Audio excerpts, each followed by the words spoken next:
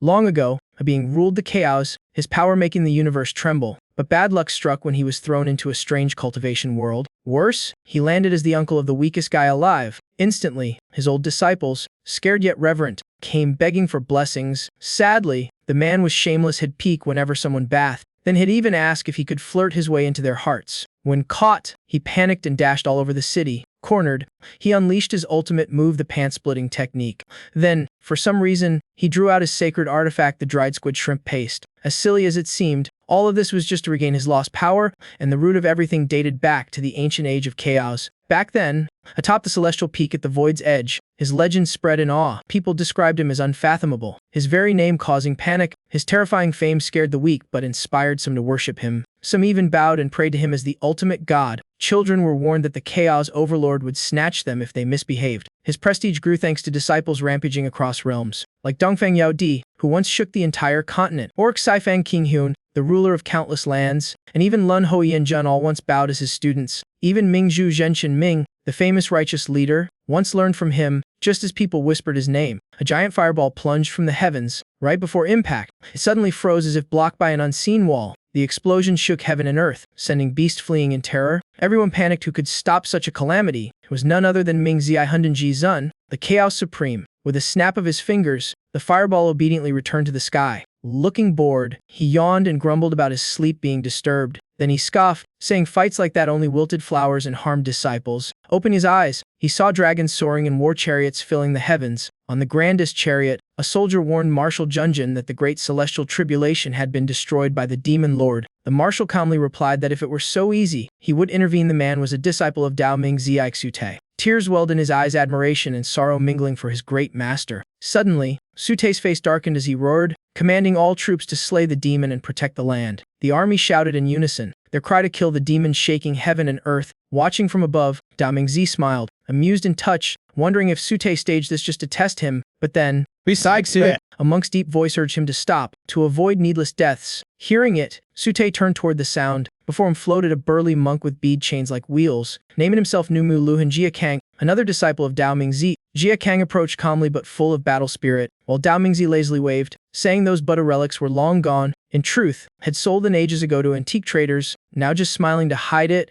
Jiakang couldn't hold back and threw a punch straight at his master's face. He roared in fury, calling him demon, yet Dao Mingzi stood still, looking impossibly lazy. The impact shook heaven and earth, the sky itself cracking under the force. Amid the chaos, Dao Mingzi's calm voice asked, "You think a few punches can kill your master?" Turns out, he caught the blow between two fingers, unmoving like steel while Jiakang struggled in vain. Suddenly, a glowing purple phantom hand appeared on Dao Mingzi's shoulder, radiating eerie power. The fingers turned into ghostly chains, binding tightly around his body. From behind came a soft, cold voice. A pale girl with a red umbrella whispered his fate was sealed. It was Lun Hoyan Jun Yiling, his former disciple, flanked by two flickering green will-o-wisps. Dao Mingzi smirked, teasing, "Can't kill the body, so you're after the soul. Nice move." Seizing the chance, Jiakang shouted and joined Yiling, unleashing a deadly strike. His spiritual energy exploded, his glowing fist striking the pillar with terrifying force. The punch pierced Dao Mingzi's chest, yet he stood calm as if tickled, even praising their effort. Just then, a sweet female voice mocked from above,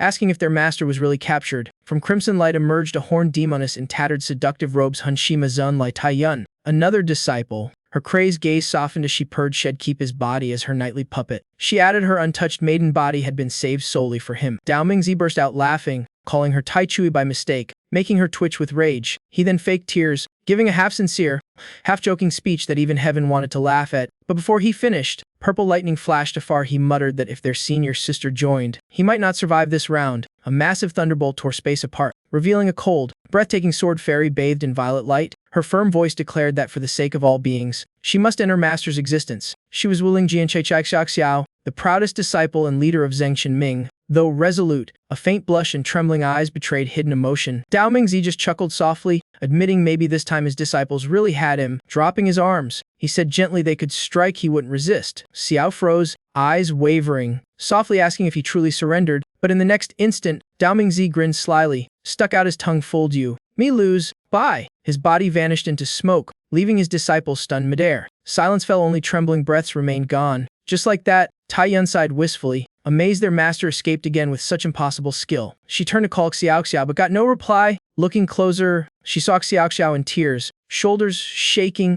grief spilling out uncontrollably. Tai-yun stood beside her, sighing helplessly. Lost for words, the other disciples gathered to comfort her, while Yeling gently wiped her senior sister's tears, but it was useless. Xiao kept sobbing, her cries bursting from her chest. Tai-yun sighed bitterly, muttering that loving their master in silence was a lifelong curse. In truth, this entire tragic epic was just the plot of a game that lazy gamer Su Sheng had just finished playing. He yawned and grumbled that the game was long, lousy, and unsavable. He only played for the mysterious reward. It all began a week ago when he saw a strange game called Cultivation System pop up on his screen. The description promised a secret reward to anyone who conquered all female characters, sparking his wild curiosity. Just hearing reward was enough. He clicked play without hesitation. Plus, the female characters were exactly his type, so he dove in like a man possessed. To progress faster, Su Sheng chose to play as Dao Mingzi, the domineering demonic overlord. With his cunning, he schemed nonstop, like hiding behind rocks till allies were in danger, then saving them for bonus affection. After one battle, Xiaoxiao blushed and shyly asked if he'd accept a girl's hand in dual cultivation. He smirked and flatly replied no, he needed to move on to the next target for faster points. The answer hit her like a blade, leaving Xiaoxiao frozen in heartbreak. She cried out his name, but Su Sheng only laughed maniacally. Next one. Bring me the next one. Back in reality, he leaned back in his chair, relieved it was just a game and not real life. Without delay, Su Sheng clicked frantically, muttering excitedly to see what the mysterious prize was, his mind filled with grand visions. A mansion as vast as a castle, then a shiny convertible with a roaring engine, dripping with luxury, and piles of endless cash. His eyes glowing like headlights, he laughed in glee. Jackpot. Let's see how rich I get today, and hit the claim button. Instantly, golden light burst from the screen, flooding the room as his face flushed with excitement, but the next words froze him cold. Mystery reward, transdimensional cultivation journey. Reading that, his face drained of color as he screamed, "What the hell?" Another line appeared, "You will transmigrate into the game world with golden core cultivation for full immersion." Su Sheng stiffened, eyes wide, shrieking, "Nope, I don't want to transmigrate, spare me." He spun around to flee, but a robotic voice echoed, "Portal initialized. Host, prepare for transfer." Despite his screams, a beam of blue light sucked him in, his last words cursing, "Damn it, I don't want to go." Then silence. The room stood empty after a single flash of light. On the screen appeared cold text, "Congratulations, host, transmigration successful.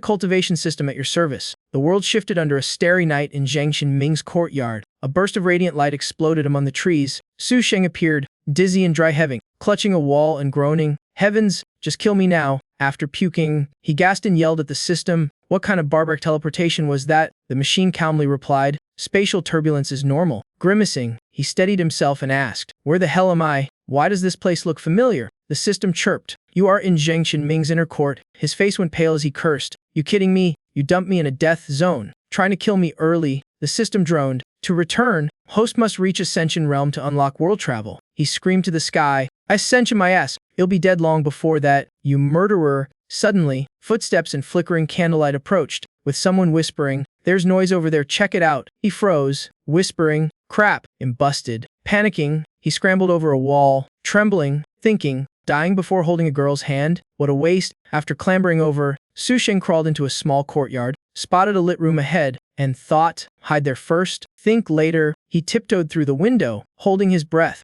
terrified even a squeak would expose him. But as his foot touched the floor, he froze. Two pale legs stood right in front of him. It was a green-haired girl fresh from the bath, wrapped only in a thin towel, her skin glowing white. The lamplight traced every curve, turning Su Sheng into a petrified statue. Their eyes met. Time stopped. He was stunned. She speechless. And Nayan, the girl, paled, baffled why a random man was suddenly in her room. Knowing he was doomed, Su Sheng forced a shaky smile. Hi there, sis." His mind screamed, "It's over. My pathetic life ends here." She stepped back, furious and embarrassed, demanding who he was. Drenched in sweat, he stammered, "If I said I transmigrated here, would you believe me?" Her brow twitched, sword trembling on the rack. "Transmigrated? You think him stupid, you pervert." In a flash, the sword flew into her hand, sparking like lightning. Before he could speak, she lunged, yelling, "Die! Letcher!" He fled, shouting, "Wait, let's talk first." Panicked yet agile, he dodged like a slippery eel, avoiding every thunderous slash. But he couldn't dodge forever, sweat pouring. He grit his teeth. "Don't blame me, miss, sorry in advance." Suddenly, he charged, eyes blazing, like a beast pouncing for the kill. A neon gasped. She hadn't expected him to attack and froze for a second.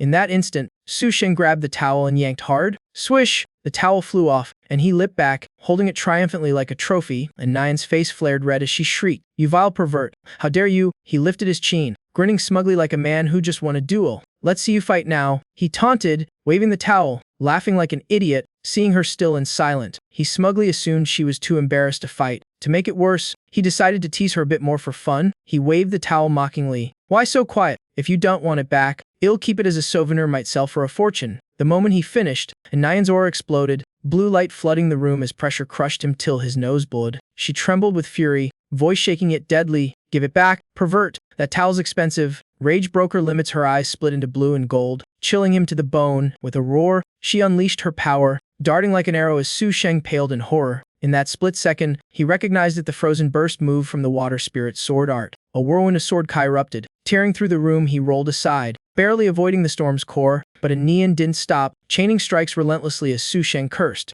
"Damn it! I invented that move. Why is it so terrifying?" Amid chaos, his mind stayed sharp. He remembered the flow. Its power waned with each slash. Though dazzling, the longer it lasted, the weaker its spirit energy became. "You lecher! Stand still!" Anian shouted, slashing wildly. As blades rained down, Su Sheng flipped and dodged, muttering, "Down, left, right, up, got it." To onlookers, she seemed dominant, but her swordplay was unraveling fast. When her final strike aimed for his face, time seemed to slow. What happened next made Anian's eyes widen in disbelief. Su Sheng pressed his palms together, catching the blade midair as if plucking a flower. Then he unleashed fire spirit energy, crimson flames overpowering her entire water spirit force. Within a single breath, the clashing force made the sword tremble violently. A crack spread across the blade crash. It shattered into glittering fragments, raining to the floor. Anian froze, staring at her beloved spirit sword reduced to dust, while Su Sheng shrugged, smirking. "Guess you bought a cheap one," secretly cheering inside. But before he could gloat, she lunged forward and slapped him so hard the wall shook and his face twisted. "You perverted scum, do you even know what you just did to my sword?" She screamed furiously. "I spent my entire fortune on that sword. The tournament's in 7 days. How will I fight Zhang Yuhang now?" she yelled, shaking him by the collar. Just then, the towel drifted down, landing softly on her trembling body, and both froze awkwardly. Su Sheng exhaled, placed a hand on her head, speaking unusually calm. "I've got no money now, but I'll repay you later. Making a scene will just raise suspicion, right?" His words jolted Anian, her face turned scarlet, unsure from anger or embarrassment. She quickly released his collar and stepped back, while Su Sheng sighed in relief, silently praising his silver tongue. Moments later, Anian regained her composure and firmly demanded compensation for the sword and one more favor. She explained that in 7 days, Zhengxin Ming would host its disciples tournament, with a top-grade spirit sword as the prize. She emphasized it was a 2-person team match. The strongest pair would claim glory.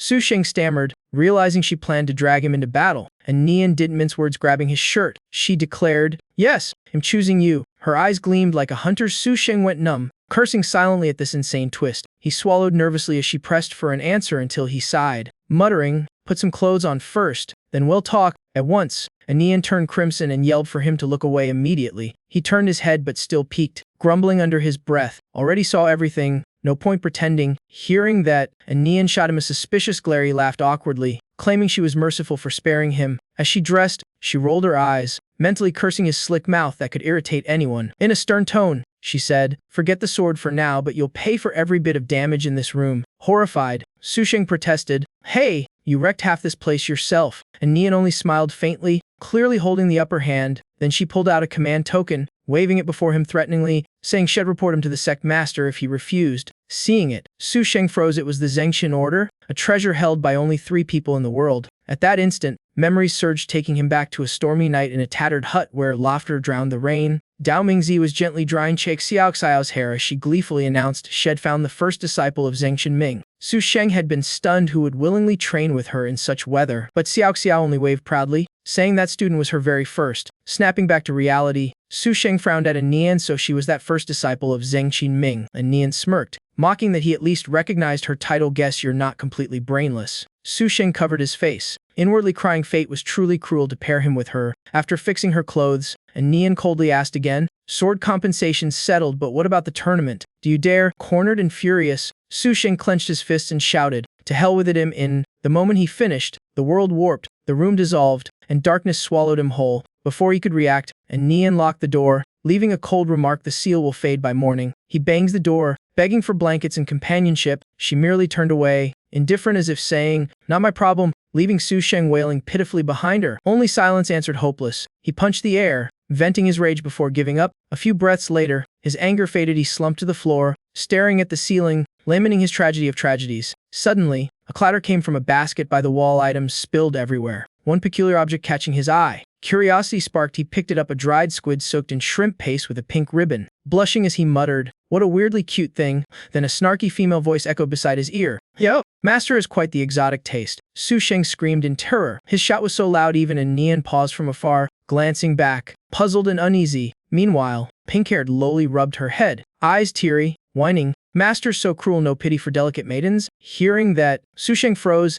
then roared, "Ah! Finally showing yourself, you chatty system brat." He pinched her cheeks hard, growling, "You talk about pity, what about me?" Making the girl wail for mercy. Su Sheng sneered, "Your golden core's trash. Am hunted by immortal kings and saints, are you kidding me?" Without letting her answer, he slammed the dried squid on her head. Ignoring her shrieks and flailing, tuning out her cries, he gritted his teeth, vowing to escape this place by morning no matter what. At dawn, with roosters crowing backward, Su Sheng was dressed and ready for his grand jailbreak. Disguised as a moving bush, he crawled along giggling, certain it'd soon slip past his terrifying senior sister, but two nearby disciples spotted him. One gasped, pointing, "Senior sister, that bush is walking," preparing to report it. Meanwhile, oblivious, Su Sheng kept creeping ahead. Unaware every eye was on his stealth mission, his attention shifted to a noisy crowd ahead. Something entertaining was going on. At the center stood a flamboyant red-haired man, dressed so gaudily it hurt to look, with a rose in his mouth and overthought poses. He was Zhang Yuhang, the outer sect narcissist extraordinaire. He dramatically invited Nian to team up, boasting he was a born beauty, together they'd be unbeatable. The crowd murmured, shaking their heads, saying he only thrived thanks to his grandmaster father,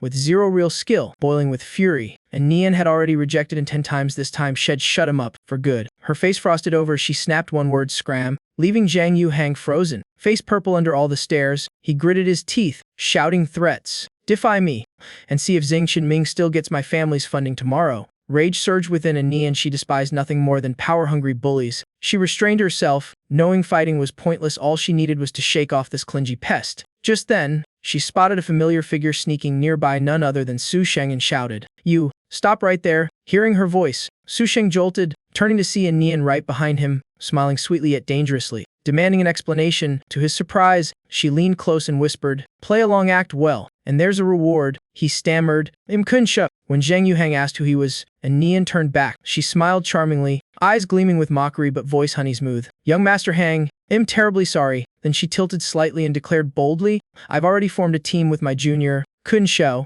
and Nian's words slapped Zhang Yuhang's pride. He gawked, speechless in disbelief. Still smiling, she pulled Su Sheng away, turning to bow politely, "Young Master Hang, farewell," nearly making him explode with rage. His face flushed red as a beet, body trembling from public humiliation. Whirling toward his underlings, he growled coldly, "Dig up everything about this Kun Shou." Narrowing his eyes, he hissed, "Steal from this young master, and you'll beg for death." Meanwhile, Su Sheng, dragged back by Nian, blinked in confusion as she pricked his finger and smeared blood onto a scroll, like sentencing him to death. He yelped, sucking his finger, grumbling, "No red ink around, why always my blood?" And Nian calmly replied, "You're too slippery, I need something binding." Su Sheng gaped, "Blood contracts? That's straight-up cult stuff." And Nian shrugged, "Exactly, it's a Hardman blood pact. Break it, and you'll explode on the spot." She added, "I've paid the entry fee, you'll reimburse me tomorrow," then walked off, leaving Su Sheng dazed, realizing he was doomed for the tournament. But as he scratched his head in despair, a spark of hope flashed. Maybe he could survive this. He dashed to a quiet corner, whispering, "System, wake up." The pink-haired girl popped up, half asleep and confused. He snapped, "Useless system. Wake up. How does my golden core level compare to Zhang Qinming disciples?" She replied blandly, "No comparison possible." Her calmness made Su Sheng smirk coldly. An idea began to form. He muttered, "In these cultivation stories, normal disciples are just foundation or Kai level. I've got a shot after all." But remembering Zhang Yuhang, grandson of a grandmaster, surely loaded with divine gear, he knew he needed protection fast. He demanded, "Got any defensive stuff? Shield, armor, heck, even pocket change." The system popped up a quest list full of ridiculous tasks like slap the Zhang patriarch or lift a female cultivator's skirt. Su Sheng's eyes bulged. What kind of cursed missions are these? Who could do that? The system chirped sweetly, "Reward 100 spirit stones." His face turned purple with fury, nearly coughing blood. "Bless this damn system 3 times over." Face swollen with frustration, he forced a grin and asked, "So where are my spirit stones?" Only cold silence replied. Scene shift. Su Sheng entered Baja, the largest shop under the Zhang clan, hoping for a decent deal. Old manager Ge greeted him warmly, voice booming, "Our goods are the best in the sect, none can compare." Su Sheng glanced around, touching a shiny item and nodding.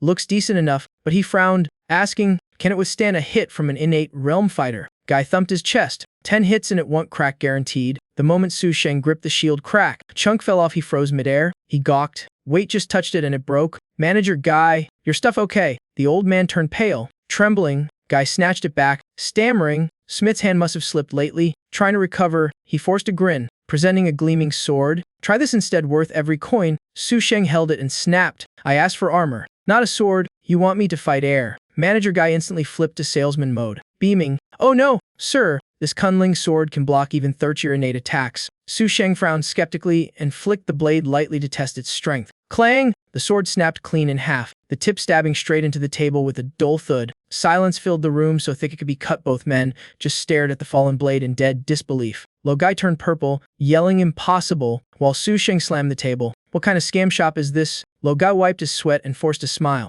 Please calm down. Sir, if the next one's broken too, take the whole shop. He trembled, offering more items, stammering, try this, or that, or the whole shelf if you want. Behind the curtain, a shady stranger watched them with a sly grin. Scene cuts to Zhang Yuhang's room, where he's reading a freshly delivered report. Halfway through, he hurled it at his subordinate's face, shouting, useless fool, you can't even find a name. The servant knelt, trembling. Young master, I searched everywhere, no one named Kyun Shou exists. Yu Hong barked. Then search outside. Idiot! Suddenly another man burst in, panicked. Young master, trouble. Someone's wrecking our shop. Yu Hong frowned. Reckon it. Those are top-tier artifacts, who dares? The man stammered, but he smashed them all. Everything turns to junk. Lo Guy fainted. Silence thickened. Everyone went pale as the tension froze the room. Yu Hang's face darkened, teeth grinding. What did you just say? He slammed the table. Damn it. I'll see who dares ruin my business. The servant warned. Young master, that man's probably a powerhouse. Yu Hang grabbed his collar,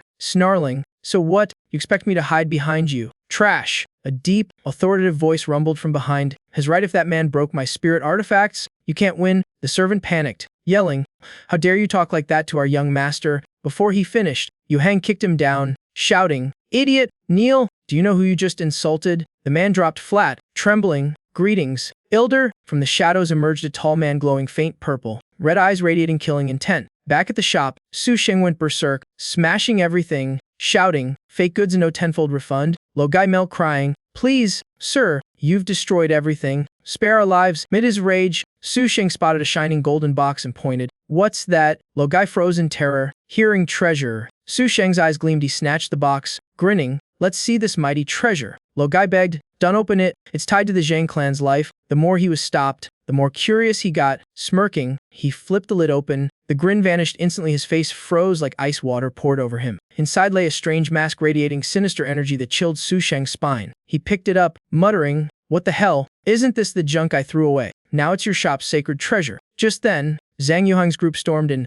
yelling, catch that man! Before Su Sheng could react, two shadows struck. He froze. Clueless, his arms locked, he struggled and shouted, what do you want from me? Zhang Yuhang approached, laughing. Ha! It's you! Coming here to die saves me the trip. Loga cheered. Young master's here. While Su Sheng shuddered. That damn pervert again. Yuhang smirked wickedly. Eyes so lustful they made people gag. He licked the blade in his hand, voice dripping murder. Today I'll cripple you. Let's see if you dare chase my woman again. As he spoke, Zhang Yuhang moved closer while his men pinned Su Sheng. Su Sheng yelled, you freak! Back off. Yuhang sneered. Relax. I'll keep a few parts as souvenirs. Get lost. Pervert. Su Sheng roared, fury exploding. In a flash, he kicked Yuhang's chin with full force. No hesitation. Crack! Yuhang spat blood, slammed into the wall, and passed out cold. His men panicked, dropping Su Sheng to help him, while Su Sheng stared at his foot. Huh! I didn't even try. Maybe the fake gear backfired. The loud crash drew a crowd outside, gossip erupting. Just as Nian arrived, eyes fixed on the chaos, spotting his chance, Su Sheng bolted, muttering, when in doubt run it out. But before he reached the door, a thunderous voice roared, stop, freezing his heart mid-beat. You wreck my shop and injure Yuhang, think you can just leave. The booming voice made Su Sheng break into a cold sweat. He peeked back nervously, trembling. That aura a real master. The two subordinates knelt, shouting in unison, greetings. Elder. Su Sheng turned pale, thinking, Zhang clan's elder. If the kid's dad's a grandmaster, this guy must be an immortal. Elder Zhang said nothing more, raising his hand, voice deep, ancient flame palm. Heat exploded as fiery force filled the air. Su Sheng stumbled back, yelling, wait, go easy, I haven't even confessed yet. But his body froze stiff, unable to move, staring helplessly into the blazing strike. A deafening blast erupted, destroying the entire shop in one blow. Amid the smoke and rubble, Su Sheng staggered out, patting himself, oddly unhurt. He touched the mask on his face, sighing in relief. So that's it, defense treasure. Top tier stuff. Elder Zhang narrowed his eyes. Voice cold. Still alive after my palm. What artifact dares block flame palm? He gathered more power, aura surging, snarling, let's see how many hits you last, and struck again despite Su Sheng's screams. At that instant, a neon dashed in, sword flashing, slicing through the fiery attack. She shouted, by order of the Zhengqian Alliance, personal duels are forbidden. Do you intend to break the law? Elder, Su Sheng instantly hugged her leg, bawling, you have to protect me, I'll pay you back if I die. She blushed, yelling, let go. One more hug and I'll double your debt. Elder Zhang slowly lowered his hand, eyes shifting, now appraising, and Nian sternly lifted Su Sheng by the collar. What did you do to make the Zhang clan go mad? He stammered, they sold fakes, refused refund honestly, they owe me a few 100,000 spirit stones. At the word money, and Nian's fury cooled into calm logic. She turned to the elder, saying firmly, if Hez right, by regulation, Zhang clan must repay my junior Qinshu in full. Elder Zhang's eyes glinted with menace. You dare side against the Zhang clan? Don't forget who backs the Zhengqian Alliance. Unfazed, and Nian replied clearly, afraid of Zhang clan over a few spirit stones?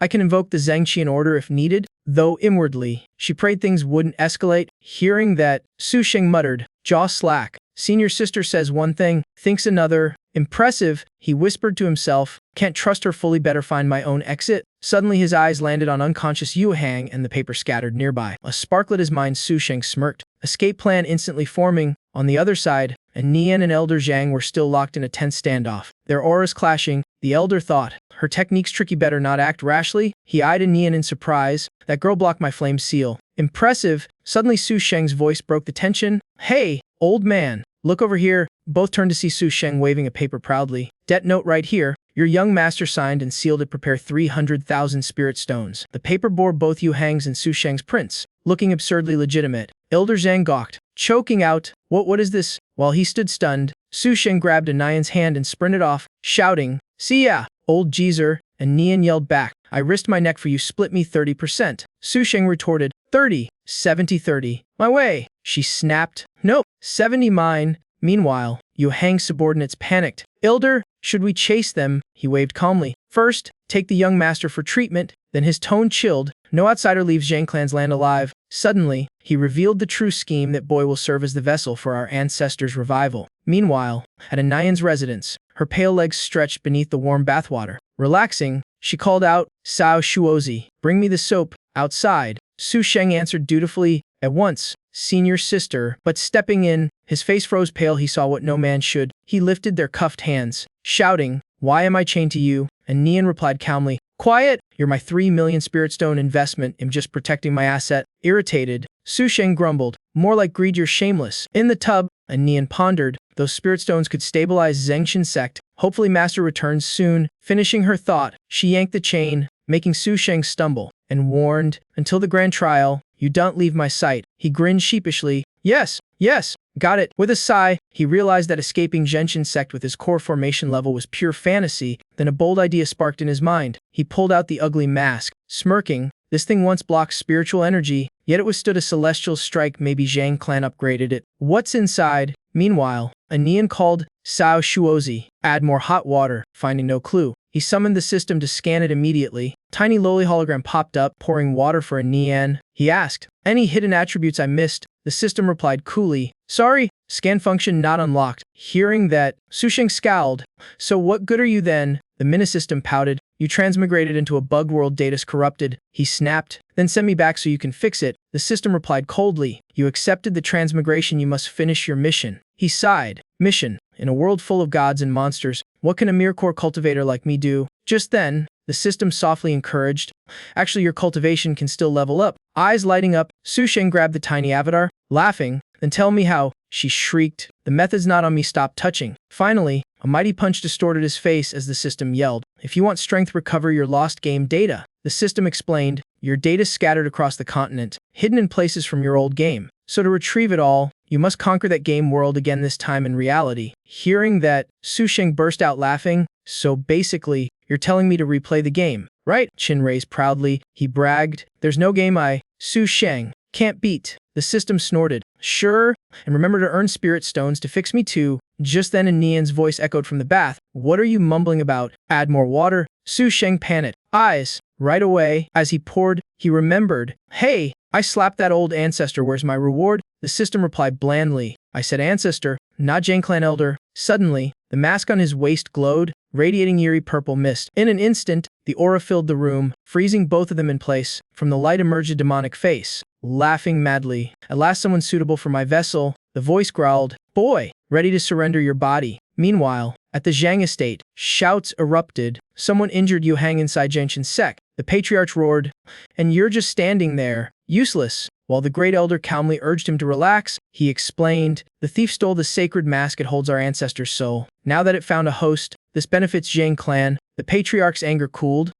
So father plans to borrow that boy's body and maybe teach hunger a lesson. He ordered treatment for Yohang, but the great elder hesitated. Are you truly allying with dark forces? The patriarch smirked, turning away, with Hugh still in seclusion. This is our best chance to act. His eyes gleamed cruelly. Once the possession succeeds, Zhang clan will rule again thanks to Zhang Yuka. Elsewhere, Zhang Yuka's ghost laughed proudly. Let me show you the true power of Zhang blood. Back in the bathhouse, and Nian quickly wrapped herself in a towel. Covering her dripping skin, she drew her sword, shouting, enemy alert, 3 million. Hide behind me, Su Sheng yelled. Love to but unlock the cuffs first. Before they could move, Zhang Yuka launched his attack countless black fire orbs, the soul-stealing dark flame. One orb hit a Nian black fire engulfed her, agony ripping through her soul as she screamed. In seconds she collapsed, unconscious, leaving Su Sheng pale, shouting, senior sister, at least faint after the fight. Zhang Yuka grew more frenzied, lunging, well, think you can face my dark flame, or let it burn your soul clean. Instantly, the dark fire wrapped around Su Sheng, sealing every escape route. He dropped to his knees, eyes dimming in despair, but then something fell off. He glanced down. His body was perfectly fine.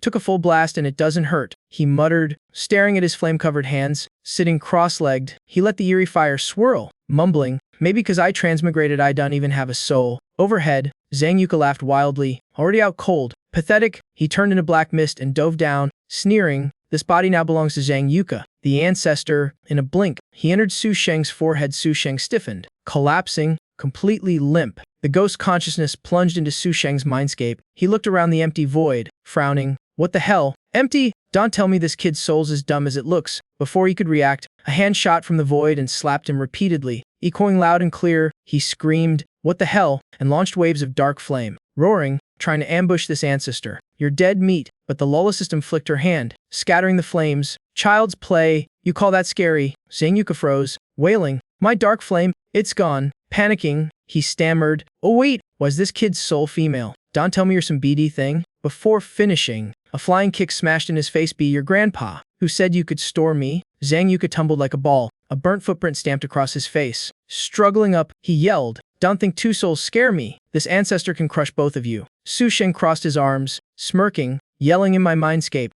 The system nodded. Indeed, Su Sheng's mind realm once belonged to Dao Mingzi, the legend. Zhang Yuka's face went ghost white. Dao Mingzi, he trembled, recalling. That monster made the heavens tremble. Even I once only dared watch from afar. How's that soul inside this brat? While he shook, Su Sheng looked at his hands in confusion. Wait, why am I normal again? The system replied, because this domain is under my control, no outside interference. His eyes glinted mischievously. So I can change your outfit too? The system blushed, yelling, try it and it'll delete you. Just then, Zhang Yuka panicked and dropped to his knees, kowtowing. Ancestor Zhang was blind, please. Dao Mingzi, spare me. The sight stunned both Su Sheng and the system. He frowned, so the mighty Zhang ancestor hid in that tattered mask. Zhang Yuka groveled. My cultivation was weak, I sealed my soul there to survive. Without a word, Su Sheng smacked him hard, twisting his face sideways. He turned to the system coolly. Done. Where's my reward? She crossed her arms. Call it dumb luck. Mutt. She snapped her fingers, summoning a golden orb. Su Sheng's eyes sparkled.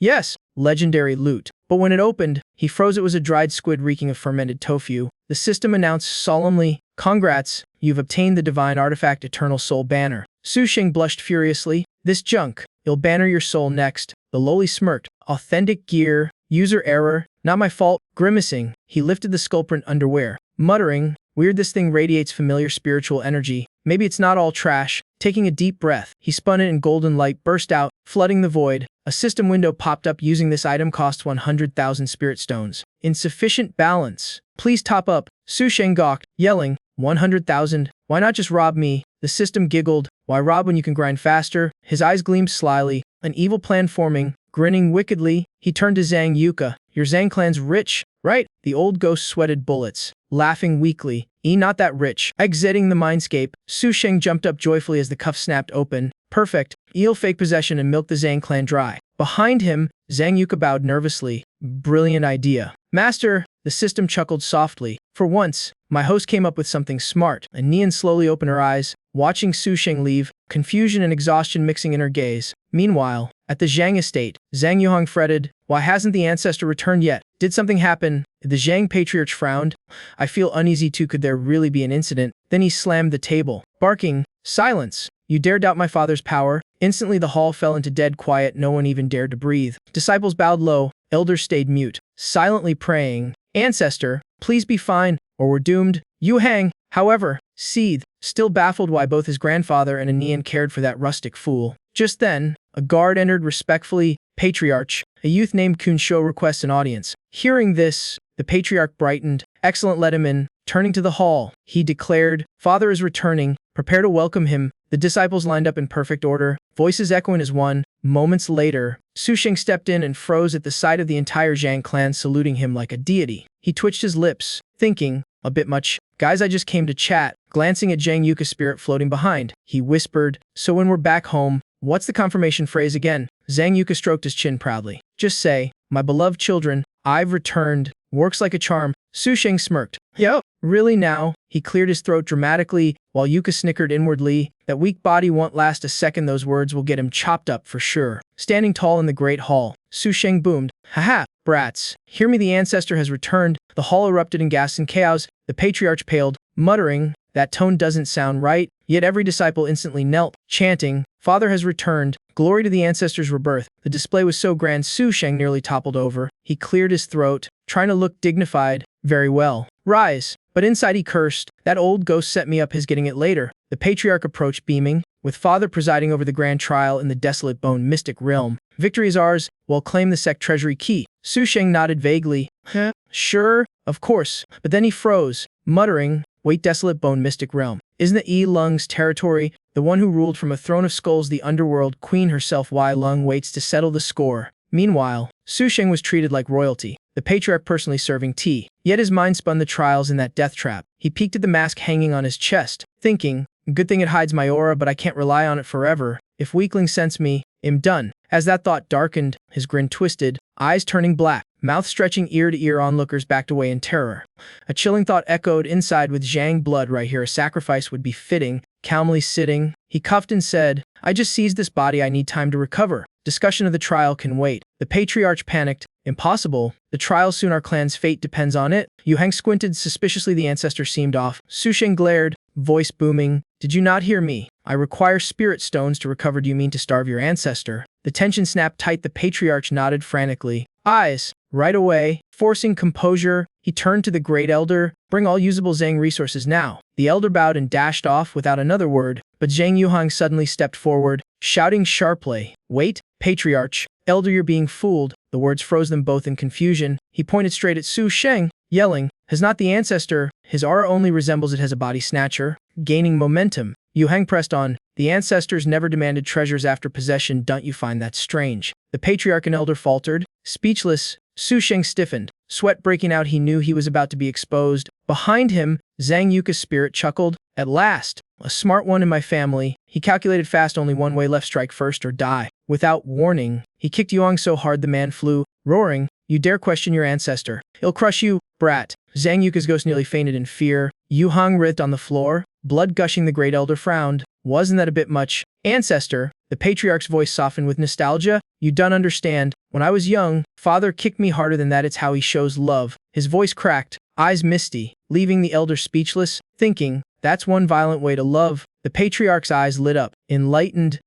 He beat Yu Hang because he broke off the Swanny-One engagement. Su Sheng forced a nod. Yes, exactly. While cursing inwardly, this old man writes his own fanfiction. Oblivious, the patriarch barked. Carry the young master to duel cultivate with Miss Shuanyuan. Two servants rushed to haul Yu Hang off, grumbling under their breath. Su Sheng folded his arms, face calm, secretly sighing. My core formation's not had pity. There's no chance to show it off. After handling his son, the patriarch returned beaming, rubbing his hands. Father, the Zhang treasures are ready as requested. Su Sheng lounged lazily. But the reflection of countless spirit stones lit up his face. Dazzlingly bright, his calm shattered. replaced by barely hidden greed. Before him lay a mountain of spirit stones, glittering like rivers of gold. The patriarch bowed nervously. "Forgive us, Father. This is all we could gather." But Su Sheng heard nothing. He dove toward the pile, trembling in excitement, muttering, "It's fine, gather more later. I can wait." Inside, he grinned wickedly. Didn't expect a cultivation clan to be this rich. "With this haul, I can finally activate the Eternal Soul banner." He smirked, gripping the pink skullprint underwear banner, murmuring, "Let's trap someone and test my core formation might." His gleaming eyes made the patriarch shiver. Wise father smiling like that, and what's with that underwear? Suddenly, a thunderous crash outside made everyone turn. The main doors burst open and Nian stormed in, holding the Zhengqi in order high, shouting, "Return my junior Kun Shuo, and pay back the 3 million spirit stones, all of them." Su Sheng's eyes bulged, heart pounding. Why'd she come here? This is Tiger's Den territory. The patriarch's fury erupted, spiritual power surging. "Girl, you dare wave the Zhengqian order at me? Think I'm afraid?" And Nian stepped back, snapping, "So the Zhang clan wants to defy Zhengqian sect?" The patriarch sneered, "Defy? Nope, but your sect master's still in seclusion. Until she returns, no one knows what might happen." And Nian's blade gleamed cold as she pointed it forward. "Then let's find out who dies first, you or me?" As the clash was about to erupt, Su Sheng dashed between them, shouting, "Enough! Everyone stop now." He frowned at the clan head, snapping that killing her would ruin their clan's tournament chances. Utter stupidity. The clan head panicked and apologized for his rashness. Stuthing shot Neon a dark glare, silently cursing her for being such a troublesome debt he'd never repay. But Neon pointed her sword at him, asking why the clan head called him father. Was he possessed? Stuthing froze, heart sinking. In his head he screamed, "Heavens, did she swallow a dumb pill? She's courting death. Idiot teammates are scarier than demons." The clan head whispered, suspecting the girl knew the truth. Stuthing muttered he'd handle it and would just have to keep acting. He stepped closer, speaking of secrets only they shared, murmuring that if she obeyed him, he'd give her a top-tier spirit sword. And Nian hesitated. How could a possessor know that? While she was still dazed, Stuthing suddenly yelled soul-piercing black flame and struck her head in. The whole Zedong clan froze. The Grand Elder trembled, asking what spell that was. The clan head shook his head. Only his father understood such sorcery. Stuthung whispered for her to play along. Nian smirked mischievously. Yep, it was really him. Then her gaze fell on the mountain of spirit stones, and she suddenly seemed to grasp some hidden truth. Seeing this, Stutheng narrowed his eyes, but her stunned silence annoyed him, so he pushed her head down impatiently. Instantly, Nian screamed in fake agony, pretending her soul was being torn apart. The Zevon clan bought it completely, applauding wildly while Stuthing coolly ordered them to stop. As the crowd dispersed, Nian teased him about splitting the performance fee, nearly making him blow a fuse. Furious, he barked at the subordinates to kneel and await orders from the ancestor. Then Stuthing eagerly commanded them to prepare for the upcoming journey. According to plan, they would depart in 5 days toward the Huanggu secret realm. That land was once brimming with life, paradise among mortals. But 1,000 years ago, Daoist Mingzi raised demonic beasts there, bathing it in blood for 1,000 nights. The paradise turned into a deathland crawling with corpses and monsters. A massive warship sped toward the Huanggu secret realm. On the largest ship, Zhong clan head's voice boomed, declaring their mission to penetrate the forbidden zone. The order reclaim the true one divine sword, the lost treasure of Zhang Tinmeng.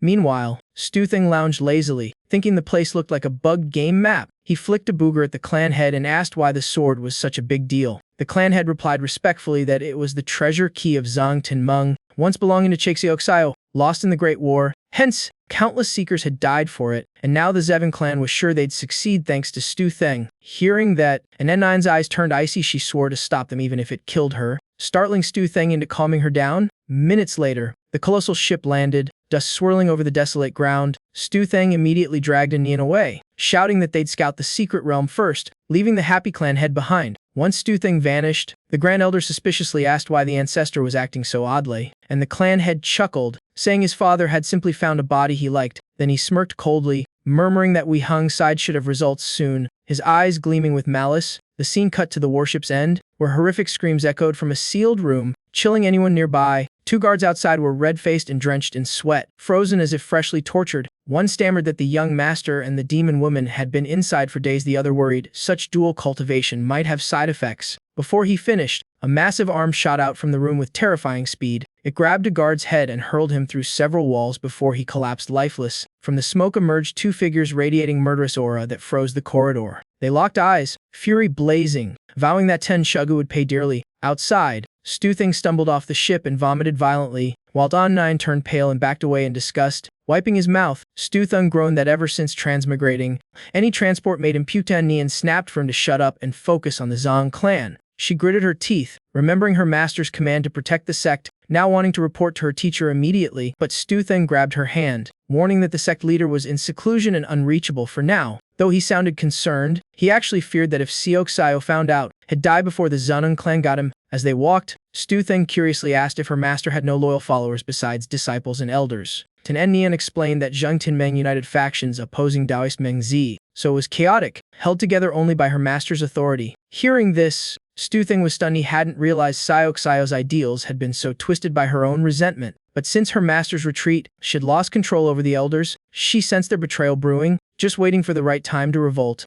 Had she obtained the true One Divine Sword earlier, she might have reversed their fate. Stu Theng encouraged her that strength mattered, but knowing the enemy was the smarter way to win, he felt smug. This kind of adaptability once helped him beat the hardest game alive. Seeing his confidence comforted in Nun, who asked if it planned how to counter the Zhaodong clan, Stu Theng casually shook his head, saying he hadn't thought of anything by noon, making Tan Nian fume with rage. Then he grinned and pulled out a stinky ink flag, mysteriously claiming he had a way to help her get the true One Divine Sword. Leaving her stunned, flustered but hopeful, Tan Nian blushed and agreed to trust him this time, while Stu Theng secretly plotted to keep all the loot. Just then, an earth-shaking explosion made them look up, seeing several figures flying toward them, one shouting for the Zian Menning Elder. Instantly, the Zhaodong clan head stepped out, declaring it was his turn to act. He leapt skyward, joining the others floating above. Once gathered, they unleashed their spirit power, shaking the very heavens. Together they activated a formation, opening a gate to the Huangyu secret realm. Soon a colossal door appeared midair, light seeping through its cracks. An elder shouted that the gate would stay open briefly. Disciples must enter at once. At the command, disciples surged forward like a flood, rushing into the glowing portal. Without hesitation, Stu Theng grabbed Nian's hand and ran, warning her to hold tight so they wouldn't get separated. Making her panic even more, he smirked and said, "Normally no, but I'm anything but normal." The cryptic line only made Nian more confused, not knowing what trick he was up to. As soon as they stepped through the gate, Stu Theng moved oddly, pacing 50 steps straight ahead. Then he suddenly turned left 38 steps and leaped far, as if following a secret path. Tan Nian yelled in annoyance, demanding why he was running like a lunatic. Stu Theng just smiled silently, eyes fixed forward as if expecting something. At that instant, the ground trembled and a giant black hole opened beneath them, swallowing both whole. They were sucked down, and Nian's terrified scream echoing through the dark void. After falling for a while, they landed in a grim, deathly place. She trembled, asking where they were, while he grinned smugly. Before he could answer, a horrified scream rang from the distant cliffs, shattering the eerie silence. Two female disciples were bound by monstrous tentacles, struggling and crying in despair. They screamed for help, sensing death closing in. From afar, a young man appeared, shouting that the beast dared attack Zheng Tinmeng disciples. It was courting death. With that, he slashed swiftly, his sword strike sharp and precise. In mere moments, the tentacles were severed and the girls freed, trembling with relief. Their savior was Zhu Sheng, who sheathed his sword calmly. Saying they should clear out the monsters beside him stood Jiang Run, his trusted fellow disciple. The rescued girls squealed with excitement, eyes sparkling as they praised the two handsome, powerful senior brothers. At the same time, the tournament leaderboard showed Wda Shang and Zhang Ren leading with 65 points, followed by Zhong Yuang and Jian at 57, with all Tin Hang and Yi Qing in third. Inside a worship chamber, several old men sat watching the rankings projected on a spirit mirror. Yu Ji stroked his beard proudly, boasting that his descendant truly honored the ancestors, but Xiang Lang smirked, reminding him that points meant little. The real winner was whoever seized the true One Divine Sword. Xiang Chang, just done painting her nails, laughed that Zhevan Ling's words were sharp but true. If the sword were easy to find, the world would still be waiting. Zheng Lang sneered that the Yuan clans only chased trivial glory, too cowardly to vie for the sect leader's seat, making Zhang Chang slam the table in fury. Before she could retort, the shadowy faction behind Zheng Lang spoke up, claiming Zhang Tinmin needed a new leader, with other elders chiming in agreement. Seeing tension rise, Yu Ji interjected calmly, reminding them that the current leader had already chosen a successor. Just then, the spirit mirror updated and Nian and Tin Tan Shu shot to first place with 172 points, leaving all the clan heads speechless. Zhang Chang gaped in disbelief, shouting that the girl had passed 200 points and was still climbing. Yu Ji smiled with satisfaction, saying it was only natural. She was the sect leader's personal disciple. Zheng Lang smirked coldly, murmuring praise for his father, yet secretly wondering how the girl was scoring so fast. At that moment, a scream echoed from the hanging bridge, startling everyone. The bridge shook violently, winds roaring as something heavy seemed to fall. It turned out Stu Theng had fallen straight from above, clutching his head and yelling it hurt worse than a game bug fall. Unfortunately, his soft landing was actually An Nian. She screamed, "You beast," while he scrambled up apologizing frantically. Even so, he got punched into a swollen mess crossing the bridge afterward,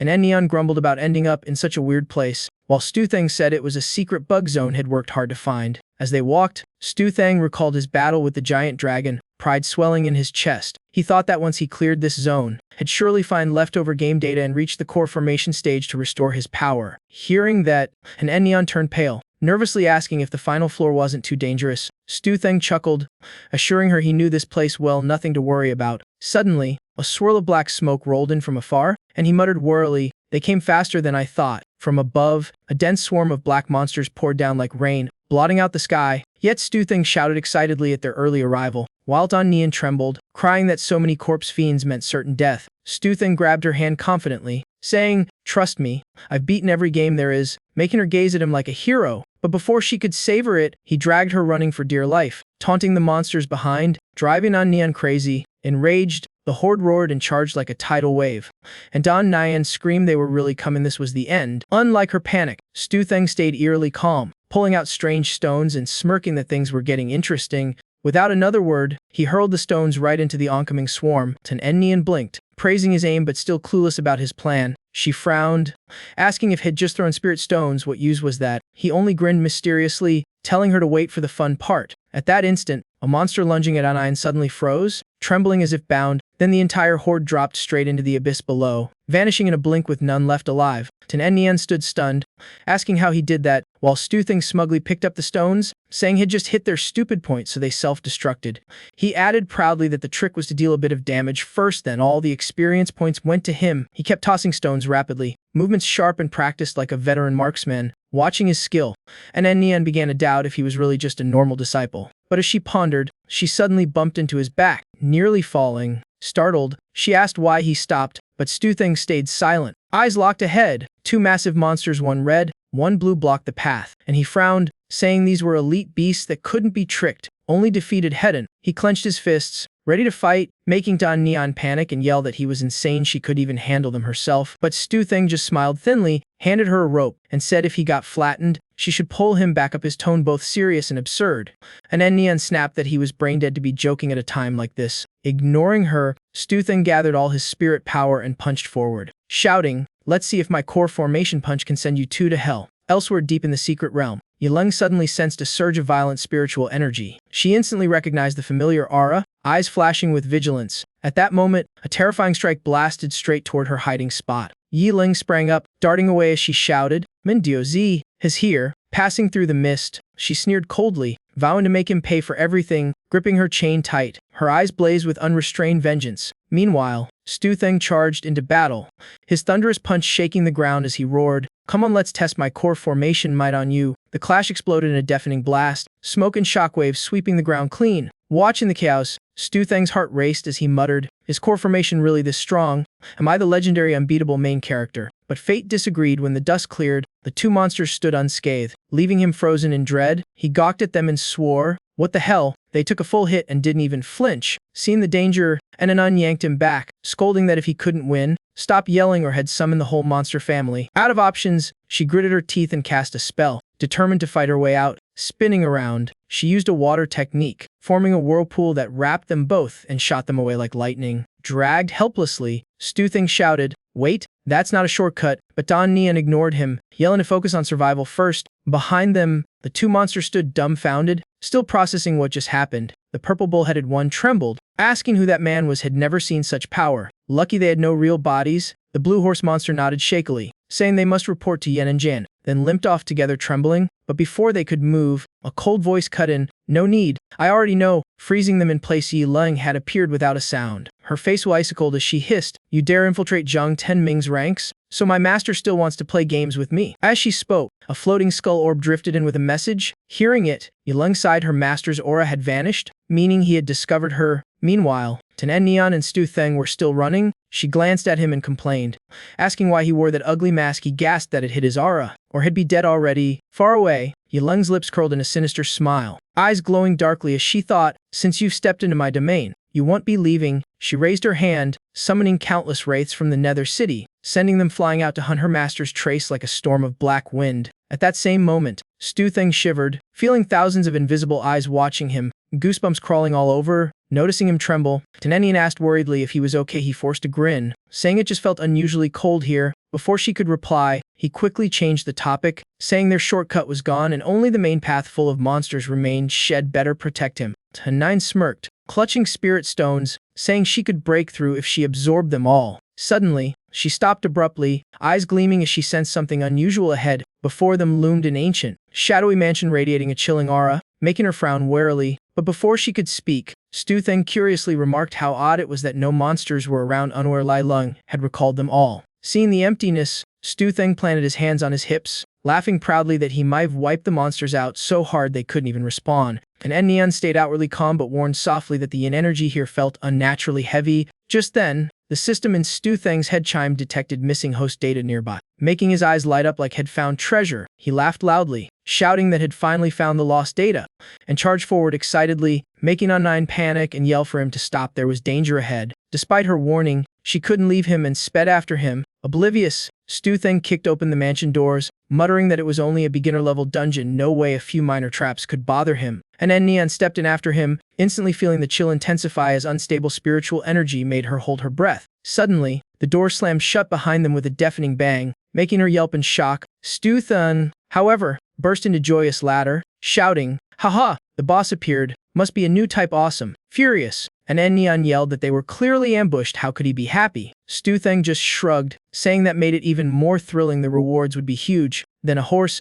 icy voice echoed from the darkness, "You dare intrude upon my underworld. Prepare for judgment." A massive armored ghost emerged, its red eyes blazing as it stared them down. Meanwhile, elsewhere in the secret realm, cheers erupted amid a fiery battle. Sword lights sliced through hordes of monsters as disciples roared in excitement. The female disciples' eyes sparkled as they called out, "Senior Yu, Senior Zhang, you're so strong and so handsome." Amid the cheers, Yu Yisheng frowned, wondering why so many monsters were gathered. Zhang Zhengren just laughed smugly, saying helping pretty girls was a noble cause. Suddenly, Ti Shang's expression hardened. He noticed the corpse fiends fleeing in panic. "Strange, what are they afraid of?" he muttered. Zhang Ren puffed his chest, claiming of course they feared them, but Ti Sheng cut him off. "No, listen carefully, the sound behind us." At that, Zhang Ren spun around, face paling. Before them surged a massive wave of howling wraiths, all hunting Stu Theng. He screamed, "What the hell is that?" Hundreds of spirits streaked across the sky, closing in on Yu Ti Sheng's group. Though they weren't the target, panic spread and everyone bolted. Gasping, Zhang Jiangrain said the ghosts didn't seem to mean them harm. Ti Sheng nodded, saying maybe they were being herded somewhere. Looking back, they saw the wraith still trailing, almost urging them to run faster. After several kilometers, exhausted, they were forced deeper into a dark tunnel. The path sloped sharply downward, icy air filling them with unease. Soon, a pitch-black mansion appeared ahead, swallowing all nearby light. Panting, Ti Sheng turned to see the wraiths gone. "So this must be where they wanted us," he muttered. Just then, a blood-curdling scream echoed behind them, making everyone spin around. Faces drained white, there stood Jed Zhou Yuheng, body twisted by corruption, slaughtering a girl in madness. Ti Sheng shouted for him to stop, but his voice vanished in the chaos. Wu Yang slowly lifted his head, wildied, and upon seeing Yu and Zhang, grinned like he'd found divine luck. He laughed maniacally, thinking they'd delivered themselves, saving him the trouble of hunting them later. The disciples behind Yu and Zhang froze in terror, recalling rumors that Wu Hezheng once killed to steal points and now karma had come for him. Ti Sheng didn't hesitate. He drew his sword, while Wu Edeng sneered that the strong devour the weak. He was merely adapting to survival here. He said coldly that with no heavens watching over them, they'd die long before any ghosts returned. Then he added that the Zenten clan ancestor they revered wasn't even worth his attention, just as the deformed girl behind him reminded him not to forget their true mission. Zhang Jiangrain instantly raised his sword, shouting for the group to retreat while he and Ti Sheng held the line. Ti Sheng wrote his vow not to let anyone harm his fellow disciples. Wu Hang smirked arrogantly, daring them to call for reinforcements. Eager to see who could stand against his dark power, he unleashed Dark Soul Hand, summoning a massive black palm from the sky that crushed the air itself, aiming at Jing Jingren and Tu Sheng. Above, Yailing watched the scene, her eyes narrowing with doubt. Something felt off. She muttered that the person she was seeking was still missing, unsure where her mysterious savior was hiding. Just then, the mansion behind Yiling quaked violently, making her spin around in shock. As she turned, Quan froze, her eyes wide with fear, whispering, "Could it be that thing again?" Inside the tower, the ghost judge raised his hand, summoning infernal flames and hurling crimson fire at Su Sheng. One spark hit his butt, making him scream and jump, shouting about the burning pain. Right then, a neon dashed in like the wind,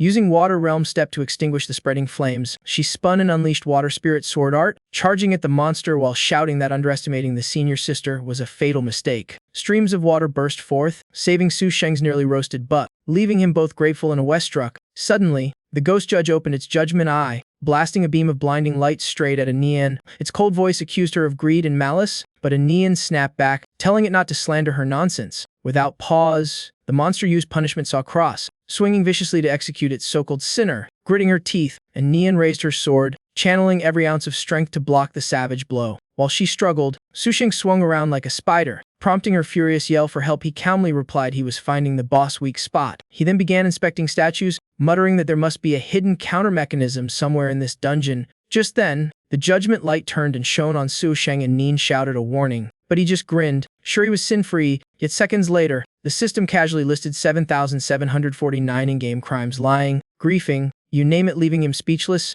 The sight made the demon judge flare up, face glowing red like a pressure cooker ready to blow. It raised its staff and roared, "You beast! Even 18 hells can't hold you today, it'll grind you to dust." And Nian froze, baffled why the monster lost its mind like someone hit a nerve, while Su Sheng panted and yelled, "I don't even know what's happening." And Nian used the pause after Jiao Ko faded to recover. Still running, Su Sheng shouted, "It's after me now, ambush it." And Nian nodded, "Got it, shut up and run." She dashed forward, gripping her sword tight, unleashing Water Spirit Sword Art again. Then she leapt from the swirling stream, gathering power for a final strike. Suddenly, she launched Ice Burst straight into the demon judge's back mid-chase. The blue water blade pierced clean through, seeming to hit deaden. Taking the chance, both Su Sheng and Nian bolted, not daring to look back, but the icy strike just passed through the demon like smoke. And Nian gawked, "Wait, did that just go through it?" The demon judge flapped its wings furiously, swinging its gleaming scythe. The Su Sheng realized, crap, it's a spirit form. Physical hits won't work. No sooner said than the scythe sliced past and Nian screamed, "Watch out, Tan Shuo!" In a flash,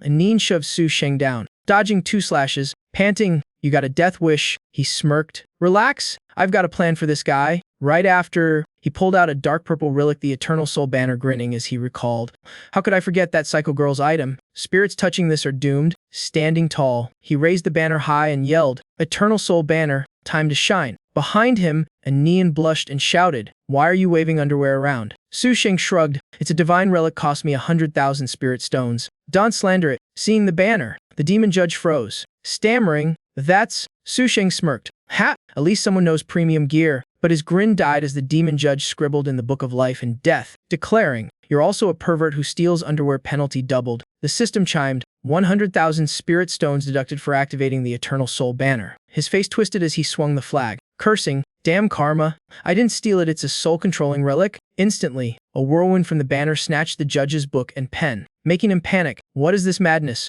Before he could react, both relics flew into Su Sheng's hands. He waved them proudly, laughing, "This banner controls all soulbound objects, including your book. How are you gonna write now?" The demon judge snarled, "Only I can use those," then roared, "Cycle of rebirth, dead things awaken." Light swirled beneath him as 2 demonic hounds, one red and one blue, emerged growling from the mist. He pointed, commanding, "Azu, Ayu, retrieve my relics." The beast lunged, fangs bared. Su Sheng calmly opened the book, chuckling, "Azu and Ayu, what lame names," then crossed out their entries. The hounds howled, convulsed, and collapsed lifelessly. The demon judge screamed, "Azu, Ayu!" Trembling, he shouted, "Impossible, you're mortal, how can you use divine relics?" Su Sheng smirked, "Who knows, maybe my soul's just extra beefy." He recalled helping Yiling fix the book once, earning her awe, and thought smugly, "Ha! They don't know Im Feng Tu, the great emperor, the one who made it." Behind him, and Neen stood stunned, thinking, Tan Shuo's no ordinary guy, maybe Master sent him secretly. Meanwhile, Su Sheng scratched his head, pondering,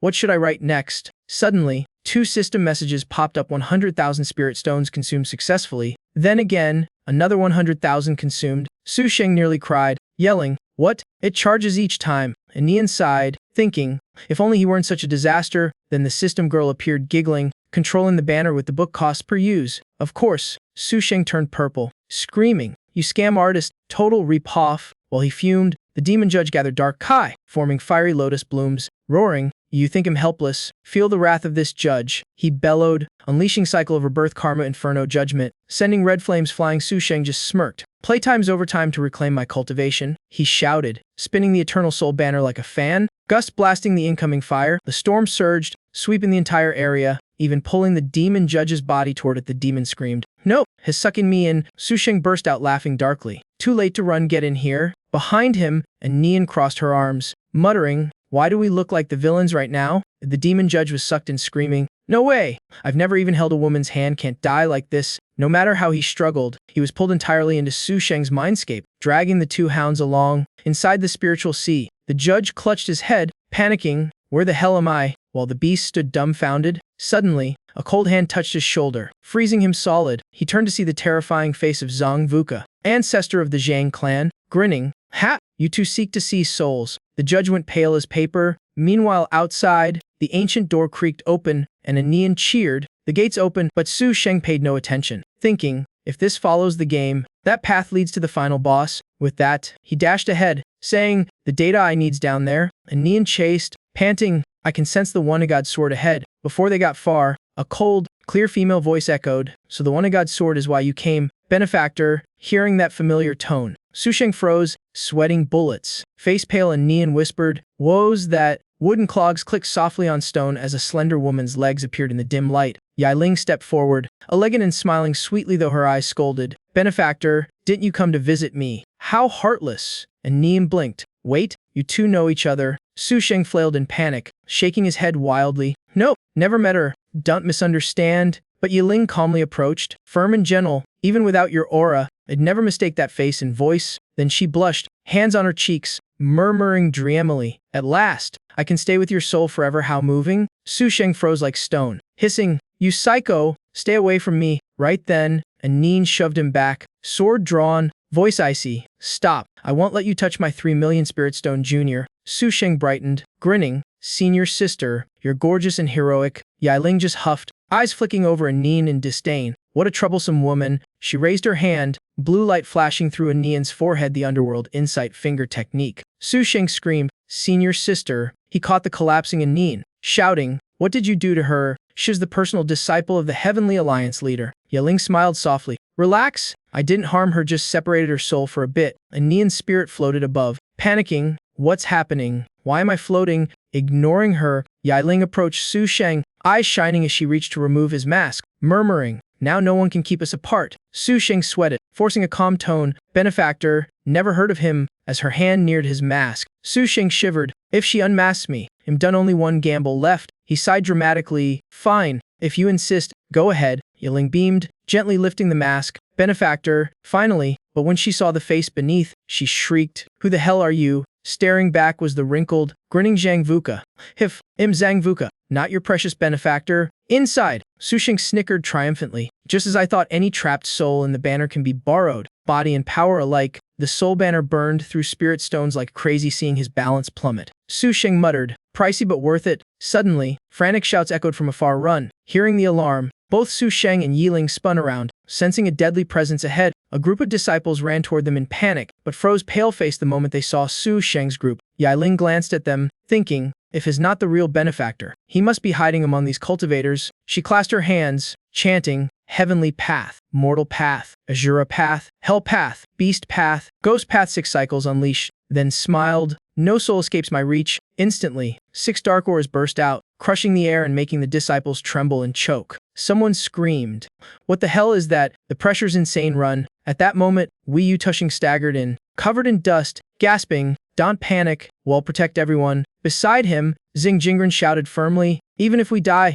we won't back down." And then Zhang Yuhang and Huang Zanya strode forward arrogantly. Zhang sneered, "Protect others. Better worry about yourselves," sending the disciples into terrified screams. From above, Yiling's cold eyes swept the crowd, thinking, "Good, all survivors are here. I can extract their souls one by one." Meanwhile, Su Sheng smirked slyly. "Perfect chaos makes my move easier." Suddenly, he pointed at Yiling and yelled, "That woman's the dungeon lord. The One-God sword's on her." Zhang Yuhang froze, heart racing. Could the ancestor have truly possessed a new body? Then was I wrong all along? His doubts were cut short when Wei Yu Tushing roared, "No time for infighting. Work together, take down the lord first." He charged at Yiling. Zhang Jingren followed, blade swinging. "Deal with her first. Talk later." Yiling smirked, "Marching to your deaths." She gathered energy, crimson orb rising, chanting, 6 cycles rebirth Azura path. The red aura shot into Wei Yu Tushing and Zhang Jingren, making them scream as their eyes blazed with madness. In seconds, they lost all reason, slashing wildly at each other amid a sea of fire. They shrieked between blows, "Why are you always better than me? Why does everyone like you more?" I refuse to lose. The female Heavenly Alliance disciples gape. They're fighting each other. Shiz controlling them. Meanwhile, Su Sheng hid in the crowd, grinning. A Juropath that truly stirs the darkest desires? Just then, Zhang Yuhang and Huang Zani attacked from behind. Using dual primordial yang art, Zhang roared. No matter what, the One-God sword belongs to the Zhang clan. Twin auras of blue and red shot straight toward Yiling's position, but she had already vanished, reappearing above them mid-yawn. Mocking their stupidity, she snorted coldly and activated the 6 cycles again this time. The beast path, a green vortex spun violently and blasted straight at the 2 men. They convulsed, squealing as their bodies warped and morphed into 2 fat pigs rolling on the ground. Hovering above, Yiling raised her hand, eyes glowing, gathering all 6 auras as she shouted, declaring the game's end, forcing every disciple's soul out in screaming agony. Su Sheng, unfazed, merely smirked, thinking, how naive if she thinks she can rip out my soul that easily. He then faked a dramatic collapse, and kneeling and clutching his head, screaming as if his soul were really being sucked out. But inside the banner, Zhang Vuka's soul was pulled instead, whining until Su Sheng coldly threatened to erase him if he said one more word. One by one, the disciples dropped as their souls drifted upward, a horrifying, chaotic sight. Wei Yu Tushing stared at his trembling hands in shock while nearby girls sobbed, asking if they were already dead. Yiling floated among the wandering souls, scanning each face, frowning when her benefactor was nowhere to be found. Meanwhile, Su Sheng crawled away quietly, smirking. Let her search all she wants. I'll grab the game data first. But just as he neared the grand gate, it slammed shut with a thunderous boom that made his heart race. Behind him, Yiling appeared, eyes glowing red, voice icy as she declared she knew his true motive. Cold sweat trickled down his back. In a flash, she struck his face, shouting true insight strike. The blow shattered his mask, revealing his real face. Seeing it, Yiling trembled, tears welling up as she gasped, "It really is you, my benefactor." Su Sheng rubbed his aching cheek, gritting his teeth, muttering how she still hit first, fuming at his near failure to fool her. Yet when she started crying softly, whispering his name, he froze, eyes wavering. Suddenly, she raised her arms, face twisted, declaring she had prepared far too long just to capture his soul. Her voice boomed across the secret realm, drowning all sound as an endless cycle of reincarnation opened. Su Sheng panicked as countless vengeful spirits formed a black vortex. Yiling coldly proclaimed none could escape the torment of samsara. She flung her hand, sending the storm of souls at him, vowing to live or die with her benefactor right here. Su Sheng only sighed bitterly, thinking how it all came to this, and that his spirit stones couldn't save him now. Then he pulled out the Eternal Soul banner, spinning it to summon a massive vortex that devoured the Wraiths, their screams echoing through the realm. Inside the banner, the judge and his 2 demonic dogs were mid-card game when the new souls dropped and they laughed. Yo, more teammates. Huh. Outside, Yiling froze, trembling as she saw the relic spinning in his hands.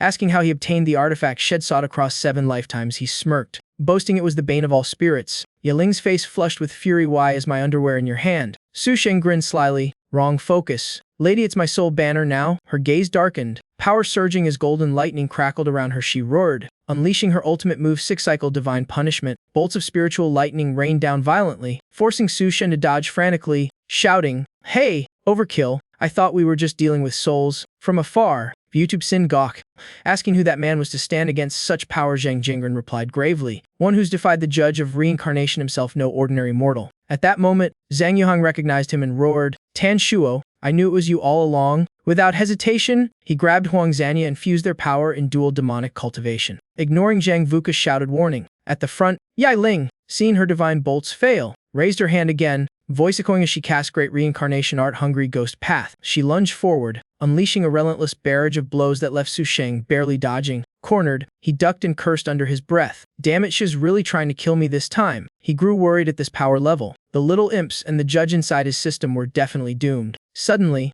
Zhang Yuhang and Huang Zhanya charged from behind, roaring, "Tan Shuo, your life ends today." Su Sheng spun and countered with the soul banner, instantly sucking both of them into the relic before they could even scream. From afar, Zhang Vuka watched in shock, voice trembling. Su Sheng only smirked coldly, eyes gleaming, muttering, "Perfect timing, I needed more fuel." He absorbed their dual demonic energy, unleashing a massive blast that clashed head-on with Yiling's attack. But then, Su Sheng's lower body suddenly warped bizarrely, making both of them shriek in horror. The system calmly explained, using dual cultivation power solo causes side effects. Furious, Su Sheng hurled the banner, yelling, "How was I supposed to know those 2 practiced pervy arts?" Yiling, face blazing red, shouted, "You beast, doing such vile things before me," and immediately cast the beast path for punishment. She struck, green energy exploding everywhere as her voice thundered, 6-cycle rebirth beast path." Su Sheng rolled aside just in time, the attack instead hitting the stunned souls of Zhang Yuhang and Huang Zanya. Instantly, both turned into fat pigs, squealing pitifully. leaving everyone speechless. Missing again. Yiling grew even angrier, hurling beast path strikes nonstop while Su Sheng dodged and thought, useless fools, time to change tactics. With that, he skidded to a stop and looked straight up, raising the Eternal Soul banner high. He spun it like a turbine and commanded, gather all Heavenly Alliance souls and techniques now. Countless spirits were sucked in, their screams echoing hauntingly through the realm. Afterward, Su Sheng smirked confidently, murmuring, with this soul power and my gamer reflexes, I can crush Yiling easily. Seeing that fierce determination, Yiling froze, surprise flickering across her face. Not letting her recover, Su Sheng unleashed the Eye Spirit sword art moves identical to Wei Yu Tushing's style. Outside, female disciples whispered, some insisting it was Wei Yuxuan's move, others arguing his version was way stronger, while Wei Yuxin stood there fuming blackly. Su Sheng pressed on, using the cloud-breaking fist, whipping up gusts that forced Yiling back step by step. His aura surged as he shouted, now's my chance, pursue. He swung, sending soft, wave-like energy rippling straight toward her, and then he leapt high into the air. Channeling Zheng Jingren's thunderstep art, he unleashed a lightning strike that shook the heavens.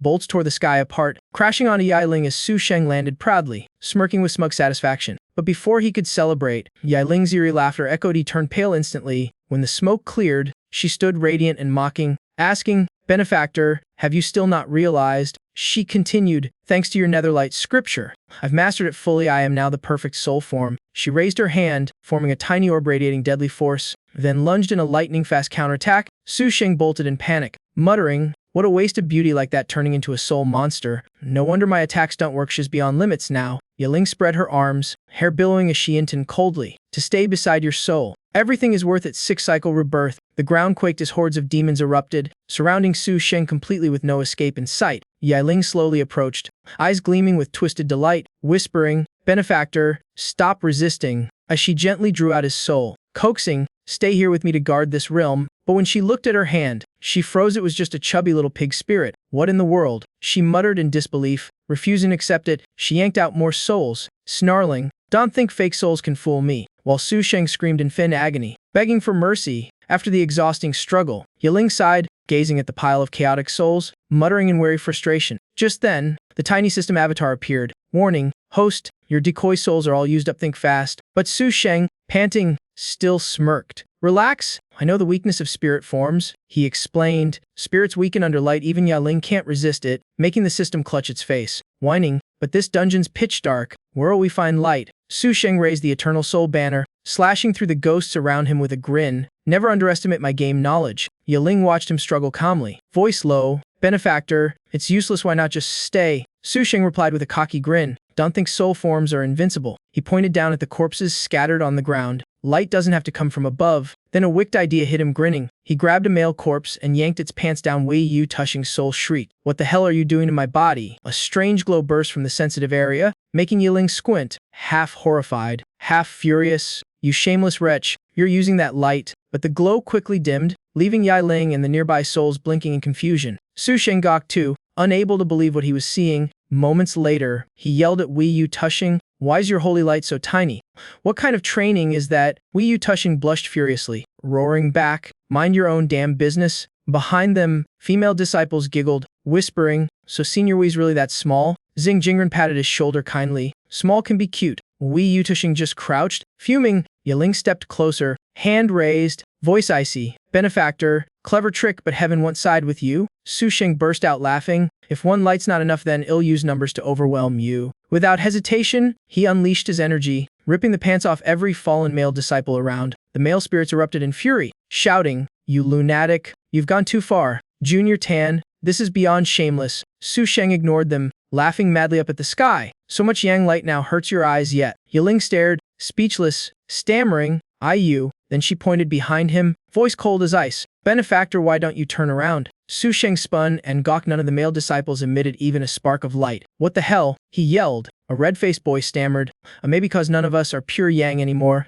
Everyone turned to glare at Wei Yu Tushing, realization dawning in their eyes. Turns out, he was the only one still intact in that regard. Wei Yu Tushing slumped, hugging his knees, moaning, I kept my image for years just for this. Zheng Jingren patted him again. You're a shining example to us all. As others nodded in agreement, meanwhile, Su Sheng fumed, face red, hurling the pants he held to the ground in sheer frustration. He pointed at the spirits and shouted, so, are you with the heavenly mandate or the harmonious sect? Huh! Seeing him fume, Yiling smirked and teased, Benefactor, got any tricks left? Show me. Suddenly, Su Sheng sighed warily. Fine, just take my soul already. Hearing that, Vu Sheng panicked. Hey, don't give up. If you lose, who'll save us? Zheng Jingren chimed in. Yeah, there's still another way. Yaling drew a glowing red chain, lifted Su Sheng's chin, and murmured with authority. Had you behaved earlier, you wouldn't suffer this. Join me to guard the secret realm? Su Sheng grinned slyly. Ha! You've fallen for my trap. Yaling froze, confused. Huh! Then Su Sheng yanked down his pants, shouting proudly. Behold my real trump card. A blinding light burst from below, filling the space, forcing Yaling to cover her face. Screaming.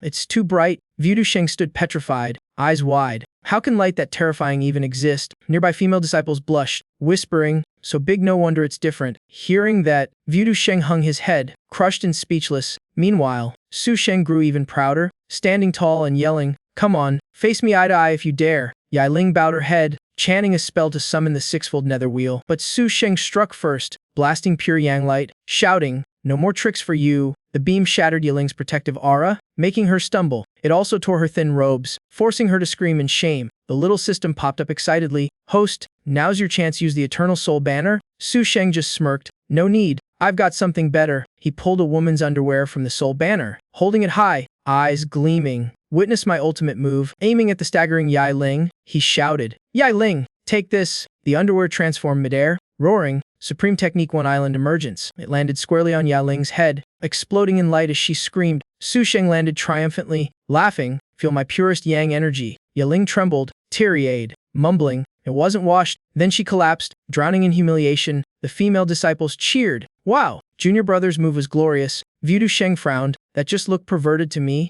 The girls protested. Others doing it are creeps. But Tivan Junior Brother's a hero. They teased. Vu Senior, jealous much. The word stabbed Vu Sheng's pride like knives. Suddenly, rumbling echoed as a giant gate of the secret realm slowly opened in dim light. Su Sheng glanced at Yaling, smirking. Beat your master. You're far from ready. Spinning the soul banner, he declared, your task ends here. Return to your places. Instantly, the surrounding souls flew back into their lifeless bodies. Yet Zhang Yuhang and Xuan Quinya's souls were trapped by an unseen force. Su Sheng gave them a cold smile. Tried to kill me, and now you think you can flee. Zhang Yuhang rode in rage while Xuan Quinya threatened. Touch me and you're dead. Su Sheng smirked coldly, raised the soul banner, and ordered, devour them. Instantly, the two souls vanished without a scream. When it was done, he dusted his hands, walked toward the open gate, and sneered, all obstacles cleared. No one can stop me from reclaiming my cultivation now. Suddenly, a sharp voice shouted behind him, Tan Shuo, stop right there. Su Sheng frowned, irritated. Who's blocking me this time? And Nian tilted her head, mocking, do whatever you want, but at least put your pants back on first. She scolded him like a naughty child, and Su Sheng looked down awkwardly, muttering he only kept them off to pressure Yaling. Then a furious roar erupted, shaking the ground. Su Sheng looked up in shock while Nian covered her ears against the ear-splitting scream. Powerful energy surged from the open gate, making Su Sheng frown. Its might rivaled Yaling's. His gaze turned to the trembling Yaling,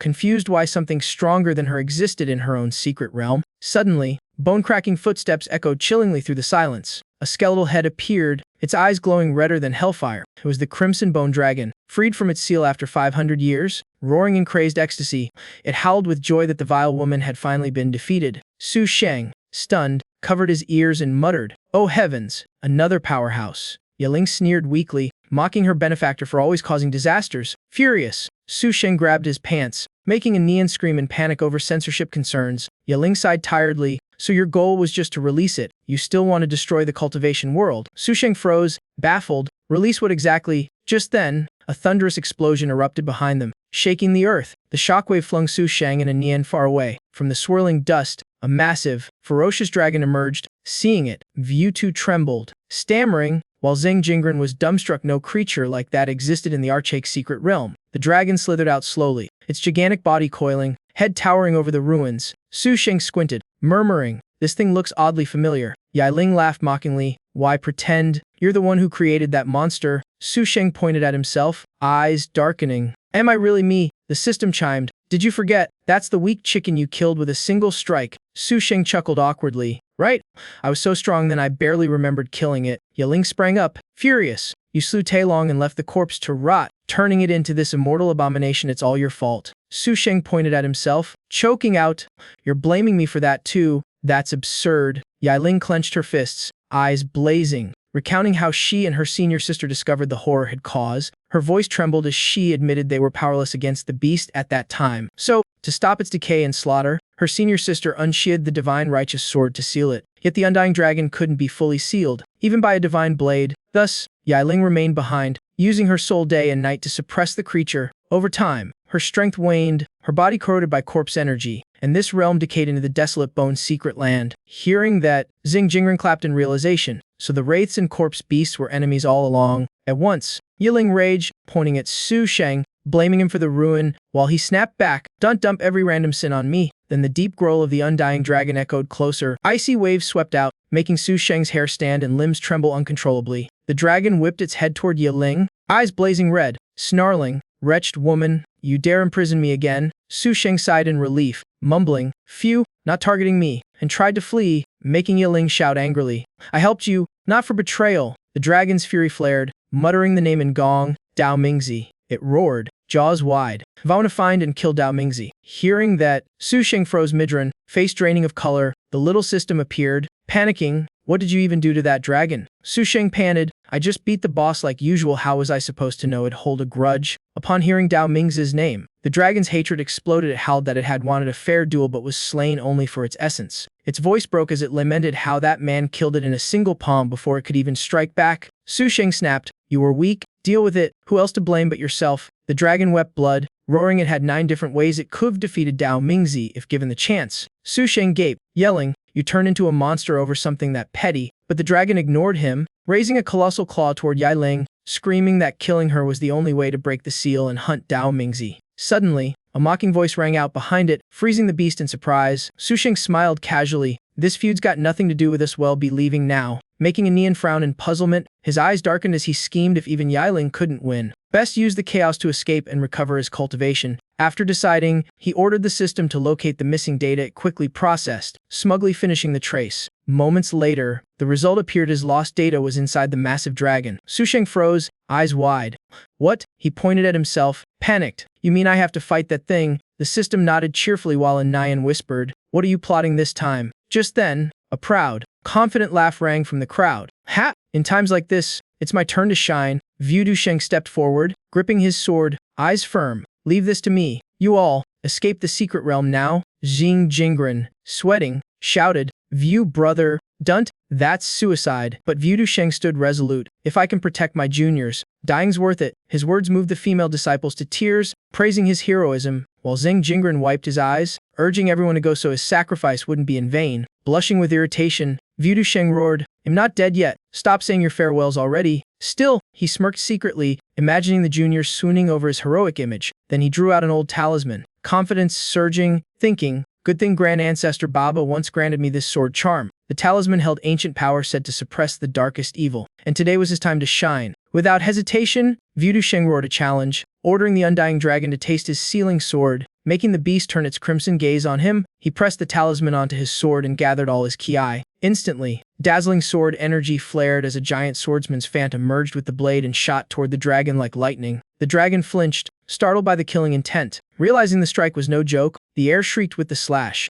drawing Su Sheng's wary glance from afar, and Nian cheered at the sword's power, while Su Sheng smirked if Vu won. Had profit nicely, 2 birds with 1 stone. The sword beam crashed into the dragon's mouth, exploding like thunder. The shockwave blasted out like a storm, forcing Jingren to squint and brace himself. When the smoke cleared, Jingren, drenched in sweat, praised Vu brothers' mighty strike as the others cheered, thinking they were saved. Blushing with irritation, Vu Sheng yelled, "Stop bringing up embarrassing stuff already." Meanwhile, Su Sheng stayed silent, eyes gleaming, muttering that the technique felt oddly familiar. But when the dust fully settled, the undying dragon stood unscathed, grinning coldly. "Dao Mingzi, you've come right to me." It swung its colossal tail like a thunder hammer, smashing Vu Sheng through the air and slamming him hard to the ground. Jingren screamed, rushing over, "Vu brother," his voice trembling with fear. Just then, Su Sheng suddenly shouted as if recalling something, startling Nian, who demanded, "What did you remember?" Glancing between the dragon and the flattened Vu, he murmured, "Think some Vu guy once asked me to draw that sword talisman. I doodled it just to be done with it." At that moment, the dragon punched down, making Vu Sheng scream in agony.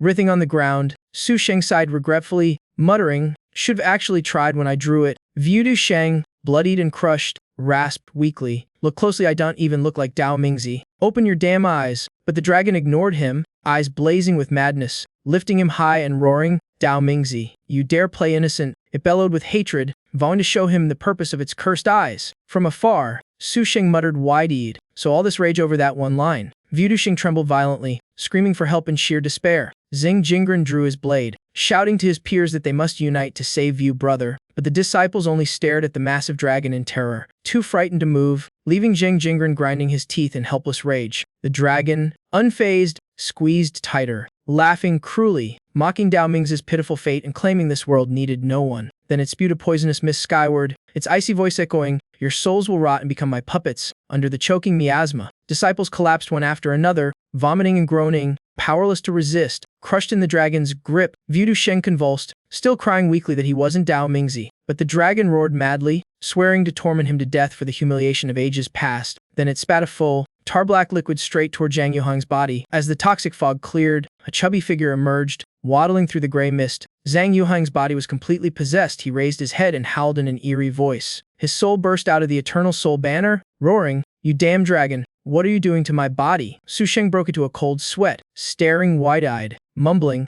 "What kind of twisted dark art is this?" The dragon laughed wickedly, bellowing that Dao Mingzi would die in humiliation, then hurled Vu Dusheng like a toy toward Zhang Yuhang. Under possession, Zhang's face twisted, eyes wild, moving in grotesque jerks that made Vu Dusheng scream in sheer terror. From afar, Xing Jingren went pale and shouted to stop, while a blushing female disciple trembled, whispering that this scene was unbelievable. Vu Dusheng's agonized screams echoed as he struggled helplessly beneath the dragon's claws and miasma. Suddenly, Xing Jingren seemed to lose control, panting heavily, eyes deranged, muttering something so disturbing it chilled everyone. Su Sheng gaped in horror, whispering, "This guy's kinks are way too terrifying." The dragon suddenly snatched a nearby disciple and crushed him in its palm, blood spraying everywhere, roaring that anyone who looked away would die. Throwing its head back, it laughed maniacally, demanding all to remember Dao Ming's shameful image forever. From afar, Su Sheng sweated profusely, panicking for an escape plan, knowing the dragon would soon slaughter all. Meanwhile, Yiling propped herself up and mocked. "Planning to fight it with my underwear again?" She closed her eyes, voice cold and cutting,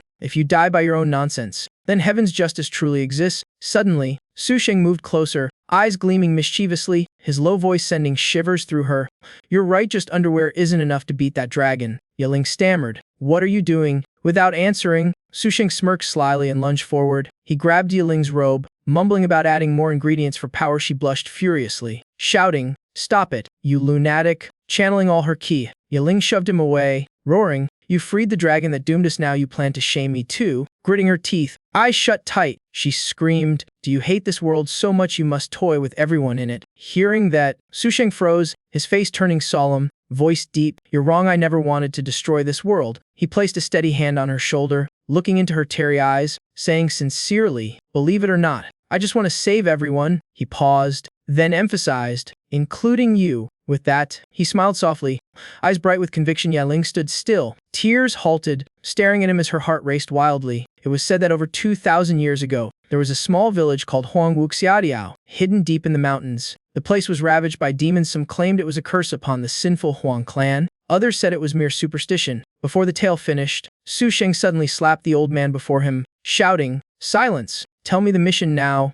No more riddles." Jia Kang tried to intervene. "Master, please calm down." But Su Sheng ignored him, barking, "Useless fool, out with it already." Trembling, the old man clutched his head and blurted, "A monster haunts the village, slay it, and my finest sword shall be yours." Jia Kang asked, "Master, why bother coming to such a tiny place to slay a demon? Let us handle it." Su Sheng shrugged, "If I let you, it'd lose the bonus reward. Only an idiot would do that." Just as he finished, Su Sheng froze. An unusual scene unfolded before him. On a decrepit watchtower, white smoke billowed thickly. An old man called Grand Master was forming a spell array, channeling the Five Thunder True Law with immense power. Opposite him stood a female ghost, eyes brimming with hatred and sorrow. After a few moves, it was clear she couldn't withstand his strength. Suppressed, the ghost glared up and cried, "Huang Sharon, to buy rank for your son, you raised taxes. My parents and countless others died because of you. Now you spend that blood money to hire this Taoist to kill me. Vile in life, cruel in death, you'll never escape my curse." Huang Sharon sneered from atop the tower, "Silence! You peasants are poor because you're lazy and stupid. Blame yourselves, not me." Then he turned obsequiously to the Taoist, flattering, "Thank you, Grand Master.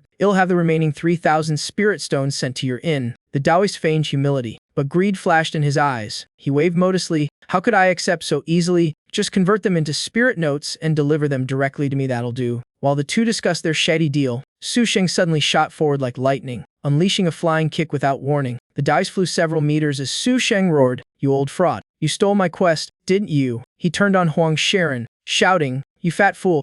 I came all this way for this rotten mission, and you hired someone else." Terrified, Huang stammered, "Mercy, hero." The ghost already subdued, Su Sheng glanced at the bound ghost, muttering angrily, "Damn it, if I don't exercise her myself, I lose the reward." Suddenly, a sly idea sparked in his mind, replacing his anger with mischief. Jia Kang and Huang Sharon stared, confused why he suddenly grinned like a fox with a plan. Su Sheng approached, channeling Qi to shatter the chains. Smirking, "If I release her and then defeat her myself, the quest still counts." Genius move, though he acted purely for points. The ghost misunderstood, mistaking it for compassion, her eyes softening with deep gratitude. She bowed, voice trembling, "Benevolent one, please avenge the 15 innocents who died unjustly." Then she turned sharply, glaring at Huang Sharon with icy hatred. The man fell to his knees, begging, "Grand Master, save me, please." Before anyone could react, both Huang and the Taoist were torn apart before vanishing. She hissed, "Repent in hell, return the lives you stole." Without pause, she flew straight toward the Huang mansion,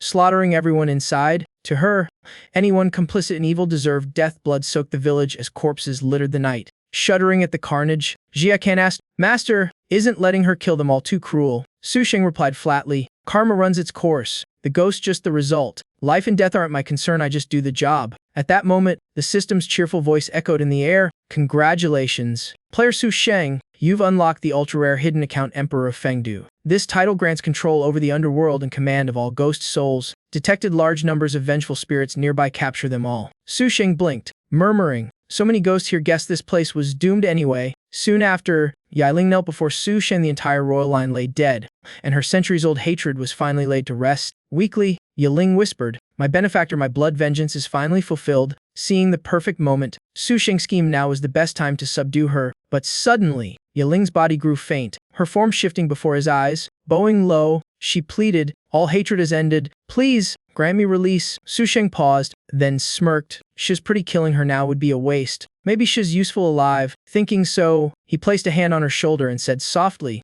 "I'll spare you for now. Follow me, I'll find you a purpose." Then he drew the sixfold relic, handing it to her like a symbol of authority. Overwhelmed, Yiling bowed tearfully, vowing eternal loyalty. After a moment, Su Sheng noticed her still staring blankly. Lost in old memories, he frowned to himself. "What? My flawless performance didn't win her over." Suddenly, Yiling murmured, "For the greater good, I'll trust you one last time." Seizing the moment, Su Sheng lunged forward and hugged her tight. Then in a flash, looted everything she had. Grinning triumphantly, he donned the spoils and bolted without looking back. Seconds later, Yiling realized she had been tricked, screaming in fury, cursing him as the most shameless man alive. Even from afar, Su Sheng heard her loud and clear, shrugging, "Keep it down, I can still hear you." But as she trembled in rage, he began fiddling with her clothes, prompting her to shriek, "What are you doing with my stuff?" Turns out, Su Sheng was attaching each item to his Eternal Soul banner, mumbling proudly about his Super Grandmaster Edition. Just then, the system chimed with confetti, while Yiling gawked, asking, "Does that bizarre thing even help?" Su Sheng didn't answer. Instead, he held up her socks and sniffed them, looking perversely pleased. Yiling flushed scarlet, shouting, "Stop doing perverted things like that." But Su Sheng only grinned, raising the relic high. "Watch closely with this. He'll kill the undying dragon in one strike." While Su Sheng reveled in his treasures, elsewhere Wu Du Sheng was being tortured exhaustion by Zhang Yuhang. Tears streamed down his face, his sobs turned to hoarse, hopeless screams. The bone dragon roared like thunder, its voice cold. "See, this is the price for defying your king." Wu Du Sheng lay shattered and mangled, a pitiful sight that could melt any heart. The bone dragon, however, trembled with manic joy, its hate towards Su Sheng finally erased. It howled with cruel laughter. "Su Sheng, thanks to you, I now possess this immortal body." Despite the agony, Wu Du Sheng screamed, "I'm not Su Sheng, you've got the wrong guy." But the dragon ignored him, its mind consumed by one insane desire to turn the world into puppets. "No death, no freedom, everything shall be controlled like me." It roared madly, "When all souls kneel before me, I will be the one true ruler." As the dragon drowned in its delusion, Su Sheng stood calmly watching. Yiling asked curiously, "Didn't you say one strike?" He replied, "Wait, the moment's almost here." Though calm outside, he was inwardly tense. If his plan failed even slightly, disaster would follow. His next move was a one-time ultimate strike, fatal but only at close range, so he crept forward silently. Just then, the bone dragon turned its gaze on Yiling, hissing, You sealed me for his sake back then." Yiling froze, stunned by the sudden accusation. She shouted back, "You're wrong. I sealed you to save everyone. Not for Su Sheng, but the dragon roared. You think I care? Each word stabbing deep into her mind. Seal me, then be my first slave. It snarled, unleashing corpse magic that made Yiling writhe in agony. In despair, she thought, I waited for him to change, if not, we'll go down together, but all she got in return was betrayal and endless shame. At that moment, Su Sheng sensed his chance and clenched his fist, ready to strike. After her inner turmoil, Yiling sighed, I'm tired, destroy everything. I don't care. Gulong froze, surprised by her resignation. Suddenly, Yiling pointed behind the dragon where Su Sheng crept, yelling, There, that's the real Su Sheng. Kill him. He nearly fainted from shock. Gulong whipped around, eyes sharp as blades, making Su Sheng tremble in panic. He stammered, Wait, why say I'm Su Sheng? I'm way too cute to be that glorious godlike hero. Yiling's hair bristled as she screamed, Narcissist, you just confessed. Gulong burst into maniacal laughter that shook the entire space. Didn't think you'd still defend your master before dying. Huh, it mocked. Yiling yelled back, Defend? I told you to kill him, but Gulong snorted. How? You just want him to escape? Yu Tu Sheng shouted hoarsely, I told you I'm not Su Sheng. Why won't anyone believe me? Yiling cursed, Are you blind? Look closer. You can't even recognize your killer. Useless lizard. Gulong roared back, You think I have eyes? You can't fool this king. It growled, You want to save your master? Never. Su Sheng smirked and chimed in, Exactly. Mighty king, you're brilliant. He quickly added, Don't trust her, Dragon King. I'm harmless like a kitten. But as he spoke, Yiling felt her body changing strangely. She looked down to see black mist engulfing her as Gulong sneered, Don't rush, enjoy the despair. It swung its claw, slamming her to the ground, completely under its control. Unconsciously, she grabbed a fallen sword, eyes empty, stepping toward Yu Tu Sheng. Seeing this, Zhang Wuhang let him go, backing off as Yiling approached with trembling hands. Yu Tu Sheng begged, Please, don't. But the next scene chilled everyone. Gulong laughed madly. How's it feel hurting your beloved master with your own hands? Fun, right? Yiling screamed, I didn't hurt anyone, and I don't love him. She shouted again, That's the real Su Sheng. Everyone's dead, why not kill him too? Su Sheng panicked. Hey, don't drag me into this. Gulong replied coldly, You know why I don't believe you? His cultivation is pitifully weak, even I can't sense it. That's Su Sheng. Please. Hearing that, Su Sheng beamed, flattering. Exactly. Wise king, deep as the ocean or, a manatee. Gulong glared at Yiling and forced her to stab Yu Tu Sheng's butt repeatedly. Yiling screamed, You're insane, sealed 1,000 years and lost your mind, while Yu Tu Sheng cried, Stop stabbing. It hurts. Done. Gulong grinned, If you can make me retreat a single step, I'll enter reincarnation forever. Su Sheng instantly backed off, mumbling, I'd never dare fight the corpse king. Gulong roared with laughter, You think I'm scared? Even the real Su Sheng couldn't scare me. Come on, give me a reason to mock that wench. Su Sheng grinned slyly, Since you insist, I'll skip the pleasantries. He stood tall, gripping the cold one Gu Soul banner, channeling the Six Paths wheel as power surged around him. Gulong's mocking grin froze, its instincts screamed danger. Impossible. That's Su Sheng's aura. It bellowed, eyes wide in horror. Before it could react, the wheel's force blasted into its face like a storm. Staggered by the fatal hit, Gulong finally realized the truth. It roared like thunder, You damn Dao scum. You tricked me again, using a decoy utterly shameless. Yiling screamed, Stupid dragon.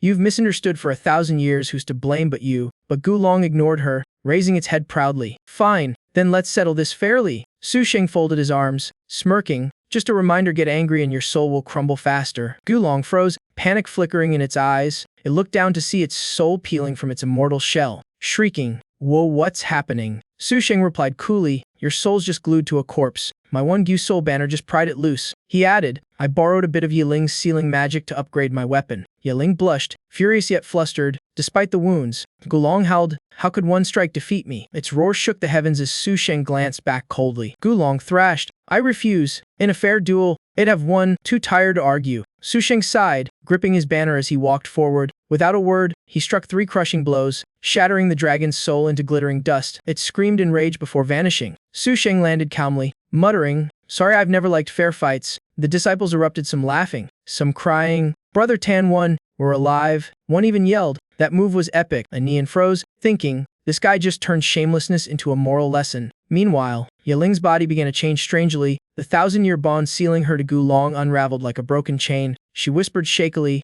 He actually did it, but not just her. The entire desolate bone's secret realm was trembling. Winds howled, spiraling into a vast vortex that opened a reincarnation gate above. Thousands of hidden souls shot upward instantly. From every corner of the frozen bone realm, ancient ghosts surged forth like a flood. They spiraled into the gate, the sky glowing with soullight as everyone watched in awe. Yiling frowned, murmuring, "These souls were trapped for centuries, how are they freed so easily?" Then the spirit of the judge appeared beside her, voice calm, "Lord Yanlu, have you not realized yet?" He said slowly, "Because the corpse dragon devoured them, they couldn't reincarnate. Now that it's gone, they're released." Yiling glanced at Su Sheng and snorted, "So He's just cleaning up his own mess." The judge smiled, "You think it's that simple? Lord Daoming's plan runs much deeper." Yiling gasped, "What do you mean? There's more to this." The judge replied calmly, "He purposely spared the corpse dragon long ago, letting its evil aura gather lost souls. Then he used this desolate bone realm as the convergence point, waiting to open the reincarnation gate." Yiling whispered, "So he planned everything centuries ago, just to give souls a final resting place?" The judge nodded solemnly, "Yes, today's piece is centuries of sacrifice." Her heart trembled, tears streamed down as she thought, "So he bore the name of villain only to save us all." Meanwhile, the female disciples swarmed Su Sheng, cheering, "Brother Tan's amazing, beat the corpse dragon with a bra unbelievable." Another shouted, "Creepy sometimes, but totally reliable." One even flirted, "Teach us cultivation. Master, he'll gift you my panties as a spirit tool." Su Sheng froze, thinking, hopeless, every single one. He gently shoved the fangirls aside, regaining some personal space. What he cared about wasn't the praise but the post-battle reward, his lost cultivation returning.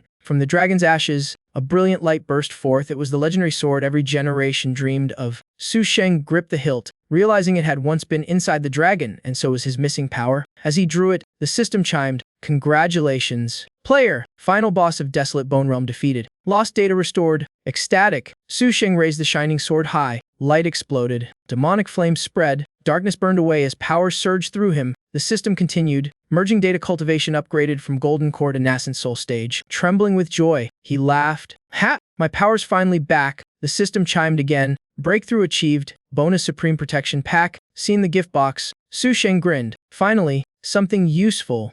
But before he could open it, a voice behind startled him. "My benefactor, you're no heartless wanderer," Yiling said tearfully. She ran forward and hugged him tightly. The impact sent the gift box flying as Su Sheng froze. Wait, what's happening? Confused or not, being hugged by a beautiful girl in front of everyone wasn't half bad. The disciples blushed furiously. Then the box fell right onto Yiling's head and burst open in blinding light. A golden aura wrapped around her as the system intoned. Supreme Protection Gear activated. Auto-equipping. Su Sheng yelled, "Wait, that's my reward." No one answered. Yiling's body was changing too fast. Two tiny cat ears sprouted atop her head, twitching adorably. Then a soft, fluffy tail appeared behind her, swaying with a life of its own. Her outfit transformed into a maid cat costume, cute and scandalously revealing. Blushing, she cried, "Well, what is this? Why do I look like this?" Su Sheng's nose erupted like a volcano, face red, thumb trembling. He stammered, "That outfit truly legendary gear?" His eyes gleamed as he stared at Yiling in her cat-made outfit. Heart pounding like a drum, his gaze wandered up and down, admiring the living masterpiece before him. His face screamed pervert, nose still bleeding,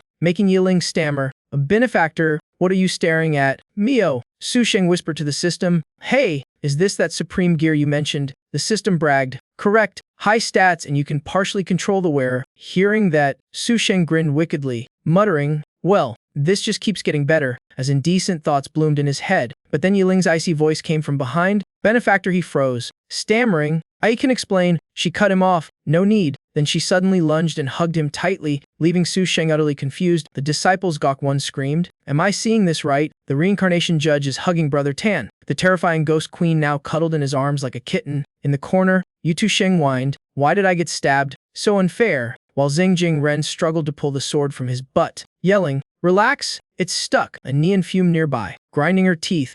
That lecherous freak's tangled up with the Judge of Rebirth now. Meanwhile, Su Sheng panicked, minding chaos. Is she planning to kill me like this? But feeling Yiling's soft body in his arms erased every suspicion, replaced by an unholy warmth in his chest. Suddenly Yiling said, "I understand now. Everyone misunderstood our benefactor. Mio." Her voice trembled. "In this vast cultivation world, no place shelters lost souls. You gave them a home." Su Sheng blinked. "Wait, you really don't have to say Mio every sentence." Yiling looked at him, eyes shimmering. "You bore 1,000 years of infamy just to restore reincarnation for the Forsaken Souls." Su Sheng froze, thinking, "Wait, I did? Since when did I have a master plan?" But with his legendary improvisation, he quickly composed himself. He spoke like a sage, humble yet wise, earning everyone's admiration, outwardly calm. Inwardly, he just wanted to escape before she changed her mind. As he prepared to slip away, Yiling grabbed his hand tightly. She pressed close, voice trembling yet firm, vowing to follow him forever. His brain screamed danger alarms. Regaining composure, he asked seriously who would govern the reincarnation realm if she left. Yaling confidently summoned the judge's spirit. Sang had handled it, leaving Su Sheng dumbfounded. Thinking fast, he argued convincingly that one ghost couldn't manage an entire realm. Instantly, she smiled and summoned 2 more spirits beside him, then she merged all 3 into one bizarre unified form no one could comprehend. Before him stood a 3-headed judge, 1 human, 2 dog heads making him shiver speechlessly. Proudly, Yaling said she got the idea from his story about the 3-headed hellhound, and he nearly wept. Then she solemnly asked him to name the new land, and he reluctantly agreed, forcing a smile. He named it Defu, the Netherworld. Calm on the outside but inwardly praying she'd stay pacified a little longer. Suddenly, the ground trembled as a massive building rose. Glowing with spiritual power, the signboard read Defu. Yaling beamed, hugging him in joy and praising nonstop, while he laughed humbly, secretly pleased with himself. Before he could enjoy it, a 9 appeared, wedging between them and pulling them apart. Yaling frowned and demanded answers, but Anian replied coldly, mocking that she had no interest in such filth. In a flash, she snatched the righteous divine sword from Su Sheng's hand. Admiring the radiant blade, Anian declared, "I'm here to settle an unfinished debt." Outside, the elders watched everything through a projection array. When the sword's image appeared, all gasped it was the legendary divine blade. Vu Zi shouted with emotion, "At last, the Sect Master's legacy has returned. Heaven's destiny is saved." Meanwhile, Zhang Lang's faction stayed silent, calculation glinting in their eyes. One urged, "If we delay, we'll lose our chance." Zhang Lang nodded coolly. "Begin the plan." Instantly, a massive energy sphere formed in his hand, swirling violently. On the other side, Vu Zi rejoiced, claiming Anian would surely restore heaven's fate. With Zhang Sheng agreeing, Zhang Lang sneered, mocking their blind loyalty. Vu Zi spun around, eyes sharp as knives, demanding what he meant. Zhang Lang smiled darkly, saying he simply thought Vu Zi was dissatisfied with the current order. He continued, saying they'd served Heaven's Sect faithfully, yet the Sect Master abandoned all for one man. "Now," he said, "we're the ones truly sustaining the sect, yet all our work goes to her disciple. How can that be acceptable?" Furious, Vu Zi grabbed his collar, shouting, "You're rebelling." Zhang Lang only sneered, "Not rebellion, justice for the deserving." Gritting his teeth, Vu Zi gathered his power, vowing to eliminate the traitor. With Zhang Sheng ready beside him, Zhang Lang stayed calm, voice low, "You still don't understand." Just as they activated their ki, Vu Zi's eyes widened in terror. A cold blade pierced straight through his chest, blood spraying. Trembling, he gasped, "It can't be." Moments later, Zhang Sheng was stabbed from behind and collapsed without a sound. The vicious strike ended him instantly, his energy fading with his last breath. Zhang Lang looked down at the dying men, chuckling. The wise choose survival over blind loyalty. Vu Zi rasped, "How dare you betray the Sect Master's grace," his voice fading. Zhang Lang crushed his face underfoot, eyes full of disdain. He snarled, "Grace? Worthless. The Sect Master no longer deserves her throne." With a sigh, he added, "Though our ancestor failed to seize the sword, control now lies in our hands." Zhang Lang proudly declared, "From now on, Heaven's Sect shall be ruled jointly by the 5 great clans." Meanwhile in Defu, Yaling ignored the chaos outside. She clung to Su Sheng like a kitten, demanding affection. Helpless, he sighed, asking softly, "You really want to leave with me?" She replied instantly, "Of course he'll never leave my benefactor again." She added, "Everyone misunderstood you before, especially senior sister, so I'll follow you to clear that misunderstanding," she said, making him chuckle awkwardly. Internally, he groaned, "Misunderstanding? More like shell chop me in half. I better run soon." Behind them, Anian silently watched, unease rising at their closeness, but she quickly pushed the thought away, focusing on keeping the treasure, while in another corner, Zhang Jingren helped the wounded Yuan Tusheng limp away. Suddenly, Anian marched forward, wedging herself between Yiling and Su Sheng. She demanded why they'd grown so close, but Yiling coolly replied, "What's between me and my benefactor is none of your business." Anian mocked her for copying others in love, making Yiling snap back that she wasn't even a ghost anymore. Caught between 2 killing auras, Su Sheng sighed,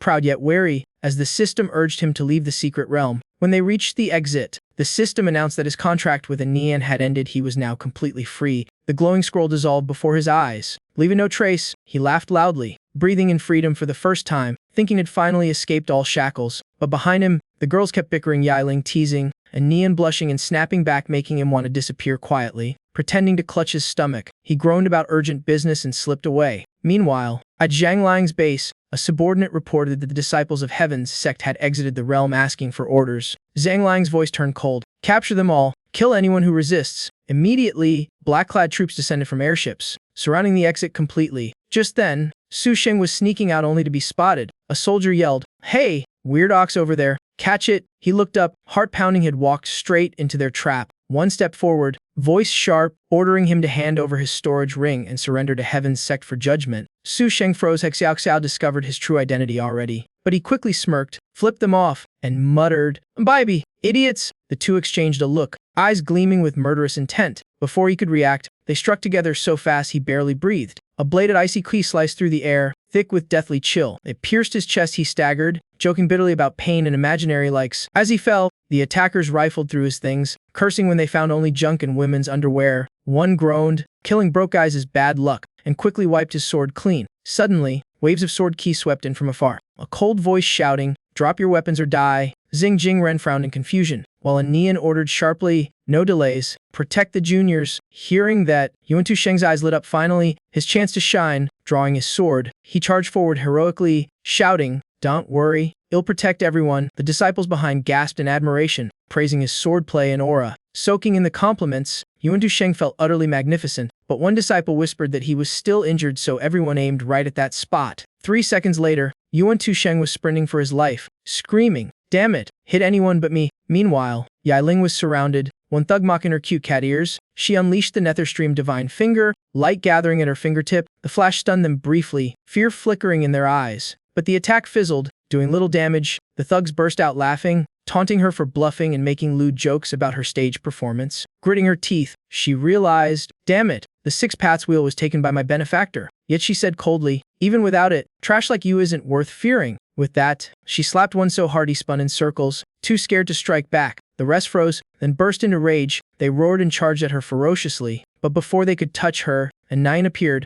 unleashing the flowing water sword art and wiping them out in a few strikes. Yelling smirked, half mocking, as expected of senior sister's disciple. "Decent skills, I suppose." Frowning uneasily, a Nian muttered Shed predicted someone would target the divine sword, but hadn't thought they'd dare attack outright. From afar, Zhang Liang watched, eyes gleaming with ambition, lips curling. So the righteous divine sword truly lives up to its name, he thought darkly. But soon, it will be mine. He then unleashed the heaven flame palm straight toward Nian. She countered with the water spirit sword, using the frozen burst technique. Yet her strength was far too weak to resist. The clash exploded and light her move shattered instantly, coughing blood. Nian collapsed, trembling, gravely wounded. Zhang Liang strode over leisurely, snatching the divine sword, mocking, "Brat like you dares hold this." Gritting her teeth, she spat, "Aren't you afraid our master will wake and slaughter you all?" At that moment, 2 elders appeared, Su Nan of the Su clan and Hein Bin of the Hein clan, both peak experts. Zhang Liang sneered, "Heaven's Sect stands only because of their backing. No one dares touch us." And Nian's eyes widened, demanding, "Then where are the View and Zheng clan leaders? What have you done to them?" He shrugged coldly, "Not your concern," and ordered, "Bind them both." In seconds, and Nian and Yiling were captured, tied tightly together. Then Elder Zhang reported they found 2 pigs in the secret realm, but no trace of Hang Ni, the patriarch. Or Tanshu.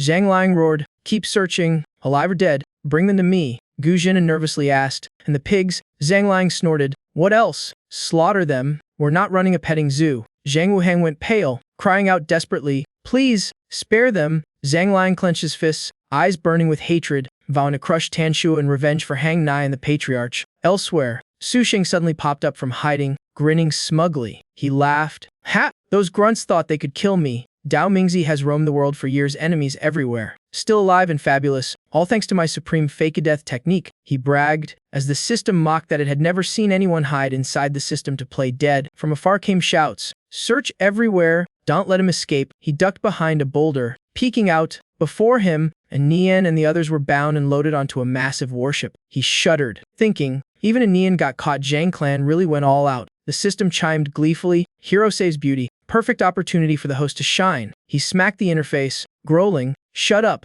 I just got my freedom. Don't drag me into this." The system chuckled, saying it had located the next fragment. He frowned, wary. "Where?" The calm reply came, "Inside Heaven's Sect treasury." His face froze like stone. He yelled, "You couldn't tell me that when I was there." The system shrugged innocently. "Story progression? Dude, also, you didn't have the divine sword to open it back then. Right now that very sword was in that old Zhang's hands." Meanwhile, Zhang Liang kept barking orders, deploying troops everywhere to hunt down Tan Shuo. Watching their massive forces, Su Sheng shivered behind his rock, thinking, facing all those grandmasters alone, it'd have to be insane. But then he shook his head hard, realizing he was being stupid. Why risk his life for nothing? He sighed, thinking it best to wait until Cheng Qianming finished tearing itself apart. The system butted in teasingly, warning that if he quit now, All his harem grinding would be wasted. Su Sheng's face darkened right. He almost forgot the most important thing. The system, thinking he was moved, asked happily if he planned to rescue them. He snapped his fingers casually. Now, I just remembered my stage clear reward still on Yiling. The system went silent. Emotionally crushed? Su Sheng nodded firmly, of course. That's a mythic grade gear set. Help me get it back. The system replied it required close contact. Hearing that, he sighed toward Zhang Clan's ship. Looks like have to sneak into Chengchamming again. At least I'm at nascent soul stage now if things go south. I can ditch the primordial spirit. The system cheered him on. Su Sheng scratched his head. His Zhang Clan ancestor identity was blown, so had needed new disguise. Just then, a voice nearby complained about weak Chengchamming disciples. Su Sheng turned and saw a yawning Zhang disciple. He and the system exchanged a glance. Evil idea achieved. As the guy yawned, a rock shot out of nowhere. It smacked his neck, knocking him out cold before he could yelp. Su Sheng smirked. Opportunity had just delivered itself. He seized the guy's soul, casting a spell to steal his memories and form. Donning the man's clothes, he muttered, borrowing your body and gear, buddy. Next morning, Zhang Liang went berserk, flipping the desolate Bone secret realm in search of Qun Shuo and Hang Nai. He roared, useless fools. How could a mere disciple spirit them away unnoticed? Meanwhile, Su Sheng had infiltrated Zhang Clan's ranks. Unlucky him, ending up as the old man's personal guard. Zhang Liang snorted coldly and ordered, enough, Zhang San, follow me to interrogate in Nian. Someone barked, what are you standing there for? The patriarch's calling you. Su Sheng jolted and hurried to answer. Inwardly, he cursed so his new name was Zhang San. Huh, sounded like a doomed side character. He followed Zhang Liang into the gloomy prison cell. Seeing him, Nian screamed, traitor, you betrayed our master. She gritted her teeth and cursed him, wishing his whole clan a miserable death. Zhang Liang coldly struck her chest, making her spit blood and collapse. He ordered Icily, enough nonsense, tell me where Qun Shuo and Hang Nai are. Nian chuckled weakly, mocking that a coward like him must have run away already. Yiling shouted, our benefactor would never stoop to such cowardice. She insisted he would come save them soon, maybe even nearby, making Su Sheng sweat nervously. Zhang Liang sneered, you trust him that much? Yiling calmly replied that he was always their silent guardian. Just then, the Zhang clan's great elder arrived, bowing patriarch. We've reached the Sect's treasure vault. Zhang Liang nodded in delight. He barked, go, open the vault, bring the two girls along. Inside, he thought darkly, Qun Shuo, if you don't come, don't blame me for cruelty. The group soon stood before the heavy, ancient treasure door. Gazing at it, Zhang Liang laughed at last. Chengchamming's treasure is mine. He poured spiritual energy into the Zhangwei divine sword. Its light flaring brilliantly, the sword sank into the keyhole, the door trembling with a deep, ancient roar. Elsewhere, in seclusion, Xiaoxiaoxi's eyes suddenly snapped open. She sensed the aura disturbance. Someone was breaching the vault and rose furiously, shouting who dared such audacity. Meanwhile, before the vault, Zhang clan disciples cheered wildly. They finally owned Chengchamming's treasure. Zhang Liang stood proudly, proclaiming that from now on, he would rule the righteous path and command the world. Hiding in the shadows, Su Sheng sweated. Damn, if they entered first, he couldn't retrieve the shard data. Suddenly, a commanding voice rang out, stop right there. Everyone turned in shock as a figure flew in, her palm wind scattering dust. When the smoke cleared, Xiaoxiao stood revealed, majestic and awe-inspiring. Su Sheng froze. Wasn't she supposed to be in seclusion? Why now? Xiaoxiao's cold gaze swept across them. No one is allowed to open this vault. Behind, Su Nan Huangbian whispered, wasn't she secluded for love? Showing up now could ruin their plans.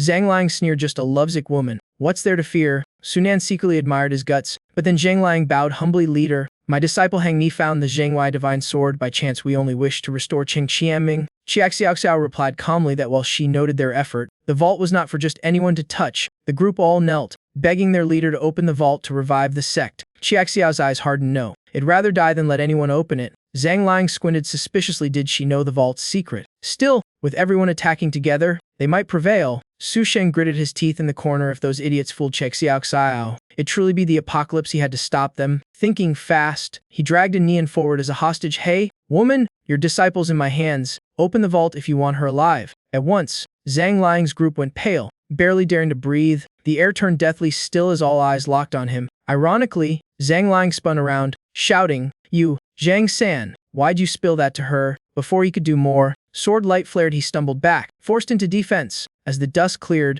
Xiaoxiao's icy gaze blazed with killing intent. What have you done to Nian? Realizing he was exposed, Zhang Liang roared for attack, spiritual power erupting violently. Xiaoxiao snarled, pack of damned traitors. She unleashed her five-spirit sword art, waves of sword light tearing through the Zhang clan ranks. Meanwhile, Su Sheng turned to the great elder, feigning concern. Help the patriarch? I'll call for reinforcements. As the elder charged in, Su Sheng smirked, fight on. Both sides once you're half dead. The vault's mine. Sneaking to the door, He began picking the lock the system side typical cold-blooded host. He snorted, women only slow cultivation. Besides, that woman once tried to kill him anyway. Meanwhile, Xiaoxiao battled fiercely, her five-spirit sword shredding wave after wave of attacks. Just as she turned, Hong Bian lunged from behind for a sneak strike, but the blade bounced off her back, leaving him stunned. What the hell just happened? Before he could react, Xiaoxiao's icy sword sliced through his neck. He fell before making a sound. Yet Zhang Liang was gravely injured too. Han Huang trembled, shouting if she had reached the golden body realm. At the peak of the fight, Xiaoxiao thundered, even among Earth immortals, some stand above the rest. Her icy gaze swept over them. As long as I'm here, none of you will act recklessly. Just then, a strange sound echoed from the vault, shaking the air. Everyone froze, eyes turning toward the massive door. Suddenly Su Sheng appeared, golden light blazing behind him. He trembled with excitement. The legendary treasure, it's real. But his grin vanished instantly, eyes wide. He stammered, what the hell is this? He yelled, what kind of demonic nonsense is this? Inside the vault, no treasures, just a gigantic portrait of himself. Beside it lay old clothes, random trinkets, and a few small beans. Oddly enough, among them stood a wooden skewer displayed in a glass case. He shouted in outrage, so the great timing treasure's just my junk. She kept all this. She's insane. The system burst out laughing. Truly a heroine with maxed affection. Such obsession is rare. Su Sheng cut off coldly enough. I get it now. She didn't keep these out of love, but because she hates me to her very bones. The system hesitated. Why would you think that? Su Sheng pointed at a green-sheathed sword in the corner. See, that looks powerful, right? The system replied it was just a low-grade artifact. He sighed. Exactly. That's the cheap sword I used when pretending to be a sword saint while founding Cheng Xiaming. Back then I was broke, living off tricks and scams. He smirked bitterly. I even fooled that silly girl to keep her quiet. The system asked softly, maybe she kept it out of remorse. Su Sheng glared. Remorse? Are you insane? That's not remorse-worthy. The system reasoned, didn't you once help her? Xiaoxiao isn't one to ignore debts. Then it asked, and what about that bamboo stick? Care to explain? Bamboo stick? It echoed. Confused, you mean that skewer? What's that got to do with anything? Su Sheng recalled, I once gave her candied hawthorn on a stick. Dropped it. Got run over. So I lied, it was a rare treat. The system groaned. Host, unbelievable. If I were her, it'd have slapped you. Su Sheng sighed. If she forgives me, that'd be a miracle. He muttered, I need to find the system fragment and get out before I'm caught. The system scanned and soon spoke. Good news and bad news. Which first? Su Sheng snapped. Just say both. Good news, the fragment is indeed in this vault. Bad news, every item reacts to the system. The fragment could be inside any of them. Su Sheng froze. So I've got to take everything? The system nodded. Possibly, though each requires a unique unlock method. He fumed, pinching the system. How do I haul all this? Your space can't fit it. The system replied calmly. Storage limit reached. Host must manage manually. Suddenly, laughter boomed. Ha, foolish wench. You can't stop me. The old man roared. The Cheng Xiaming treasure belongs to the entire Zhang clan. And charged in. The crowd gasped. So that's why she forbade anyone from nearing the vault. Su Sheng hid behind a chest, heart racing and drenched in sweat. Damn, he hadn't expected this to be the demonic Dao Alliance's relic vault. He gritted his teeth. If Xiaoxiao couldn't stop that old man, he'd be doomed to time to slip away. But as he looked up, his blood ran cold. Zhang Liang was already towering before him, eyes sharp as blades. Su Sheng forced a crook smile. Patriarch, perfect timing. I just checked the traps, safe to take the treasures now. Zhang Liang roared, traitor, you think I don't know? Trying to fool me. Then unleashed the Haoqian burning flame palm, fire surging forward. In that instant, something strange occurred. Countless artifacts floated up, merging into a shield that blocked the flames. Zhang Liang gaped. How can you control them? Su Sheng smirked. Now you see who the real owner is. Meanwhile, outside, Xiaoxiao unleashed the Red River Strike of the Five-Spirit Sword, her aura blazing sky-high. One sweeping slash blasted Sunan's group deep into the treasure grounds. They screamed in panic. Patriarch Zhang, get the divine weapon. We can't hold much longer. As she stepped in, killing intent filled the air. Her cold gaze swept over them. You all saw that, didn't you? Zhang Liang stammered. Saw what? The moment Xiaoxiao entered, both Su Sheng and Zhang Liang froze, tension sky-high. Inside, Su Sheng screamed, damn it, trapped right in front of her. Now she'd see his betrayal and probably kill him. Curse you. Zhang Liang, he quickly shouted, stop fighting. Keep this up and others will profit. Let's count to 3 and both stop. So Zhang Liang and Su Sheng counted together. 3, 1. But as soon as they finished, both lunged at each other, roaring, die, you decrepit bastard, you dog, you're the one gonna hell first. Idiot! Xiaoxiao merely smirked at the sight. Two hopeless fools indeed. Instantly, she poured energy into the Five-Spirit Sword, unleashing the Five-Origin Sky Splitter, her power surging like a storm. Su Sheng panicked. She's clearly aiming at me. Zhang Liang, you've doomed me. No way, I'm not dying with this mutt. I need a way out. Her sword strike exploded like thunder. Zhang Liang dodged aside just in time. But before he could breathe, 3 of Su Sheng's artifacts rebounded and struck him squarely. At that moment, atop the mountain, a golden beam shot skyward, blindingly bright. Cheng Qiaming disciples buzzed what's happening. Why's the peak glowing? Immediately, a sect-wide lockdown order echoed everywhere. All disciples return to quarters, no one leaves their station. Anyone who disobeys execute without mercy. The command left everyone frozen. Some shouted back, "You're not even Cheng Qiaming disciples. Who are you to order us?" Then an aged figure stepped out. Voice comm settled down. "Once the rebellion's quelled, the lockdown will end." A disciple gasped, "That's the Su clan elder." The old man smirked, "Good. You recognize me? Then heed my advice, do as I say." A young man stepped forward and from the Yu clan, newly joined Cheng Qiaming. "Greetings, Elder Su." Before he finished, the elder's sword flashed down. The disciples froze, stunned beyond words. The elder sneered, "So, just you clan trash." I wasted breath. "Next time you see Yu or Zheng clan members, kill them on sight." His followers obeyed instantly, splitting into squads this zone. Yu clan, that one. Xing clan, move in and purge. Outside grew momentarily quiet, but the true battle remained within the vault. In one corner, Zhang Liang lay bleeding, muttering. No wonder Zhang San acted so oddly, it was because of this. He gave a pained smile, "Never thought the Cheng Qiaming leader had shady ties with my servant." Su Sheng turned pale, yelling, "Shut up, old man. Say more and it'll end you." Fearing Xiao heard it, she replied coldly, "So what if it's true?" Her words left Su Sheng speechless, chills crawling up his spine. Zhang Liang gritted his teeth, yanking two swords from his chest, blood gushing out. He infused them with dense black kai. Murderous aura erupting, he snarled, "You think you've won? Not afraid I'll reveal your secret. The Zhang clan's black flame can melt every artifact in this vault." The black flames erupted violently, surging like hell's gates bursting open. Suddenly, a golden light shot from a sword straight into Su Sheng's forehead. The system chimed. "Congratulations. Host, fragment acquired." Su Sheng froze, then laughed, so all he had to do was pull his soul mark from an artifact to absorb fragments. He smirked, his calculating grin chilling the air. Just then,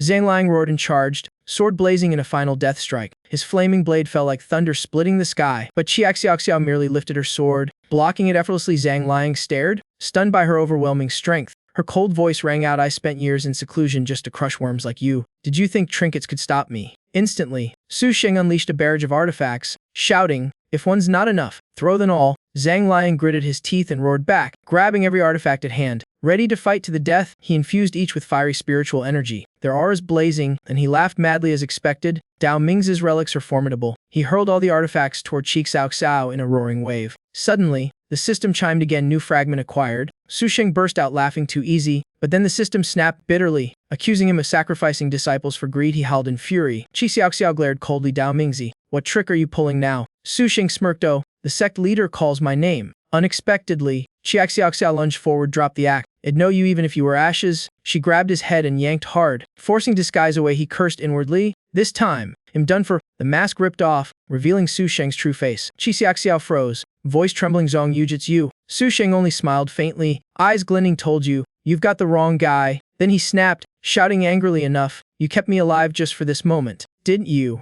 Xiao's heart clenched. Could it be that the real him no longer existed? Zhang Liang seized the moment, yelling, "Her energy's unstable, attack now." He swung his hammer down, landing a brutal blow on Xiao. The strike sent her flying, blood gushing like a crimson stream. Worse yet, Su Sheng laughed coldly, "Perfect timing." Zhang Liang, his underlings echoed, "Don't let her recover, refine her now." Someone hesitated, "Didn't you used to be close to her? Why betray her now?" He sneered, "For the clan's plan. I got close for revenge. Her downfall was always part of it." In despair, Xiao wondered, was it really not him? Or was her love just a fool's dream? Zhang Liang nodded coldly, "Eliminate her first, spare him for now." Su Sheng quickly flattered him in return. As the refining began, Zhang Liang's gaze caught the strange candy skewer stick. He snorted, "What's this trinket?" Deciding to test it, he assumed anything Dao Mingzi kept must be powerful. At that moment, Xiao shouted in horror, "Stop, don't do that." But too late, the skewer shattered into ash before her eyes, leaving her frozen in grief. A shiver ran through her, an ominous premonition of something immense about to happen. She gave a bitter smile, realizing it had all been a delusional dream, whispering softly, "Hell never return will he." Suddenly, spiritual power erupted within her, flaring violently. Su Sheng and Zhang Liang were blasted back, struggling to stay upright amid the shockwave. Xiao floated midair, her entire body glowing like a descending goddess. She said coldly, "From now on, nothing binds me, not even him." At once, the system chimed excitedly. She said that because of Dao Mingzi. But Su Sheng shouted in panic, "This isn't the time for romance talk. 1 second late and we're all dead." He hurriedly gathered artifacts, yelling at Zhang Liang, "Keep refining or we're finished." Meanwhile, Xiao activated the 5-spirit union, merging all her spiritual power. She roared, "This strike won't just cut you down, it'll sever every lingering thought of him." Her sword rose high and sliced down, splitting heaven and earth in blinding light. Closing her eyes, she whispered, "Goodbye, fool." Sword energy crashed like a waterfall, forcing Su Sheng and Zhang Liang back in chaos. Su Sheng hurled a shield to Zhang Liang catch, used the black flame to block it. Zhang Liang grabbed it, flooding it with fire energy until it blazed fiercely. He poured every drop of power into resisting the colossal sword aura bearing down. But the pressure was unbearable. He trembled, shouting, "I can't hold it." Su Sheng screamed back, "Then refine faster. One more delay and we're both dead." Zhang Liang panted, "No use, my energy's gone." Just then, the system rang in Su Sheng's mind. Another fragment found. He yelled while frantically collecting. The shield in Zhang Liang's hands cracked. Light flickering, it was about to shatter. Su Sheng screamed, "Faster! Hurry up!" Then came an earth-shaking explosion, rocking the entire mountain. When the dust settled, Xiaoxiao stepped forth through smoke, standing tall. Her body trembled, but her eyes still blazed with resolve. She murmured, "It's finally over." But suddenly, a sword pierced straight through her chest from behind. She turned in horror to see Dao Mingzi holding the blade. He spoke coldly, "Mocking all these years, and you're still the same naive girl." "Xiaoxiao." She gritted her teeth, trembling. "Dao Ming." A sharp crack sounded. The sword in her hand snapped in two. Regret flickered in her eyes. Then she spun like a storm, slashing toward him. He tilted aside easily, sighing with disdain. "Mad woman. Swinging like that's a waste of oxygen." With that, he tossed her broken sword aside, not even glancing at it. Then he raised a hand. "Hand me the sword." Zhang Liang froze, then hurried to obey. But Su Sheng suddenly jumped in. "Wait. Let me say something." Pointing straight at Dao Mingzi, he shouted, "Where the hell did you come from? Didn't I delete that old account?" The system answered calmly, "Correct, host. You're currently playing your previous character." Su Sheng blinked, then screamed in revelation, "I get it now." He pointed dramatically at Dao Mingzi. "You're the illegitimate son of the previous host." Instantly, Su Sheng went berserk, slamming the system. "Bullshit. I'm still pure. Who gave you permission to spread lies?" The system giggled mischievously. Just then, Xiaoxiao drew her broken sword and asked icily, "So you endured all this just to overthrow Qianming from within?" Su Sheng turned pale, screaming like a madman, "For heaven's sake, who's got time to destroy Qianming?" Dao Mingzi burst into wild laughter. "Ha! Yes, that's right." Then his tone darkened. "My goal isn't just rotten Qianming, it's the destruction of this entire world." Hearing that, Su Sheng's face twisted as if had swallowed a handful of raw chili. He threw down his weapon and yelled, "I just want a peaceful life. Don't drag me into some apocalypse movie." The system quipped, "Fate hates you for free." Host Xiaoxiao pulled a talisman, pressed it to her sword, and whispered, "The fault was mine." Biting her lip, she cried, "Your filth from start to finish. I was a fool to ever believe in you." Then she screamed, unleashing the five-spirit sword art. Heavenly tribulation, thunder lightning struck down, and Su Sheng wailed for mercy. The system asked curiously, "Something wrong?" Host Su Sheng dodged attacks, muttering, "If Dao Mingzi is really a character I played, he should be easier to handle." Meanwhile, Xiaoxiao furiously unleashed a storm of five-spirit sword techniques: Ice Torrent, Spring Revival, and Sky Piercer. Su Sheng watched and commented, "She's fighting like crazy, but that guy's stubborn as hell too." The system nodded like a critic. "So, host planning to finish him personally?" Hugging his pile of weapons, Su Sheng replied calmly, "Finish him? Nah, I'm looting and running safety first." The system rolled its virtual eyes. Zhang Liang sighed at the fiery battle. Didn't expect the sect leader to harbor such a monster inside her. Su Sheng yelled, "Good heavens!" He dropped his artifacts, urging, "Patriarch, all of Dao Ming's stuff's here. Refine them and we'll take her down together." Zhang Liang laughed gleefully, hurling all the weapons toward Xiaoxiao. "Submit or die." The system kept pinging as Su Sheng snickered off to the side. "Almost got the full set." Xiaoxiao swung her sword, slicing every weapon to pieces, leaving Zhang Liang petrified. She spun and slashed at Dao Mingzi, her battle cry booming like thunder.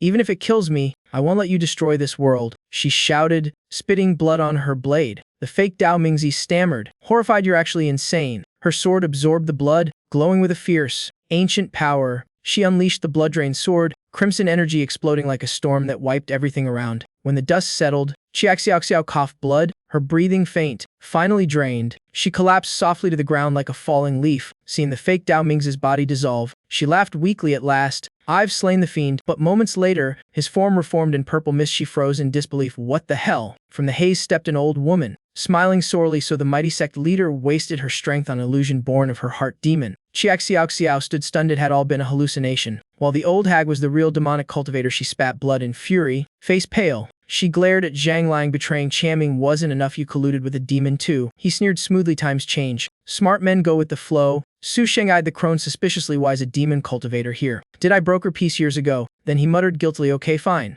I stole all the supplies from both sides and ran off. That's why they hunted me." The system chimed in teasingly, surprised twist. "Dad, the demon hag's the mother of Xing Zhania, the girl who followed Zhong Yu everywhere." Su Sheng gawked. "We're doing bloodline drama now." The system replied blandly, "If it's in the data, it's canon." The two pulled up her profile title: Grandmaster Hun Ji Du, top-tier villain. Su Sheng grimaced. That name sounds like a poison brand. The system replied dryly, Shezid, demon weird names are part of the charm. Hearing that, the old woman exploded, it's Hunjidu. You ignorant brats. Su Sheng picked his nose lazily. Well, blame yourself for the tongue-twister name. She pointed furiously. Zhang Liang. Muzzle the chatterbox at once. Zhang Liang jumped up nervously. Eyes. Ma'am. While Su Sheng nodded frantically, earning another roar that made him go silent, Xiaoxiao struggled to her feet, clutching her sword at this point. If you still trust that hag, you're the biggest fool alive, she shouted. If you want to destroy Qianming, you have to step over my dead body first. Her words hit so hard that Honjidu froze for a moment. Then she laughed arrogantly, spread her robes like wings, and soared skyward, mocking that he dared to talk big when his power was drained. She formed hand seals and chanted swiftly, summoning a purple array around her.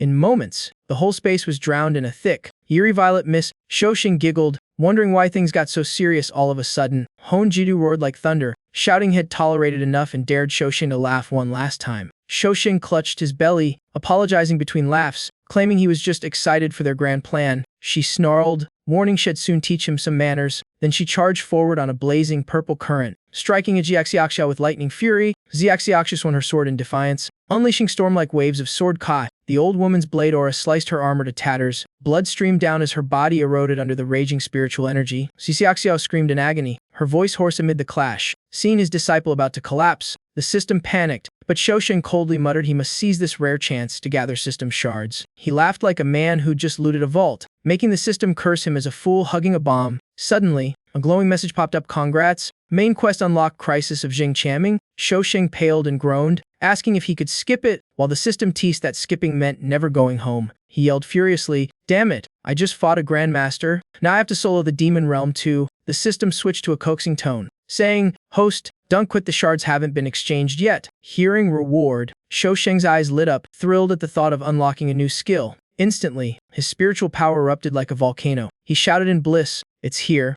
I can feel the terrifying power. The system chimed, congrats, you've advanced from nascent soul stage to nascent soul. His face darkened like a storm cloud. He roared, wait, where's my realm upgrade? Want me to smash you? Huh. The system hurriedly explained it was late-stage nascent soul with new effects. Shoshin frowned at his faintly glowing hand, muttering, what the heck is this? Then Hanjidu stepped up before Xiaoxiao. Eyes cold as frost, she whispered like passing judgment, say your last words, girl. But suddenly, a colossal bolt of lightning struck from the heavens, blasting her away. Dazed, Honjidu screamed, who did that? As the smoke cleared, Xiaoxiao saw Domingzi shielding her and gasped, my heart demon again. She burst into tears, crying, how long will you keep toying with my feelings? Dao Mingzi smiled faintly, voice soft as wind, silly girl, you say that every day. Then he asked, still can't tell what's real and what's illusion? His words sent Xiaoxiao spiraling into memories from 2,000 years ago, when she was still an innocent child. Her father had been accused of treason, sentenced to death by the Grand Chancellor, and their whole clan confiscated. She could only cry, calling for her father helplessly. His hat was torn off, and he was executed before the crowd. She was too young then to understand why a righteous man became a criminal. She only bowed her head, believing he must have done something wrong. Her tears never stopped, and the pain from that day etched itself deep into her heart forever. After that, she fled everywhere, barely surviving on the streets until illness nearly claimed her. Just before dying, passing fortune teller pitied her, saved her, and adopted her. She later learned he was the head of Hangyuan Sect, a famed immortal order. There, she met him, the man who would change her fate when she was but an empty shell. Harsh training kept her alive as she honed her sword, fueled by vengeance. During one mission, their team was ambushed by a massive beast. Xiaoxiao screamed, run, leave me, shielding her comrades, but she was flung away like a kite cut loose. Watching the monster charge with savage eyes, trembling in despair, she thought, so this is the end. She closed her eyes, accepting that her life wasn't worth keeping. Just then, Shoshin's voice yelled nearby, what the hell? System, you want me to solo this thing? Daomingzi stepped out, sword blazing, growling, if this fight drops, no loot. The system's dead. The system cooed, relax, this one's special. Seeing him, Xiaoxiao gasped, are you crazy? Run already. Dao Mingzi ignored her, roaring, 5 thunder formation. A giant bolt smote the beast to ashes. He glanced at her dryly. Idiot, can't even say thanks when saved. From that day, he always shielded her whenever she faltered. He even sold his prized spirit sword to help rebuild Jing Qianming. And whenever she missed home, had scoured the land to find her favorite hometown dish. Now, Xiaoxiao trembled, leaning on her sword, whispering, you, her voice broke, tears welling. Do you really want me to hate you forever? Dao Mingzi stayed cold. Hate later survived first, but their tender moment was being spied on from the bushes. Shoshin froze, muttering, What the hell is even happening? He grabbed the system by the neck, shaking it. Don't tell me this is another Hardman illusion. The system sputtered. No, it's your exclusive clone. It bragged like a salesman. This clone is a 100 copy of your looks with overpowered skill combos. Just use the controller, it's like playing your old games again. Super fun. Shoshin grabbed the controller, eyes sparkling like a kid with a new console. He grinned wickedly, clearly cooking up the craziest idea ever. Sprinting, he threw a shrimp-shaped artifact and shouted, "Ha ha ha! Go big, wipe them out with the Eternal Soul banner." The system screamed, "Wait, don't throw that." Too late, the Dao Mingzi clone caught the banner and spun it stylishly. Hon Jidu went pale, stammering incoherently. The clone raised the soul banner, activating a forbidden grand art. The two clan heads turned ghost-white, preferring rebellion to facing him, as Zhang Liang yelled,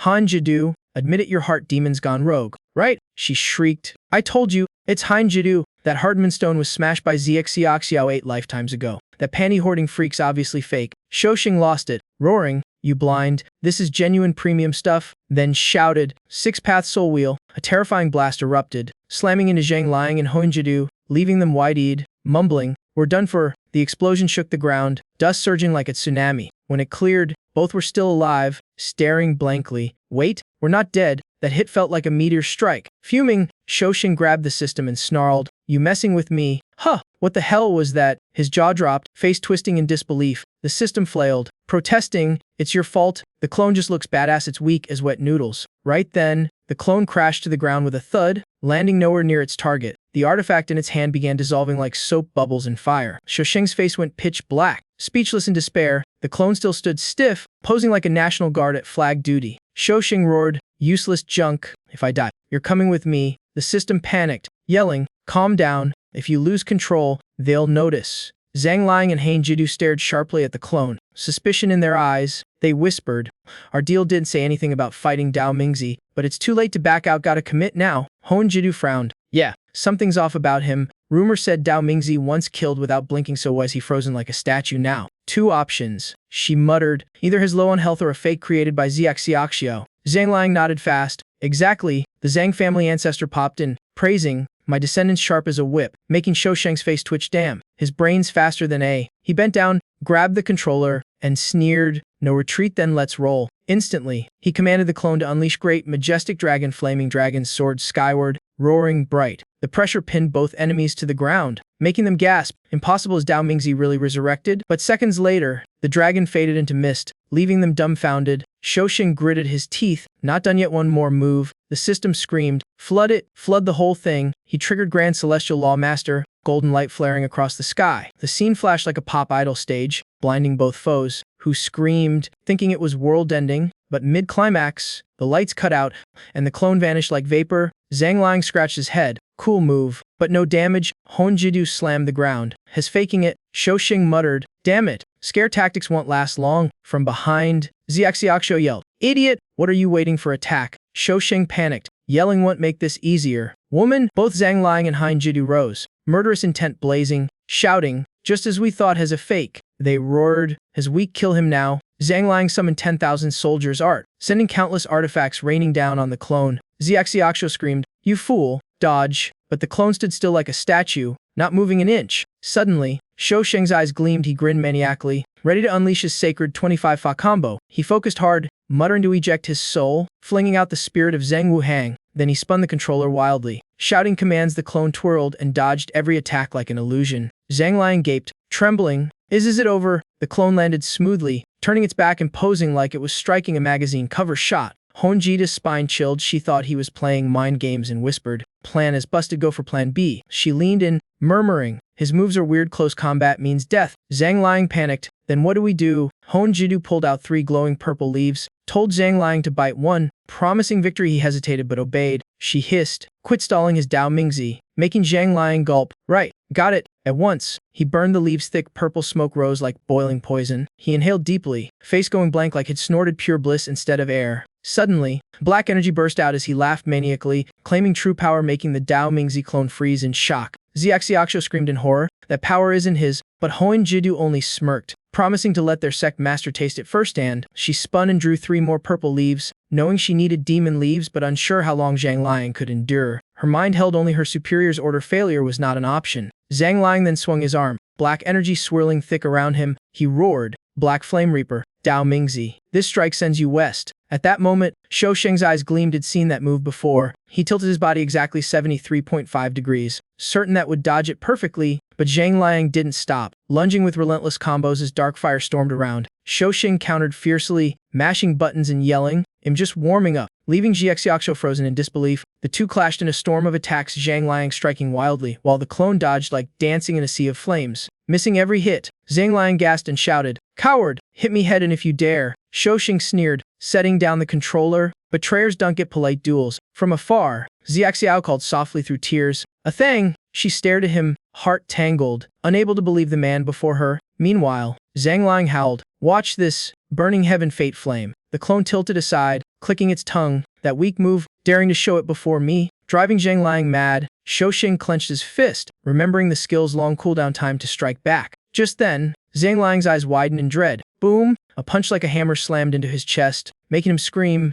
The system pinged critical hit 1 damage. Both froze. 1 point. Shou Sheng nearly exploded, throwing the controller, yelling, "What kind of cursed crit is that?" His teeth ground, face flushed red as fury bowled inside. He bowed his head, gripping the controller tightly, vowing no more mistakes, while Xiaoxiao called weakly from behind, but he kept his eyes on the screen, snapping, "Not now, it's clutch time," as the system muttered, "Huh? Someone's calling you." Suddenly, Xiaoxiao clutched her chest, rasping, "You bastard, finally found you," making Shou Sheng free Xiaoxiao. He gritted his teeth, panicking. Was she here to take revenge? He shouted nervously, "You've got the wrong guy, Sect Master," then realized Zhang San's disguise mask had fallen off. Xiaoxiao's lips trembled, eyes fading blank. She collapsed, and Shou Sheng dashed forward, shouting her name in despair. He dropped the controller, catching her limp body, face pale as ash. She whispered weakly that dying in his hands left her no regrets. Shou Sheng shook her hard, trembling. "Don't say stuff like that, you hear me?" The system scanned and blared, warning, her life force is hitting absolute zero.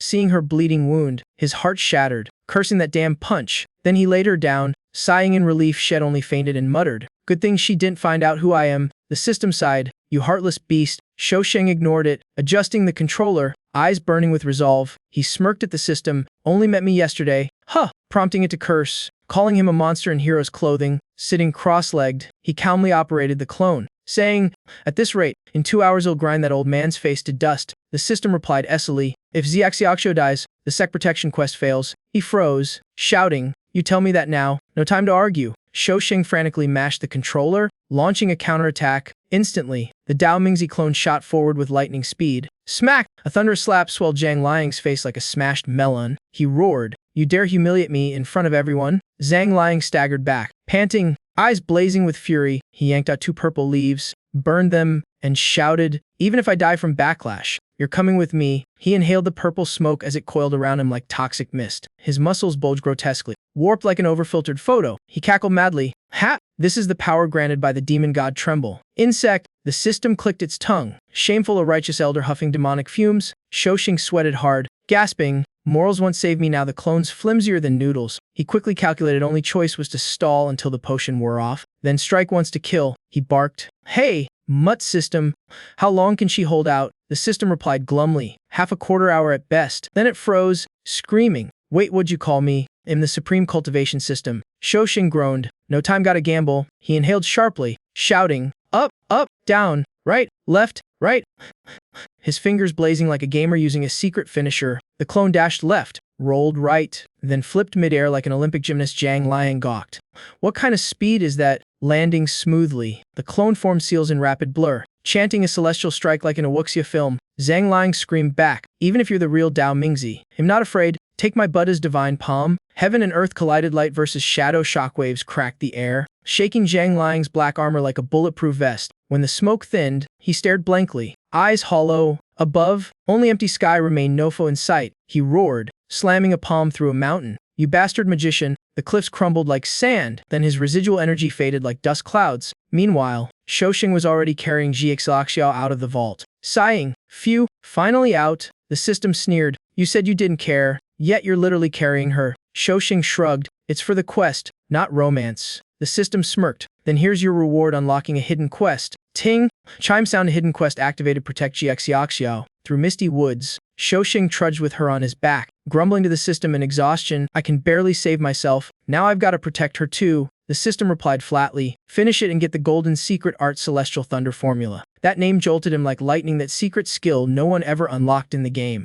You're giving me that? The system chuckled. Hidden quests deserve premium rewards. He fell silent, realizing he was only at nascent soul stage 2 weak without a major technique. The celestial thunder formula might be his only hope to survive. Gently laying Jiaxiaxio down, he steeled himself and drew a deep breath. Then he turned to the system, smirking. I'll trust you this once, lie again and I'll torch your data. The system flashed a peace sign. Didn't lie, just emitted stuff. Suddenly, Jiaxiaxio coughed hard, spitting bright red blood like syrup. Both froze. Horrified, the system smacked his head, yelling, don't just stand there. If she dies, quest failed. Shoshing sweated. I know. Let me think. He examined her wound, muttering gravely, normal healing won't work, only a soul ink golden pill might save her. The system tilted its head, frowning.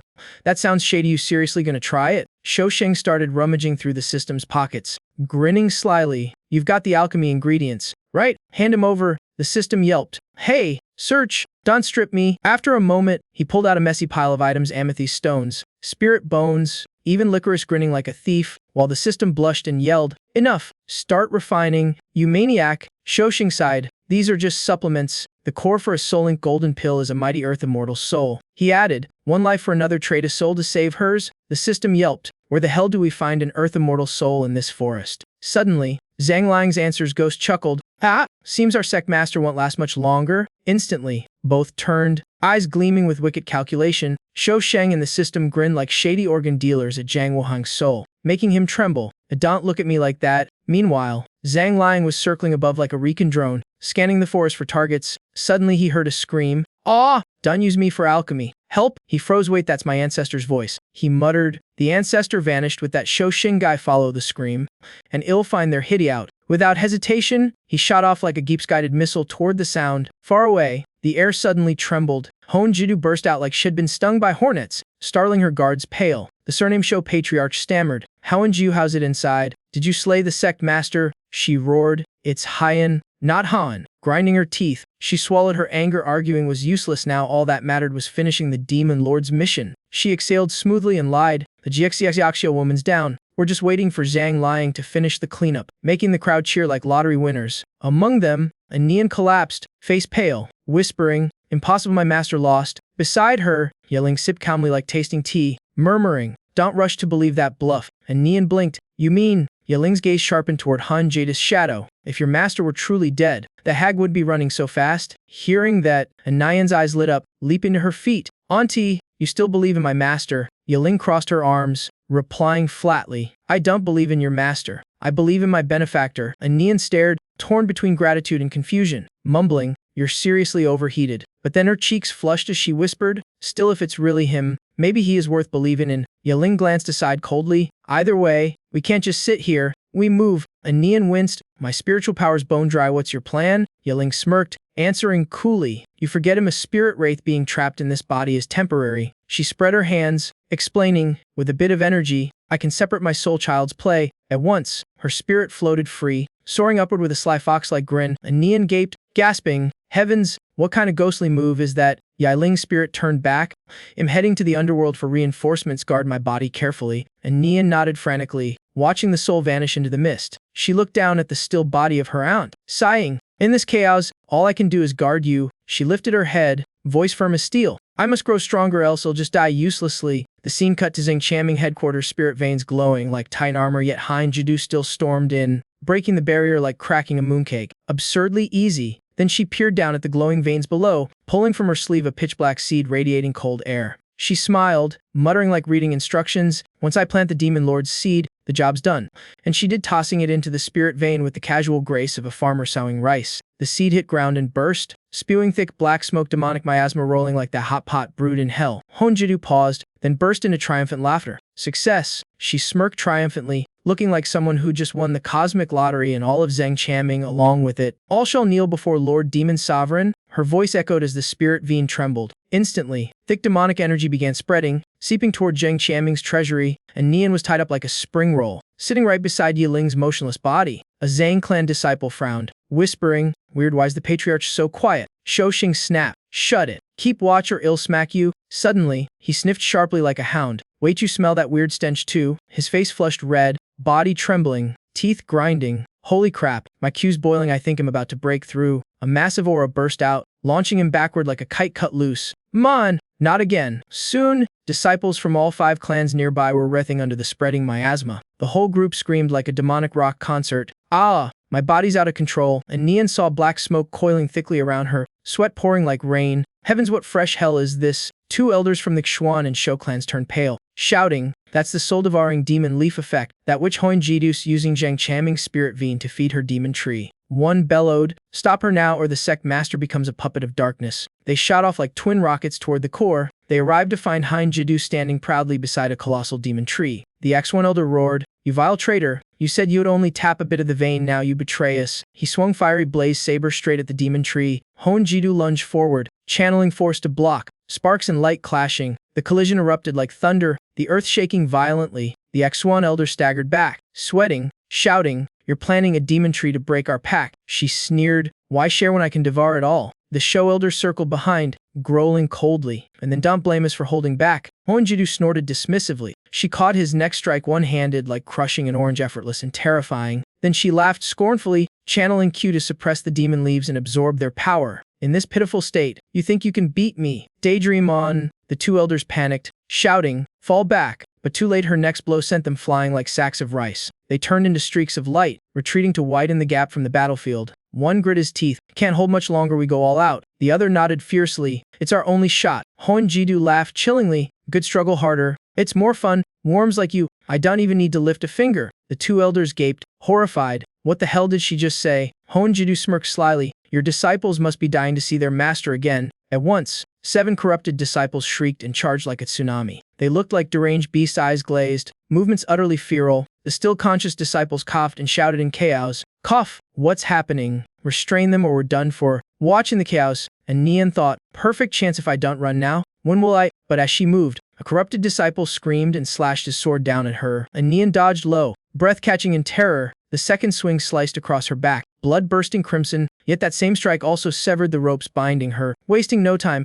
Nian spun and unleashed flowing water sword intent in counterattack. Her blade flashed, piercing her foe's forehead in a blink. He fell backward with a heavy thud, body convulsing before lying still. Chu Nian coughed hard, spitting blood as her face turned ghostly pale. She landed trembling, pain tearing through every inch of her body. The disciples tainted by evil ki turned with blooded eyes, locking on her. Nian gasped, realizing her broken body couldn't possibly match them. She recalled Yiling's words and muttered through gritted teeth, "Protect Shisha's body and wait for reinforcements." She gripped her sword tight like it was her final shred of hope. This was all she could still do. Then Annie held Yiling's body close and swore softly, "I'll protect Chiaming my way." Just then, a thunderous explosion shook the entire forest. Su Xing, fumbling with his cauldron, jumped and muttered, "Huh, who's making trouble again?" Inside, Zhang Yuhang's soul was tossed in like firewood, screaming, "Spare me, I'm too old to make pills." Su Xing sneered, "You'll never know till you try." Only one thought filled his head, this is it, burn it all one last time. He threw every ingredient into the cauldron and slammed the lid shut without hesitation. "Begin alchemy," he roared, and the system chimed,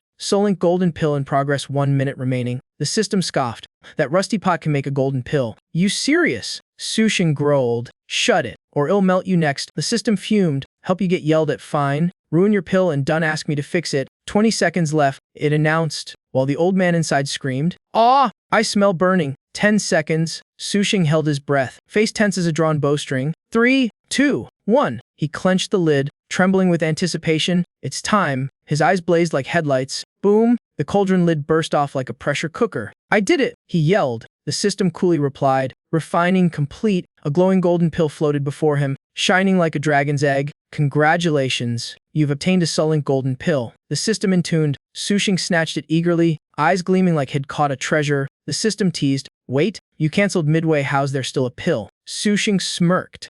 "If I exploited a system bug." "Got it," he muttered, recalling past tries. "Cancel exactly 0.25 seconds before finish, success rate 100, making the system gape. "What?" Opening the cauldron, he chuckled. Even better, didn't waste a single ingredient. Inside, Elder Zhang coughed violently. I almost want to meet my ancestors." Inwardly, he cursed, "Crazy Domingzi, almost turned me into a lollipop. Ill life just to get revenge." Then he switched to flattery. "Congrats, great one, on your golden pill. Guess you don't need this old man anymore." Su Xing only said, "Yeah." He studied the pill, frowning. "Colors odd, hope it can save Xiaoxiao." His smile turned sly.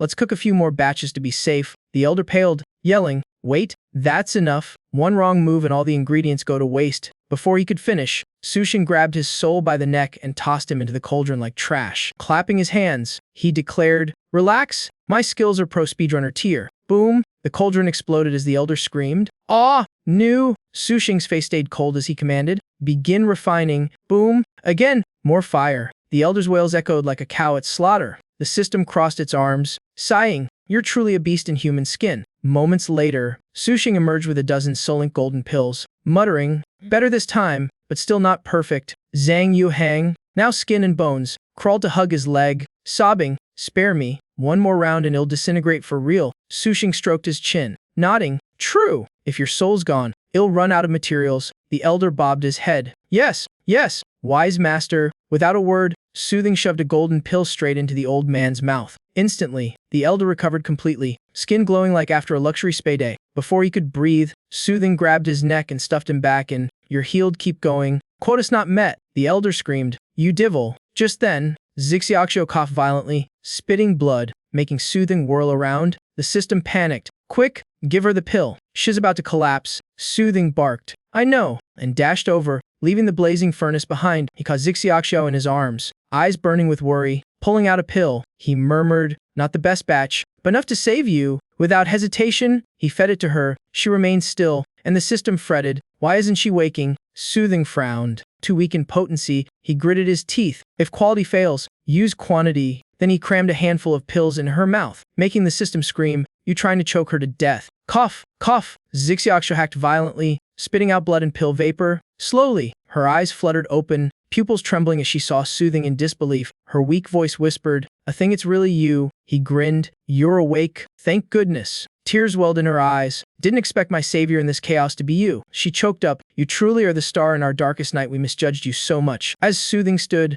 Zixiaxio called after him, voice trembling with both fear and relief, but he merely raised a hand, casually demanding his reward, making the system blush and yell. "Seriously, thinking of loot right now?" Soothing grabbed its collar, roaring, "Another word and it'll peel your shell. Hand over the Nine Heavens Thunder Art now." Reluctantly, the system pulled out the manual, smacking him on the head in frustration. A notification rang out, "Hidden quest complete, Nine Heavens Divine Thunder Art obtained." Soothing laughed madly as golden light engulfed him. A thunderous roar echoed. Zhang Liang screamed, "Soothing, you dare fool me." He charged in rage, vowing to avenge his ancestors with Soothing's blood. Chaos erupted. The cauldron trembled as Elder Zhang's voice shrieked, declaring he wasn't dead yet. At that moment, Zixiaxio clutched her chest, trembling but forcing herself upright. She dashed forward to shield Soothing, warning, "That old man absorbed power from the soul-reaping demon leaf. Don't underestimate him." Soothing only smirked mischievously, making Zixiaxio panic and shout, "What's wrong with you?" Zhang Liang sneered, thinking Soothing had lost his mind. What a mistake. Soothing's lips curled coldly. "Just mastered a divine art, time to test it on you." He stomped down,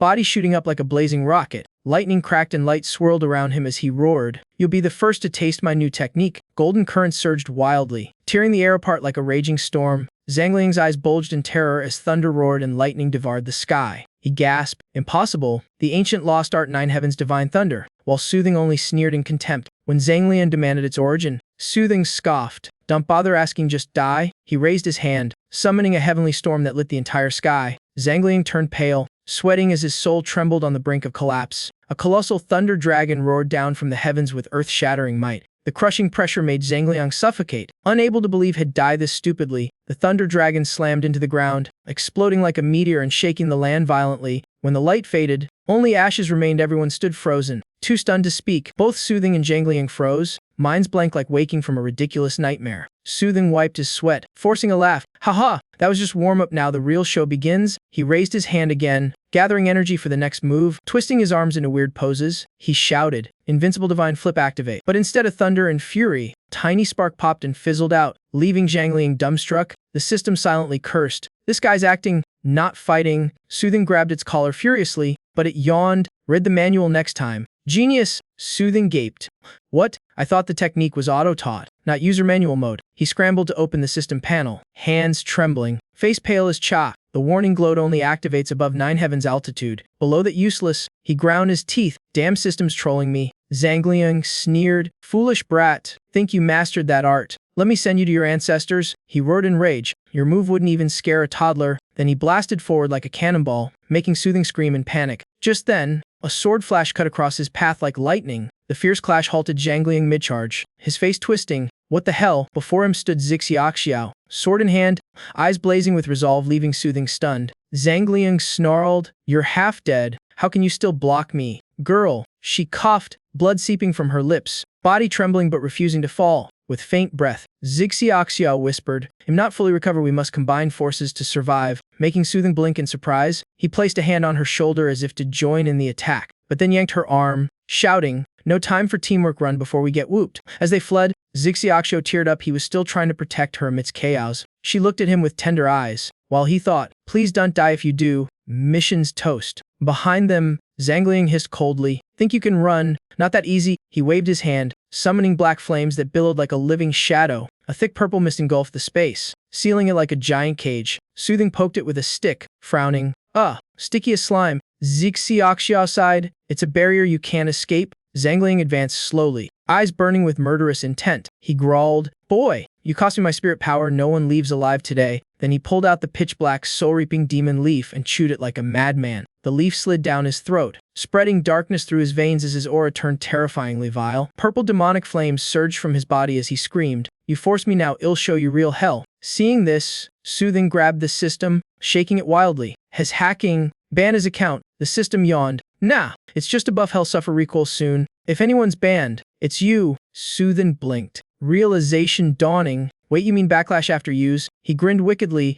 "Hif, so there's hope after all." Then shouted, "Seaxiao, watch him if he pops again." Scream, and bolted. He dove behind a boulder, hiding like a student dodging a surprise quiz. Zhang Liang laughed mockingly. "Haha, that's the man you trust. He ran off and left you," making Zixiaxiao clench her jaw in fury, wiping blood from her lips. She retorted coldly, "The Sect Master's choice isn't yours to judge." Then she gripped her sword tight and yelled, "Soothing, I still believe in you, just this one last time." Zhang Liang snorted disdainfully. "Still stubborn. Fine, I'll send you straight to the underworld," he roared, charging like a rabid beast, while Zixiaxiao gathered her last strength to face him. Their clash exploded violently, cracking the ground and whipping up stormy winds. Amid the chaos, Soothing still hid behind his rock, yelling, "System, open the trade panel. I need a quick buff for this rock." The system's window popped up coldly. "Combat state transactions locked." The Minisystem sneered, "Got a brain? You're in battle and want to shop." Soothing gritted his teeth. "I know, just testing." "Okay," he muttered, fingers flying across the interface, eyes glinting with reckless intent. "If I want to live,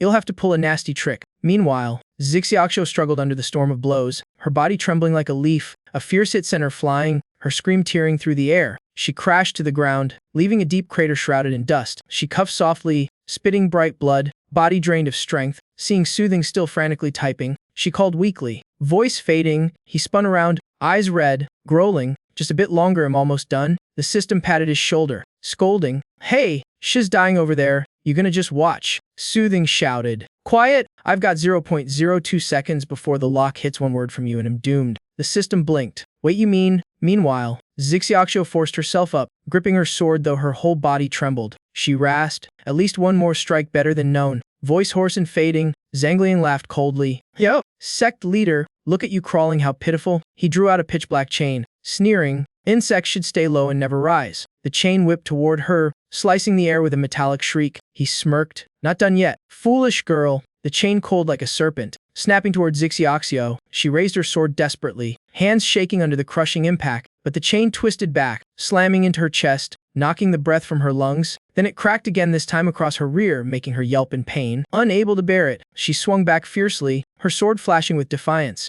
Zhang Liang laughed madly. "This ends now," and unleashed a lethal kick. His foot neared Zixiaxiao, shut her eyes, drenched in sweat, bracing for impact. The kick struck her chest, shaking the ground as dust exploded like a bomb. The system grabbed Soothing's shirt, screaming, "Do something, she's dying." He stammered, "I know, stop distracting me." Zhang Liang cackled insanely. "Ha ha ha, timing is finally mine." Zixiaxiao groaned, trembling violently from the pain. Suddenly Zhang Liang froze, face twisting as if he'd swallowed something wrong. Zixiaxiao blinked in confusion. "What's wrong with you?" He snarled. "Damn it, the demon leaf's power's fading too fast." Voice trembling in fear, he roared, "I'll use the last leaf, then you're all dead." Preparing another desperate move, Soothing shouted, "Now!"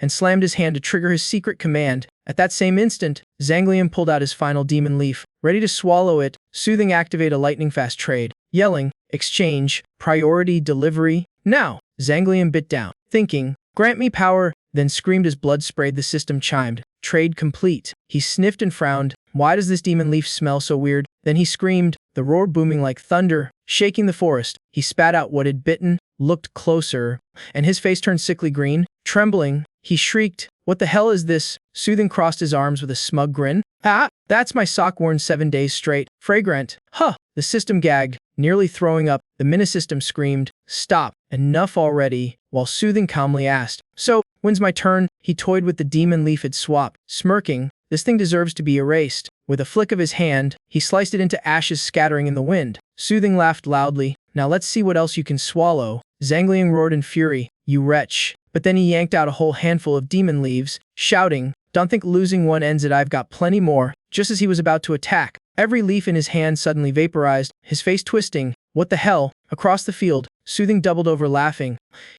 Let's try another trade. The system droned. Transaction complete. The old man's veins bulged. He pulled out more leaves and screamed, you want to steal them all? But they instantly turned into a heap of rancid socks. Soothing juggled the smelly pile, grinning, oops, I cleaned you out, while the system spammed, transaction complete, transaction complete. The mini-system stood frozen, gaping. How the hell did you even do that? Soothing smirked. Old trick, I've used it countless times. He chuckled proudly, as long as the enemy's holding an item. I click at the right frame and snatch it. I've robbed countless NPCs like this. The system blushed red, snapping.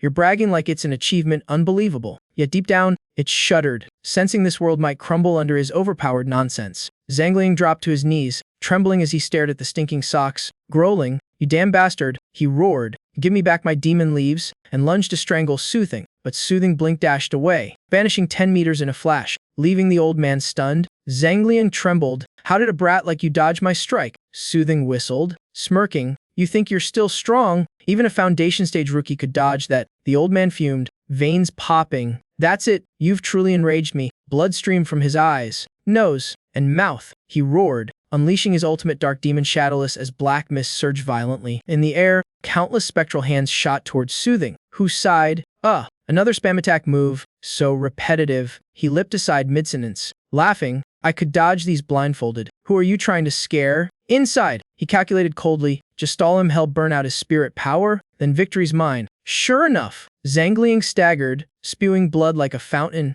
body swaying. Soothing covered his mouth, chuckling. Haha, finally, the old man collapses. Zangliang quivered, voice breaking. To think I, patriarch of the Zhang clan, would be humiliated like this. Eyes blazing red, he shrieked, if I die, am dragging you all with me. Sect master of Qianming, come to the grave. He cast shadowless demon hands straight at Zixiaxio, who trembled, whispering, I've got no strength left. The mini-system panicked, tugging Soothing's sleeve. Don't just stand there, save her. He clenched his jaw. If I rush in, we both die. Besides, her rescue mission's already done. The system screamed, you still talk missions now? She shielded you with her life. Remember? Soothing froze as her words echoed in his mind, if I die in your arms, you'll still be content. At that moment, the memory of the demon leaf's power flashed, and realization struck him. His eyes blazed like lightning had found the key. Without hesitation, he shot forward like an arrow, standing before her with a grin. This time, you owe me big. Seeing him charge, Zixiaxio screamed in panic. A thing! Dunt! A deafening explosion erupted, flames and smoke engulfing everything.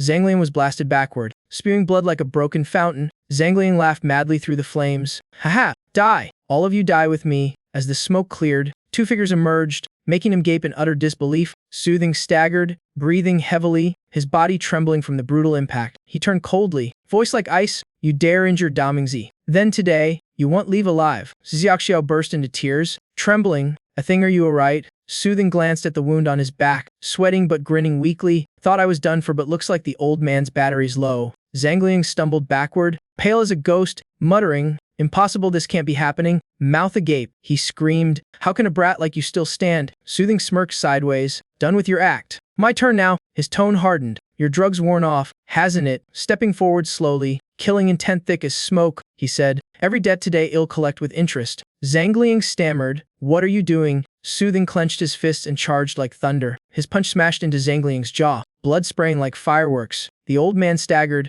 coughing blood, screaming hoarsely, impossible. Soothing roared, eyes blazing red, this one's for my socks. Zangliang's eyes rolled white, socks, and this Soothing slammed another punch. For my outfit you ruined. Teeth flew everywhere. Punch after punch rained down like a storm. Soothing grumbling. Even my hair's a mess because of you. The system side is fighting over laundry now. While Zixiaxio watched in speechless awe, seeing him pummel Zanglian like a training bag, Zixiaxio's eyes sparkled. That's my thing. The system turned away, sighing. Yup, they're hopeless. As Soothing kept swinging, Zanglian rasped weakly, kill me, then collapsed, blood spurting like crushed tomatoes, motionless. Soothing panted, frowning. Stubborn old geezer won't even power off properly. Just then, Zixiaxio cried. A thing! She rushed forward, hugging him tightly as if afraid to lose him again, gazing up at him, voice trembling. You're still strong and still so handsome. Soothing cuffed. Go! Maybe loosen the grip a bit. He glanced at Zhangliang's corpse, thinking, lucky he smashed himself on that demon leaf, pure dumb luck for me. Zixiaxio looked at him with worry, hands trembling. She tugged at his shirt. You're hurt, let me see. He flinched. I'm fine. Don stripped me like a roast duck in public. He sighed, muttering nonsense. If I'm broke, then how do I wait? What am I even saying? She pretended to check, but her eyes lingered. He laughed. You just want to touch? Huh, fine. Go ahead. And took off his shirt, showing shiny abs that made her blush and giggle. Suddenly, the ground rumbled violently, making them both jump. The soul cracked open, chunks collapsing as something clawed its way from below. Soothing's eyes darted around, yelling, what now? An earthquake? Zixiaxio pointed. A thing! Over there! He turned, shouting, what the hell is that? Before them rose a massive twisted tree, its trunk coiling like tentacles. Soothing screamed, holy crap, what kind of cursed tree is that? Zixia's voice turned grave. That's the soul-reaping demon tree, the source of all demonic kwai here. She continued heavily, if we don't stop it, the spirit veins underground will be drained dry, nothing will survive. The entire Tiaming domain will become a wasteland filled with vengeful spirits, and every living being nearby will fall under its control, turned into puppets of the demon tree. Her tone softened, eyes deep. Now I finally understand everything. She gripped his hand tightly, staring in his eyes. You knew of this danger long ago, that's why you stayed away. To suppress rebellion first. Now that peace is restored, we can fight side by side again. Like before. Soothing scratched his head awkwardly. Yeah, sure, totally planned that. Seeing her hopeful face, Soothing wept inside. Heaven help me, I acted too well earlier, how do I back out now? Zixiaxio raised her hand, casting the heaven redirecting technique, urging, come on, it'll take you there now. Before Soothing could protest, she dragged him straight into a spatial rift. He screamed, wait, I didn't sign the consent form yet. Too late, she yanked him in like a fish on a hook, his shrill yelps echoing away. Meanwhile, elsewhere, Anine lay covered in blood, her face pale as wax. She trembled, whispering hoarsely, sorry little lion. Summoning every ounce of strength, she used her sword to push herself upright, as if holding up a collapsing sky. But as soon as she let go, her knees buckled, she collapsed, gasping for air. Before her, the demon-tainted disciples closed in step by step. Anine murmured hopelessly, so even now I still can't save them. She placed a trembling hand on her stomach, eyes blazing with resolve. If it's come to this, smack! She struck her abdomen hard, activating the switch between life and death. Her body began to glow brilliantly. She whispered, I've only this life left to buy a little more time. The light from her body exploded outward, flooding the land. She inhaled deeply and whispered, farewell, master. Farewell, Tiaming Sect. Tears streamed down her cheeks, voice trembling. And goodbye, you jerk. Soothing. But just as she was about to self-detonate, a thunderous voice roared from the void. Don't you dare! Moments later, Zixiaxio crash-landed with Soothing in her arms like a meteor. Dust exploding everywhere. Soothing jumped up, face pale, yelling, you maniac, falling like that. Lucky I'm not scrap metal yet. Zixiao just smiled. A thing, you're so funny, with your strength. What's a little drop? Anine looked up, eyes lighting with joy. Master! Zixiaxio turned, surprised. Anine, that's you. Anine ran to her and hugged tight, sobbing, Master, you really came, while Soothing squirmed. Hey, let me down, I can't breathe. Zixiaxio stroked her hair gently, smiling.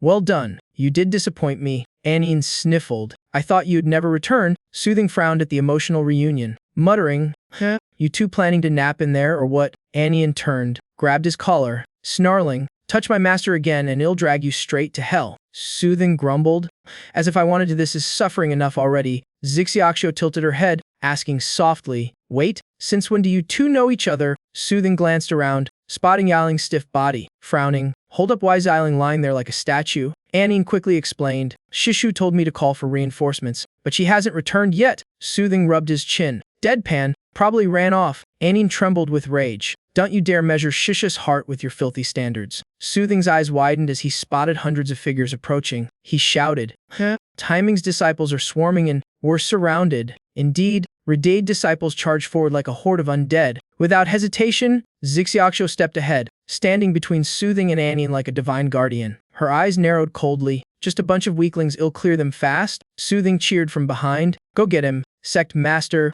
Smash hard. Her gaze turned icy, killing intent rippled through the air. She swung her sword and whispered, 10,000 paths returned to dust. Whoosh, whoosh, whoosh. Thousands of sword auras burst forth, shining like fireworks, piercing through the enemy ranks. The crowd dropped instantly, sprawled across the ground like harvested wheat, none still moving. Soothin blinked, muttering, since when did you learn mercy? Zixiaxio exhaled softly. They are still timing disciples. I just needed to stop them, not kill them. Her tone hardened as she looked up at the giant tree. The real boss is that demon cultivator atop the demon tree. At the summit, Swanjidu chuckled eerily, her voice echoing like a ghost from the abyss. Her plump face emerged from the dark vines, so unsettling that anyone seeing her might just call her Big Sis out of fear. Zixiaxio narrowed her eyes, thinking grimly, if we don't destroy that hag in the tree, Timing's disciples will never be free. She grabbed Shuosheng's hand and yelled, go! Charge together. He sweated buckets. Wait, together as in murder. You didn't ask me first. Before he could finish, she dragged him straight into battle. Slashing wildly, he screamed, hey, stop making decisions for both of us. Zixiaxio shouted, Yiling, take care of the wounded, and Nian nodded firmly. Leave it to me. Shuosheng, still being dragged, yelled, slow down, you trying to snap my spine. Zixiaxio frowned. There are more infected than I thought, and worse, their strength increases after infection. Just then, the Xuan and Shuo clan leaders arrived with troops supposed reinforcements only to attack their own side. Zixiaxio widened her eyes, blocking a strike. Don't tell me those two old men got mind-controlled too. Clang! Clang! Clang! The clash of swords echoed like war drums in a canyon. She gritted her teeth, thinking, if only I could spare them, but mind control's such a pain. Suddenly, Shuosheng shouted, Seiaxiao, behind you. She turned to see old Shuojia lunging like a ghost, eyes glowing red. She cursed, damn it, guess we're doing this the hard way. Before she could strike, Shuosheng charged like a cannonball, punching old Shuo 10 meters away. Zixiaxio beamed, leapt up, and hugged his neck. I knew you'd save me. He blushed. Reflex, that's all. He stiffened, but maybe stop hugging now, the enemy's thicker than a concert crowd. Zixiaxio growled, no choice, will carve a path out. She slapped a talisman on her sword, aura flaring. Shuosheng paled. Wait, you're really using that move? She roared. It's Doherty time. Then a woman's voice rang out, senior sister, still as hot-headed as ever. Both turned sharply, and Nevan gasped. Little martial ant. Yiling appeared like wind, eyes icy. Hold off on your final move. She smirked, voice echoing hauntingly. My reinforcements have arrived. Yiling's lips curved with confidence, as if she held the whole board in her hand. Both sides froze, silence falling except for the whisper of wind through leaves. Seeing Yiling stand alone against the demon-tainted crowd, both Shuosheng and Zixiaxio gawked in awe. Suddenly, Shuosheng grabbed her ankle and yanked hard. He knocked her forehead. Where are those reinforcements? You did say you had some, right? Yiling's face twisted into a nervous grin. Right beneath us. Shuosheng squinted, humming suspiciously. The ground trembled, cracks booming like thunder, throwing all three backward. From below, a giant black hand burst out, claws gleaming with dark energy. Then legions of ghost soldiers howled up like a black tidal wave, shaking the heavens. Shuosheng froze, jaw dropped. Isn't this the fabled 100,000 ghost army? The spectral horde surged like a storm, their dark aura ripping everything apart. Yiling lipped up, hugged Shuosheng's neck, eyes sparkling. See, told you would pull it off this time. He scratched his head. Yeah, kinda works. Zixiaxio saw that, her brow twitching, lips curling in clear irritation, itching to slice something out of spite. Unable to stand it, she dashed in, prying them apart. Shuosheng stunned. Yiling frozen mid-hug. Zixiaxio snapped coldly. Now's not the time for romance, focus on slaying the demon tree. Yiling pouted, mumbling jealously. Zixiaxio heard that, eyes blazing. Who said that? Yiling panicked, waving her hands, babbling denial. Then she inhaled deeply, regaining composure, agreeing they must strike fast before the ghost army fades. At that, Shuosheng exhaled, gaze firm, no turning back now. Both women looked at him in silence. Amid the smoky battlefield, Shuosheng shouted and charged first, with the two women shooting after him like arrows. From afar, and Nian silently watched their figures fade into fire and smoke, eyes filled with both faith and worry. Then her knees buckled, her body limp, collapsing like a fallen leaf in dying wind. Just before losing consciousness, she smiled faintly. Content shed done all she could. Deep inside the dark demon tree, the surrounding aura suddenly turned chaotic. Shuosheng led Zixiaxio and Yiling carefully up the giant trunk toward its peak. Suddenly, a disciple possessed by demonic energy jumped out, blocking their path, freezing Shuosheng in shock. At once, Zixiaxio shouted and unleashed a fierce strike, blasting the enemy away. but another came screaming toward them, making Shuo Sheng sweat. Do they ever stop? Yiling dashed forward, blocked the path, and with a shout and a palm strike, sent the foe flying. Seeing that, warmth filled Shuo Sheng's heart. Those once weak had truly grown strong. Just then, a system voice echoed in his head, detecting a large fragment inside the demon tree. The system cheerfully claimed all they had to do was fell the tree. Sounded easier said than done. But Shuo Sheng pictured his lifelong record of never cutting halfway through any tree, just sighed miserably. At that moment, Xiaoxiao called out that they'd reached the treetop, startling him back to focus. The trio stood atop, gazing around at the swirling darkness below. Then Shuo Sheng's eyes locked onto a familiar face, Huang Jidu, laughing madly to the sky. She screamed that demonic energy would soon engulf the heavens. Unstoppable by anyone, soon, she boasted, the entire realm would belong to the demonic sects. Feeling their gaze,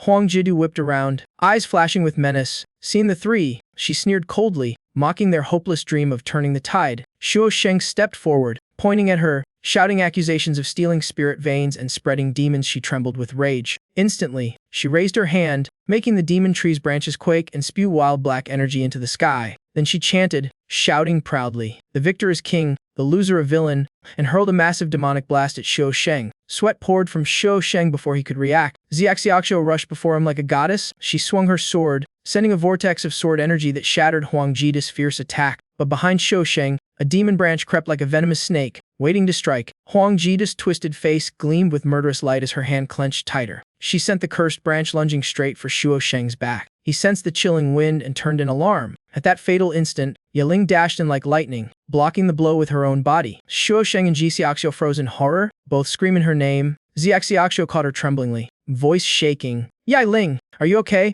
Yiling whispered. "I'm fine." Trembling, she reached out to touch Shuo Sheng's cheek, whispering weakly, "My savior." Xiaoxiao stood stunned, eyes full of turmoil, speechless. Yiling looked up softly. "If I don't make it, will you still remember me?" Shuo Sheng gripped her hand tightly, voice breaking. "Don't say that it'll save you. I swear." But Yiling only shook her head with a sad smile. "Too late, I already know." Closing her eyes, she murmured, "It's just one thing I wish to ask. Will you answer me?" Shuo Sheng nodded, while Xiaoxiao burst into tears beside them. Yiling forced out broken words, "In your heart, benefactor, is there a place for me?" Shuo Sheng answered lowly, "Do you even need to ask? Of course there is forever." Yiling's face lit up with a faint smile. "Then finish what you were saying," making Shuo Sheng pause. Sensing trouble, he quickly turned her around, eyes sharp and wary, while Yiling blinked in confusion. Without a word, Shuo Sheng drew a demon branch and thrust it toward her back. When he saw her unharmed, he froze. Yiling sweating, realizing he'd only been checking for corruption. The system mocked, "Idiot, did you forget? I just gave her a divine protection artifact." Shuo Sheng's face darkened. Furious, he tugged Yiling's cheeks and yelled he'd punish her if she joked like that again. She panicked, crying for mercy, but then she coughed violently, blood spilling as her body trembled and fell limp. Shuo Sheng and Xiaoxiao caught her, pale with panic. Yiling gasped, "I can't fight anymore." She gave a weak smile. "That fat hag's yours now," making both Shuo Sheng and Xiaoxiao reply in unison.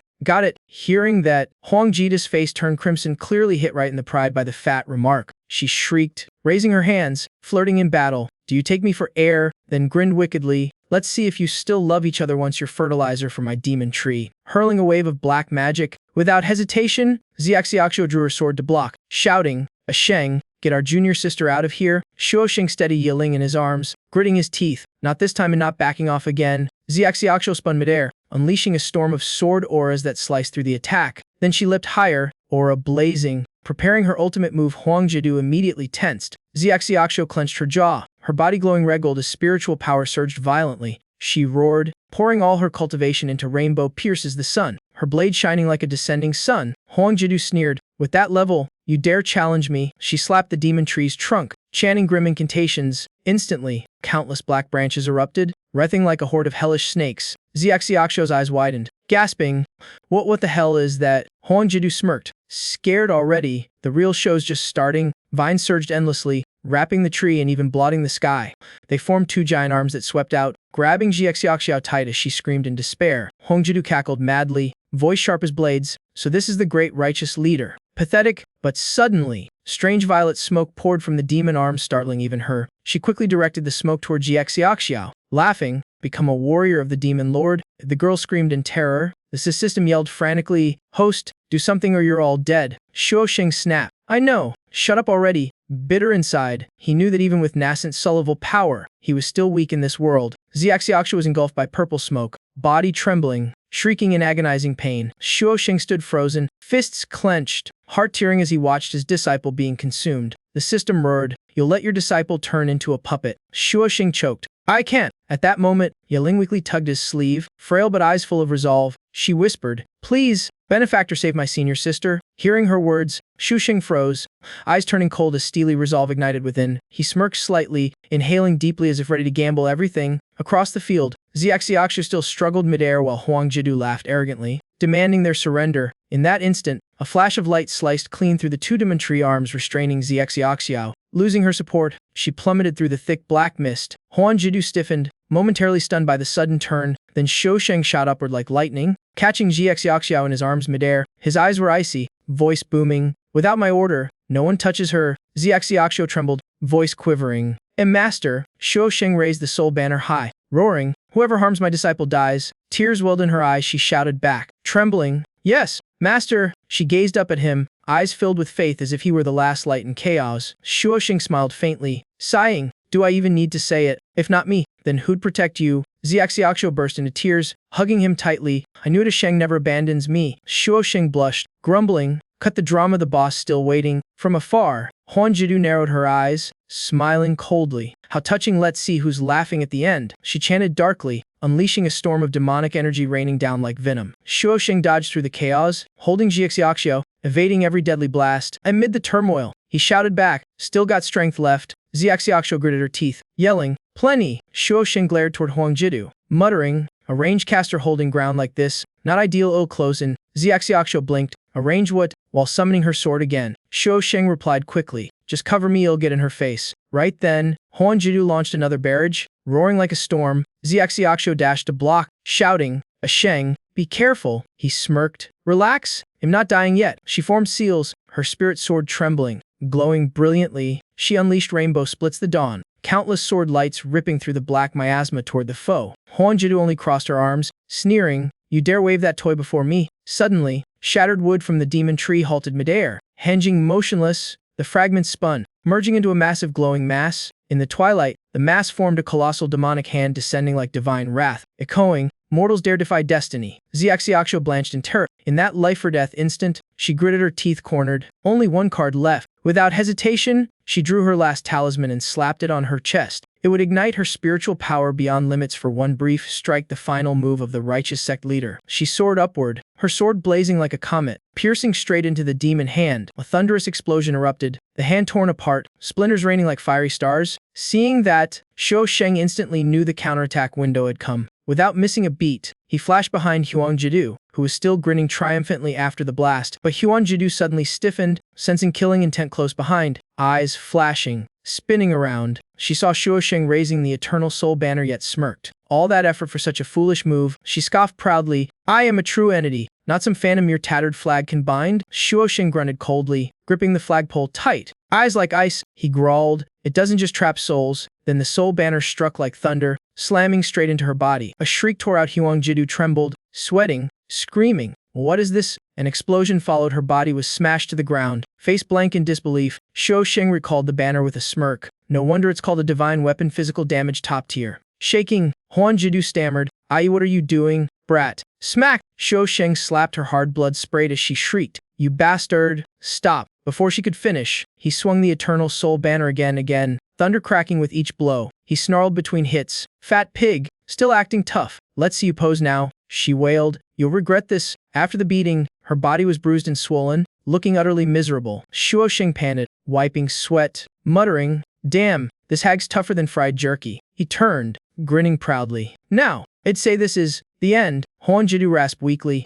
"No, the demon lord's plan won't end here." She slammed her hand onto the demon tree, chanting, ground quaking as massive branches rose like giant serpents. Yeling screamed, "Benefactor, behind you." Shuoxing waved dismissively, "No need. I know how epic my finish looks. She's got no new tricks." But before he could finish, a colossal shadow loomed behind him, rumbling the sky. He turned pale, stammering, "Oh crap, don't tell me it's real." Before him, Huang Jidu had merged completely with the demon tree, now a monstrous giant shaking heaven and earth. Shuoxing gawked, trembling, "Sweet heavens, what kind of freak is that?" Yeling replied gravely, "Benefactor, she's fully fused with the demon tree." Shuoxing reeled, You confused with trees now? He mumbled. Is this the mythical Planthaman hybrid? The system bonked him. Focus, idiot! Huan Jidu perched on the giant's shoulder, cackling. Ha! You think you can defeat me now? She bellowed proudly. I've received the demon lord's power. This body is unmatched and immortal. Shuo Sheng just sneered. Fine. Be a tree, just don't cry when cows start munching on you. Huan Jidu's face purpled with rage. You fool. You know nothing, she boasted. The demon lord's blessing is supreme honor. The giant's movement shook the entire world. From all directions, black demonic energy poured into the giant like toxic rivers. Huang Jidu laughed madly. This power can erase the world itself. And the price? Just a little demonic essence each day. She moaned, looking disturbingly ecstatic. Shuo Sheng roared. For God's sake, you're openly using forbidden drugs? Yaling blinked. Forbidden what now? Huan Jidu raved. Such glorious strength, join me. Together we'll ascend to the higher realm. The giant slammed its arm down with a thunderous boom. Shuo Sheng dodged, yelling,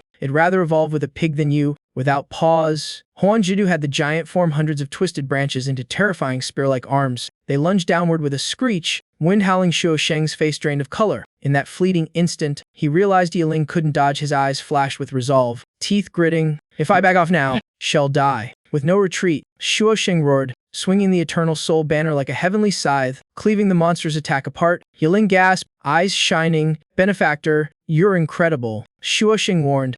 Don't celebrate yet, she's not done. Sure enough, Huang Jidu sneered darkly. Congratulations. You guessed right. She cast a spell, forming the divine wood prison. Countless branches rose, merging into a colossal cage that swallowed Shuo Sheng whole. Her laughter boomed. Enjoy the demon lord's ultimate blessing. Fool. From the cage, thick purple-black miasma spewed like poisonous smoke, flooding the sky. Shuo Sheng pinched his nose, grimacing. Ooh, smells worse than dead leeches. Yaling backed away, her face burning red. Outside, Xiaxiaxio gritted her teeth, drew her final talisman, whispering, This is everything I've got. She shouted. Rainbow pierces the sun amplified. Her sword blazed, slashing through the cage, scattering the black miasma. The demonic mist evaporated like fog under sunlight. Shuo Sheng and Yaling stared wide-eyed in disbelief. Xiaxiaxio staggered, legs trembling, panting. That's all I can do. Shuo Sheng rushed to catch her, worried. Xiaxiao. She smiled weakly. Sheng, the rest is up to you. His lips quivered, voice stuck in his throat. Across from them, Huan Jidu screeched, You wretch, always ruining my work. Shuo Sheng turned back, heavy-hearted. So it's just me against this now? Suddenly,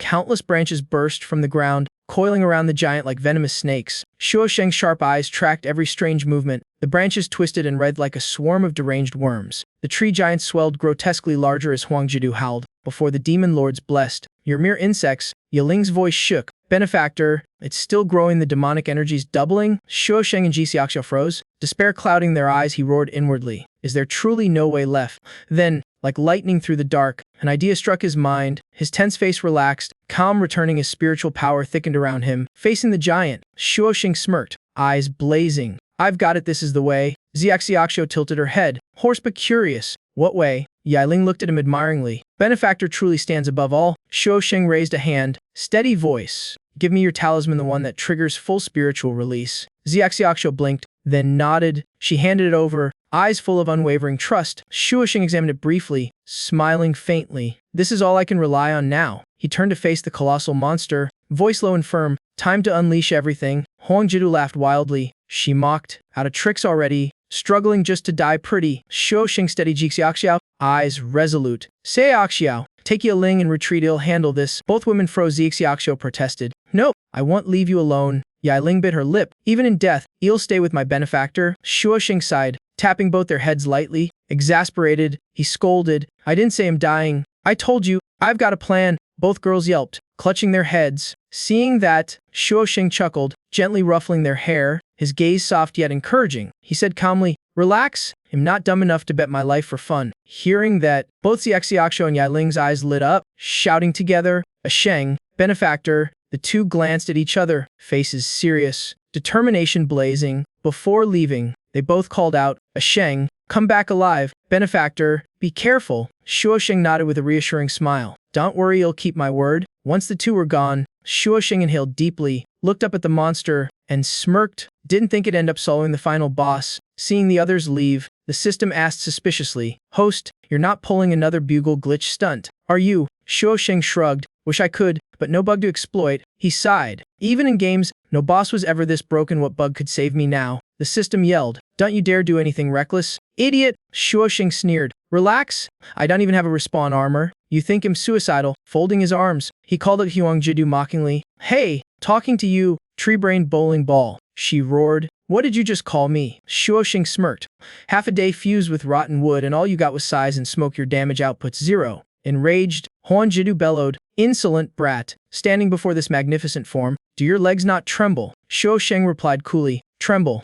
At that oversized pressure cooker? Don't flatter yourself. He even waved a hand like teasing a dog, making Huang Jidu's face purple as she hissed. You'll die today. Worm, she screamed. Black energy surging. Behold the true demon tree. The tree shook violently, its body swelling sky-high like a giant awakening after millennia. From afar, Yiling and Jixiaxio stared wide. Why is it getting bigger? Did something happen to a Sheng? Meanwhile, Shuoxing's smile turned sharp, eyes glinting with calculation. He taunted, Ha! Isn't that the over pig again? Looks like it skipped 3 meals. Want me to toss you some spoiled porridge? Huang Jidu roared, enraged, commanding the tree to expand even more, shaking the land itself. Survivors in the distance panicked, shouting, what the hell is that? We're doomed. Shuoxing's face grew serious. He murmured, just a little more, reach the limit. Thunder boomed as the demon tree kept growing, now massive enough to blot out the entire sky. Huang Jidu laughed maniacally. See, insects, in this world, only the biggest survive. The colossal tree moved, each stump cracked the earth. Poison fumes erupting like tidal waves. Beneath the miasma, Shuoxing coughed violently, throat burning purple,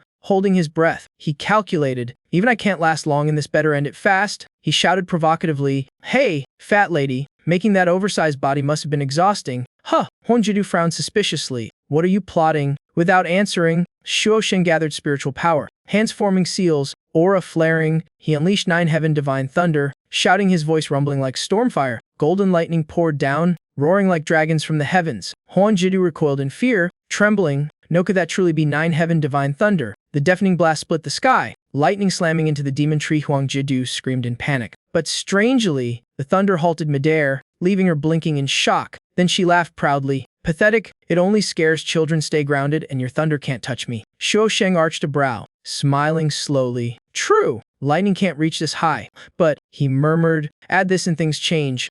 He slammed a talisman into the ground and vanished like a blur. In a flash, he appeared beside the massive trunk, pressing the talisman onto the demon's body like a strike. Then he formed seals again, his aura erupting, shouting, amplify the curse. The demon tree shuddered violently, towering into the clouds. Yiling watches pale-faced, asking softly if their benefactors in danger. Jixiaxio calmly says, trust your senior sister. At that moment, Shuoxing keeps pouring power, roaring hoarsely as he forces more strength out. Seeing the strange scene, Huang Jidu just snorts, eyes glinting with suspicion. She senses the matree's energy surge and laughs in delight. Her power is growing again. Smirking, she mocks him, saying he must have read the spell wrong, gifting her the advantage. Shuoxing only smiles faintly, murmuring, exactly as I planned. He explains slowly, thunder is heaven. Man is life. If you can't reach the storm, it'll raise you to it. Huang Jidu's face drains as she trembles, asking if he's serious. Meanwhile, a colossal lightning bolt gathers, ready to strike the matree's crown. Panicking, Huang Jidu commands the matree to duck, hoping to dodge the blow.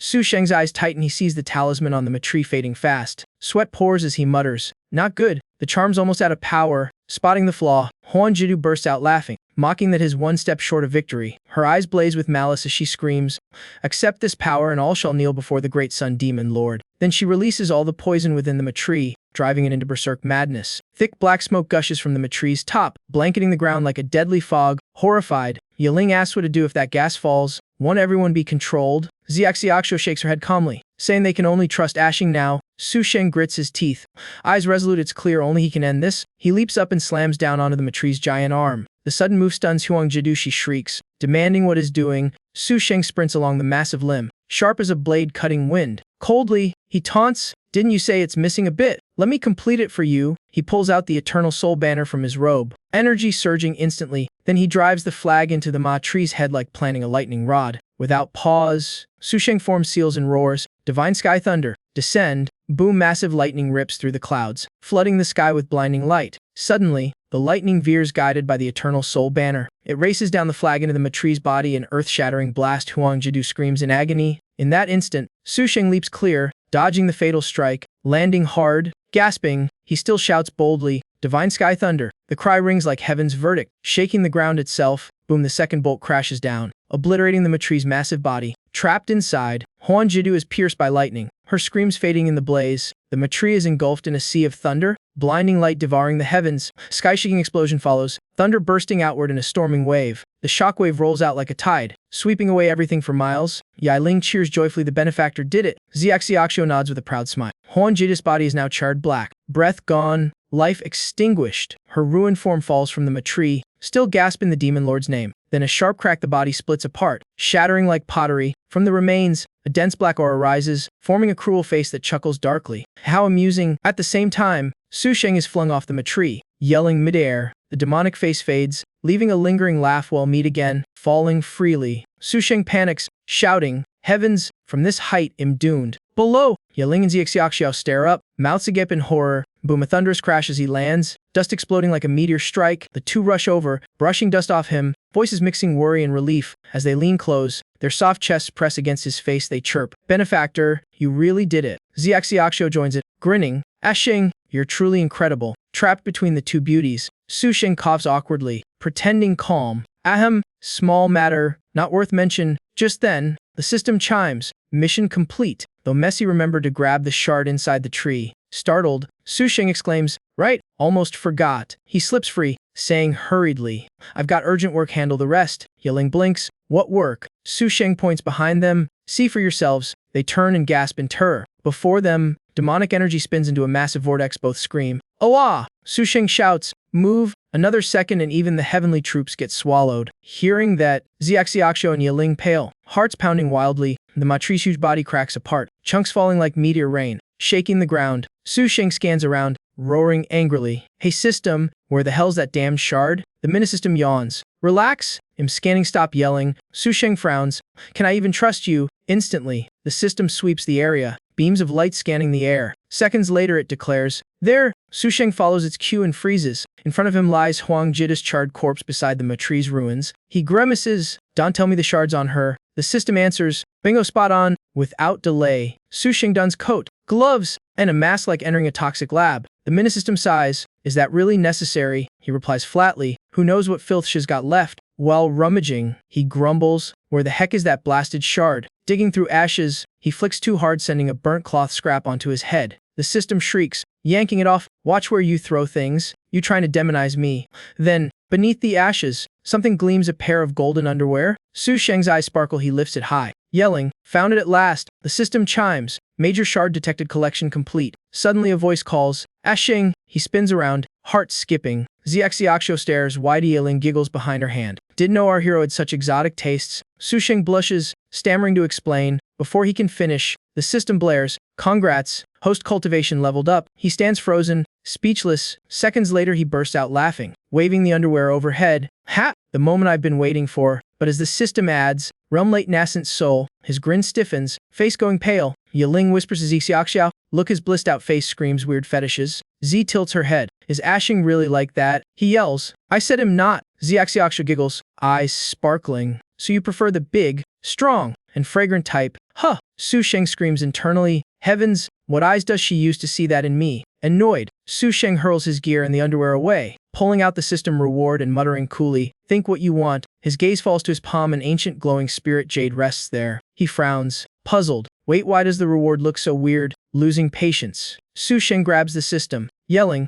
"That massive shard, and all I get is this rock." The system replies calmly, "Relax, the real prize comes after the show." Suddenly the screen flashes gold text, "Congrats, host fate formation unlocked. Hidden reward activated, half divine weapon, wood god staff." Su Sheng's eyes bulge, he almost faints from shock and excitement. Then his eyes beam like headlights, a divine weapon. Finally, the system's being generous. "With this, it'll rule the world." But behind him comes a thunk. The so-called divine weapon just dropped to the ground. Turning around, he freezes. It's just a shriveled dead twig, utterly undivine. The minisystem grins proudly. "See, I put my heart into this one." Su Sheng examines the stick closely. Without a word, he lifts it and bonks the system on the head, shouting, "Divine weapon, my foot, you gave me firewood." The system yelps in pain. A huge bump swells on its head as it whines. "Just a technical glitch." Su Sheng snarls, "This kind of glitch is only good for roasting potatoes." Suddenly the system turns serious. Wait, him sensing something. Su Sheng stiffens. "What is it?" It blurts out, "Coordinates of the next shard, an extremely important clue." Su Sheng grabs it and shakes like a blender, growling, "Then what are you waiting for? Spit it out." The system groans, "Stop shaking." I'm about to puke data. When released, it points weakly ahead, that way but the road's perilous for thousands of miles. Unfortunately, that direction leads straight to the place Su Sheng hates most. Trouble is brewing. Days later, in the demon realm, amid toxic mist, a figure in black hides behind a cold wall, silently observing. He grunts, voice cold as bloodstained steel. His sharp gaze hardens as he murmurs, "Has the demon clan fallen this far?" That man is Lai Tiyuan. Thick black fog spreads as the demon tree king rises from the ground, expanding its poison domain. In demon realm's Shangjiao, countless demons are infected, their bodies twisting in agony. Corpses litter the streets, faint groans mingling with the apocalyptic ruin. A scrawny demon snatches a demonic leaf and shoves it into his mouth like a dying man finding water. After swallowing, he trembles, face twisting into crazed ecstasy, addicted to the deadly flavor. He grabs for more, but a hand slams down, gripping his wrist and roaring, "Wanna die? Those leaves are mine." At once, other demons rush in, one shouting, "Mine!" Another yelling, "I saw it first." Chaos erupts. They tear into each other like starving beasts, blood and screams blending into madness. From hiding, Lai Tiyuan watches, fists clenched, voice bitter, the demon clan how pitifully degraded. Suddenly, he senses a strange aura, someone's eyes are on him. Without hesitation, he spins and darts into a deep, shadowed alley. In a fog-covered courtyard, his footsteps echo slow and steady like a drum beat. Lai Tiyuan halts and says coldly, "You've been tailing me, show yourself." Instantly, 3 dark figures flash down like lightning, weapons slicing through the air. Each wields a blade blazing cold light, their ferocity forming a deadly encirclement, yet Lai Tiyuan only smirks disdainfully. "So, you can still sniff prey out, impressive." The 3 assassins roar, charging together. "Kill her. Retrieve the demon lord's relic." Instantly, Lai Tiyuan's blade flashes, its cold light slicing like lightning. In a blink, she shatters their encirclement and darts away, muttering coolly, "Seems I can't stay here any longer." Once free, she glances at the ring in her hand, eyes deep as night, whispering, "The chance still remains." Behind her, the 3 killers collapse, blood gushing like rivers across the midnight earth. Meanwhile, hearing the system mark the next shard's location, Su Sheng gapes, face frozen stiff. The system asks smugly, "Well, satisfied?" Su Sheng rubs his chin, clearly uneasy, thinking of Lai Tiyuan's shadowy figure. Sweat beads on his brow. Maybe this can wait a bit. Just then, a familiar call rings out behind him, benefactor, startling him to turn. Before him stands Yiling, the bound traitors behind her. She says sternly, "They're captured. How will you deal with them?" Su Sheng glances at Xiaoxiao and replies calmly, "They're from your sect, it's better you decide." Z hesitates, words dying on her lips. She answers gravely, "Xingqian Sect was Master's lifelong devotion. He saved us from ruin. Its fate should be his to decide." Hearing that, Su Sheng clenches his teeth, sighing inwardly. Being in charge of a sect, nothing but pressure. He exhales, thinking, "Forget it. Deal with the traitors first." As he approaches, the traitors tremble, sweating rivers, kneeling and begging, "We were controlled by Huang Jidu. Spare us. We were forced." Su Sheng folds his arms, smirking coldly. "Good to admit fault, but next time, I won't be so kind." Terrified, they flee into the woods. Yiling frowns, whispering, "Benefactor, why let them go so easily?" He grins, "Patience, I've got my way." Meanwhile, the traitors gasp for breath as they sprint through the thick forest. Suddenly, a familiar silhouette blocks their path. They freeze in horror. Su Sheng stands with arms crossed, smirking wickedly. "Well, fancy meeting again, gentlemen." They shiver as if struck by lightning. His gaze turns icy, voice hissing, "Remember this face next time." Each one turns pale, knees buckling, sweat pouring nonstop. Boom, a thunderous explosion shakes the forest, flames lighting the night sky. Moments later, Su Sheng stands amid corpses, dusting off his hands and nodding. Traitors deserve no mercy, better to end it clean. Suddenly, Yiling rushes up and hugs him tightly, cooing, "Our benefactor is so heroic." Xiaoxiao nearby darkens with jealousy, but then her eyes flash. She's noticed something strange. She shouts, "Everyone look, that demon tree." The others whirl around in alarm. Xiaoxiao trembles. Right there, something's emerging from its trunk. Indeed, rumbling erupts among the roots, followed by a gazer shooting skyward. Droplets shimmer like pearls, leaving Xiaoxiao speechless in awe. Then she exclaims in shock, "That's a spirit spring vein." True enough, the spirit spring vein gushes endlessly, silvery spiritual liquid spreading pure energy through the land. Staring, Su Sheng frowns in confusion. "Spirit spring vein? Huh!" Xiaoxiao explains, "This was Xingqian Sect's core spirit vein, drained by the demon tree until pure essence condensed into liquid." Yiling cheers, "So disaster turned to fortune. We not only purged the traitors but strengthened our foundation." Xiaoxiao nods in agreement. Yiling nudges Su Sheng admiringly. "Benefactor, you planned even this." Su Sheng freezes, forcing a crooked smile. Yiling affirms, "You pretended to retreat so the traitors would expose themselves, right?" He chuckles awkwardly, faking a wise look. Hearing that, Xiaoxiao presses her lips together, her gaze soft and full of unspoken feeling. She bows slightly, whispering sincerely, "Ashing, I'm sorry." Nearby, King Yan turns in surprise. Xiaxiaxio continues gently. I once thought you only caused trouble, but now I see every act had reason. Su Sheng laughs bitterly inside, thinking,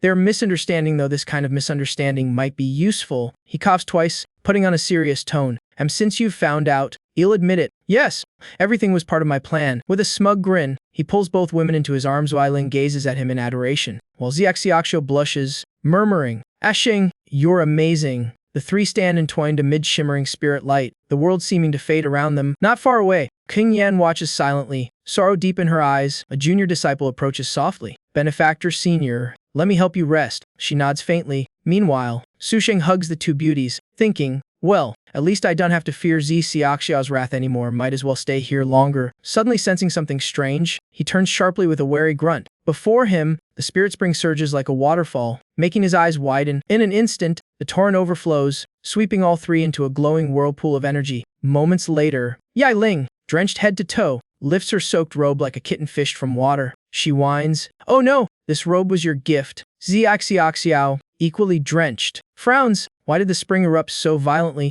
Could the energy have built up underground? Watching them, Su Sheng remarks calmly, I must admit one thing, this eruption is truly impressive, he says, glancing at the soaked beauties. His nose instantly bleeds. After bathing, Xiaxiax feels her wounds vanish, her skin glowing and aura stabilized. She exclaims, this energy's miraculous, my injuries are healed. Ye Ling cheers, my cultivation just rose a level. Su Sheng gapes, blurting in disbelief. Scooping some liquid, he mutters, why don't I feel any effect at all? Ye Ling giggles slyly, maybe you just haven't found the right absorption method. She adds playfully, why not build a small spring here? We could cultivate together, so convenient. Su Sheng and Xiaxiaxio both freeze, eyes wide in shock. Su Sheng scratches his nose awkwardly, stammering, that might be inappropriate, men and women, you know. Ye Ling laughs, waving teasingly, oh please, benefactor, stop pretending to be so proper. Flustered, Su Sheng insists, I mean no harm, I just don't want you too ambushed. I'd stay close only to protect you. Honest. Meanwhile, at the women's spring, three girls soak leisurely in the warm, sparkling water. Ye Ling giggles, senior sister, I think your chest's even bigger now. Xiaxiao blushes, don't talk nonsense, and your skin's softer than snow. Ye Ling laughs louder, lunging to hug her, let me check if it really got bigger. Zi squeals, stop fooling around. King Yan, standing nearby, glances down at herself, murmuring, mine's not that small either. Over at the men's spring, Su Sheng overhears everything, face crimson, the water around him bubbling furiously as he silently curses his luck. Grinding his teeth, he mutters bitterly, damn it, I thought we'd be together, but we're still split up. The Minisystem sneered, teasing that its host was a lecher. Stu Thing snapped back, saying he was just seduced, not perverted. He scratched his head in doubt. Wasn't place supposed to brim with spiritual energy? It felt no different from normal air. The system coolly replied he was simply unfit for cultivation. Duller than a log, Stu Thing turned purple with rage, claiming his genius was wasted on a junk system. Still, he had to admit his current strength was pitifully weak. Deciding to test the aura, Stu Thang took a deep breath to cultivate, only for the system to shout, hey, what are you doing? Just then, a random fly appeared, buzzing near his ear. It landed right on his nose, humming like it was mocking him. Annoyed, Stu Thang waved it away, growling,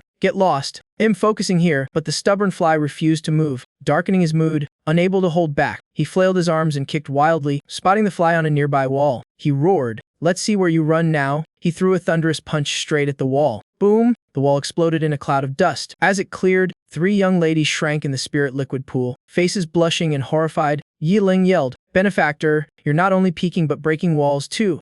While Xiaxiaxio blushed furiously at Ethan's boldness, Stu Thang had a full view this time. His nosebleed gushed like a fountain, covering his eyes. He stammered, no, seriously, it was an accident. Do you believe me? Meanwhile, the real culprit, the fly, buzzed away unharmed. Stu Thang, holding his nose and forcing a grin, said, told you, the wall was weak, it just fell apart. Seeing the girl's expressions, cold sweat ran down his back. Clearly, they didn't buy a single word. The Minisystem pouted mockingly, saying its host finally showed his pervy nature. Stu Thang blushed and barked, shut up, you disaster. He then crouched to pick up wood scraps, hammering them back onto the hole while muttering, just a small crack. It'll fix it. Meanwhile, Yilung's eyes gleamed slyly as a mischievous smile curled her lips. Without warning, she dove underwater, leaving ripples behind. Xiaxiaxio blinked, asking, what trick are you pulling now? Yiling resurfaced and whispered, shut, just watch, senior sister. Xiaxiax froze, clueless about what her sister was planning. Suddenly, Yolung burst from the pool, sending water splashing everywhere. In one swift motion, she flung a wave of spirit liquid straight at Stu Thang, splashed off guard. His body stiffened and his face twisted in shock. He spun around and shouted, "Who dares ambush me?" But as his eyes focused, he hesitated, suspicion flickering. Before him stood Yileng and Decisive, both looking half guilty, half playful. Stu Thang growled, "So it was you two messing with me."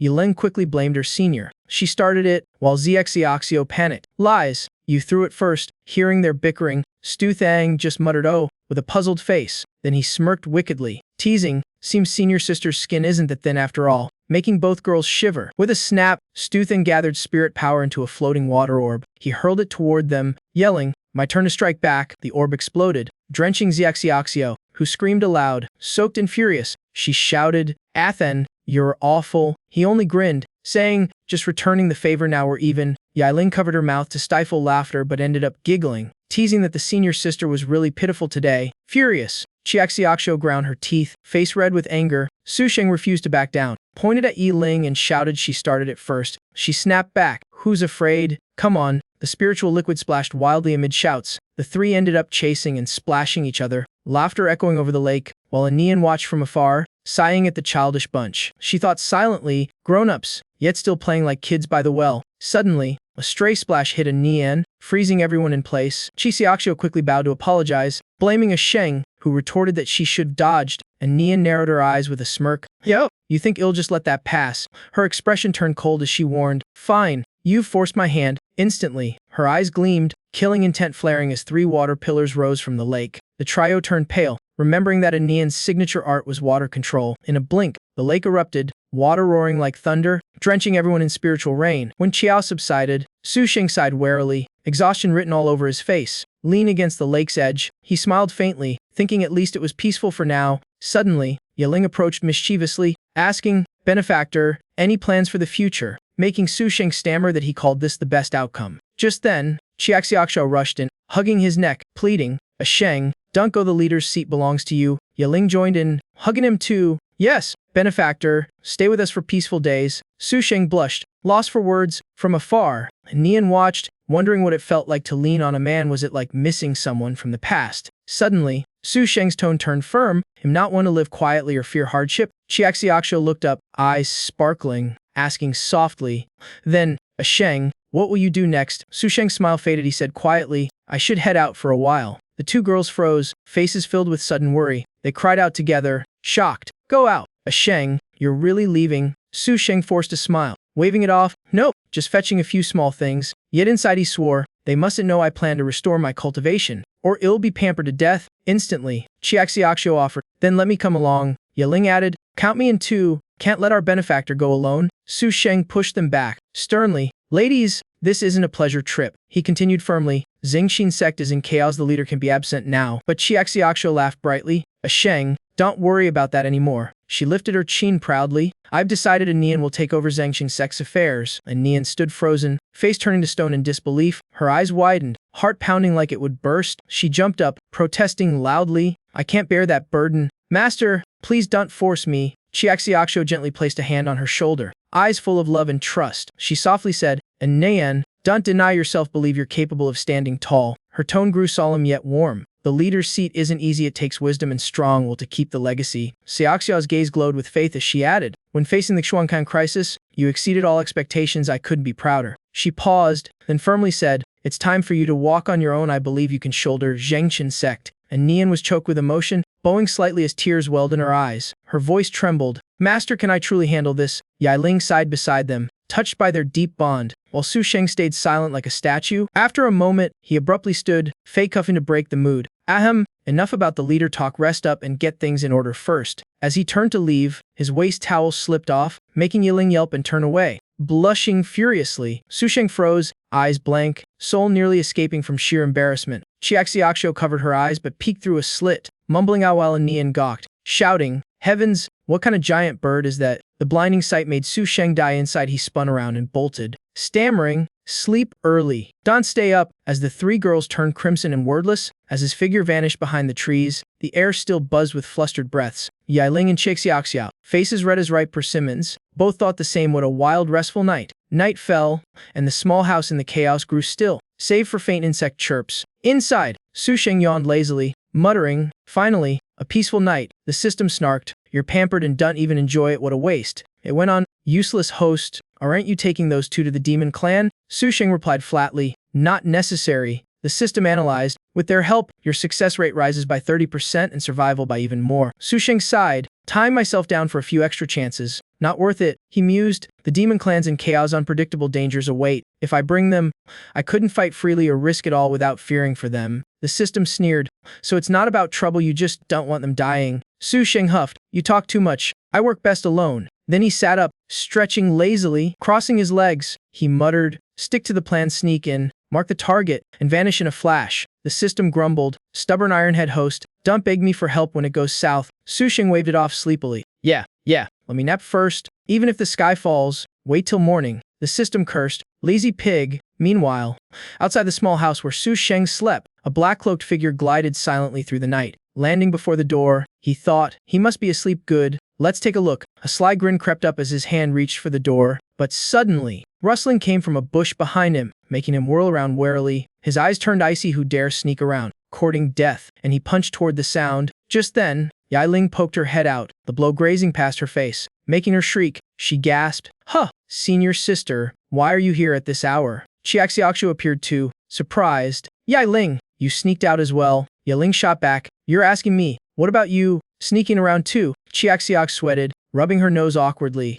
I just heard something and came to check for intruders. Yiling squinted teasingly. Really? I just saw you about to open his door. Xiaxiaxu panicked, stammering, I just worried someone broke into a Sheng's room. Yiling stepped forward calmly. Then let me go check for you. Just as her hand touched the latch, Xiaxiaxu grabbed her wrist to stop her. She blurted, wait, I should go in too. Putting on a serious face, she whispered, if there really is an intruder, 2 checking are safer than 1. Yiling sighed inwardly, thinking, if senior sister were honest, the sky would fall, then nodded helplessly. Fine, let's both go. The 2 tiptoed inside, whispering. Xiaxiaxu warned, step lightly, and Yiling nodded. Got it, am careful. The hinges creaked as the wooden door slowly opened into thick darkness. They peeked in dim shadows everywhere. Xiaxiao asked softly, where's a Sheng? Yiling frowned, senior sister. Use sound transmission, you'll wake him. Xiaxiaxu clamped her mouth, mumbling, slip of the tongue. She crept closer to the bed, groped around, and muttered, huh, what's this? Yiling whispered, senior sister, what did you touch? Xiaxiaxu replied, probably a Sheng's leg. Without thinking, she quietly climbed onto the bed.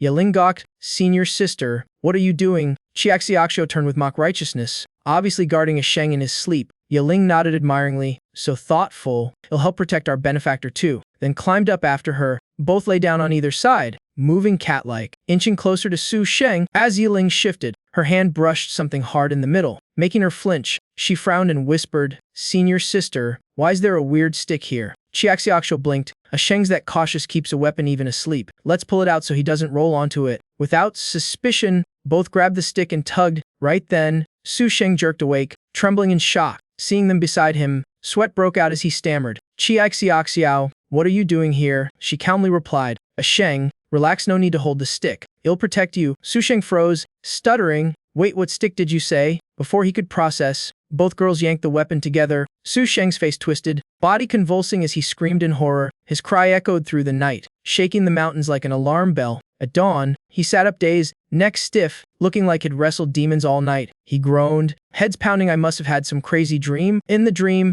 Xiaxiaxu kept walking me with a stick and Yiling was there too. It felt so real. The dream was so vivid, he wondered, did exhaustion make me hallucinate? He called out, hey, you mutt system, anything weird last night? The system snapped, mutt your head, am not your babysitter. As they bickered, the door opened. Xiaxiaxu entered calmly as if nothing happened. She smiled sweetly, morning, a Sheng. Yiling followed, cheerful, good morning, benefactor. Su Sheng squinted suspiciously. Did you 2 come to my room last night? The question made both break into cold sweat, faces stiff and eyes darting. Then in perfect sync they replied, of course not, you must have dreamed it. Yes, benefactor, we slept early. Su Sheng sighed in relief, convincing himself, guess I was just too tired. The 2 exhaled together, relieved to have escaped their crime, thinking, that was close, almost caught red-handed. Xiaxiaxu still felt guilty, silently apologizing, a Sheng, sorry I might have hit you once. Please forgive me. A while later, Su Sheng spoke seriously. Today I must depart. A Nyan still inexperienced, please help stabilize Zhengqian Sect in my absence. Hearing that, both froze. Xiaxiaxu smiled reassuringly. Don't worry, a Sheng,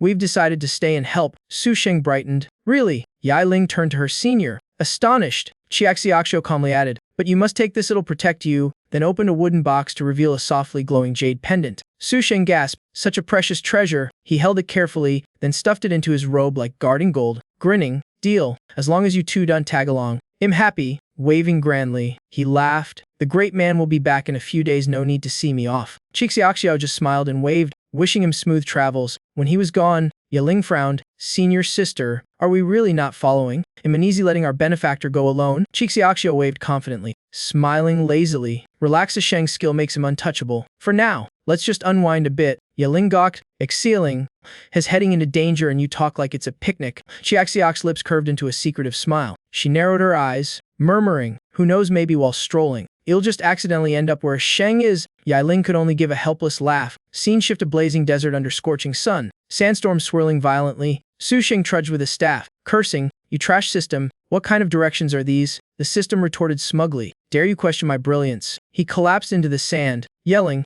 I'm not questioning, I'm verifying you, then slumped weakly, groaning, you led me to a rock-eating wasteland. I'm about to cough blood here. Lifting his head, he froze. A ruined ancient city loomed ahead, half buried in sand. Could this be the divine ruined city? But then he roared, I said demon realm, not a pile of broken bricks. The system coolly replied, bit shabby, sure, but still demon realm territory. Su Sheng fell silent. He pondered, someone was supposed to guard this place. How could the demon realm decay so? A chill thought crossed him. Did some cataclysm strike here? He slowly stood, brushing off sand, eyes sharpening. He muttered, let's check inside, I must learn what happened. The system shrugged, navigation only. Buddy, as he stepped through the gate, a desolate, eerie sight unfolded, collapsed homes, shattered walls, air thick with the scent of death like a massacre just ended. Su Sheng scanned the ruins, sighing, truly a land of the dead. Suddenly, he spotted two demon clan beings huddled ahead, wrinkled, hollow-eyed, barely breathing. The system muttered, hey, fishbrain, those two look like they crawled out of hellfire. Su Sheng nodded. Yeah, something's definitely wrong. Even starving demons wouldn't look that drained. It's like their life force has been sucked dry. His eyes darkened, suspicion rising. Could it be demon leaf corruption? Studying them closely, he murmured, yes, the demon clan here are heavily tainted by demon leaf. If that person were still around, this wouldn't have happened. Suddenly, rapid footsteps approached, urgent and uneven. Su Sheng frowned, turning. What's that sound? Blur shot past him too fast to react. He squinted after it, puzzled. Who was that, a woman?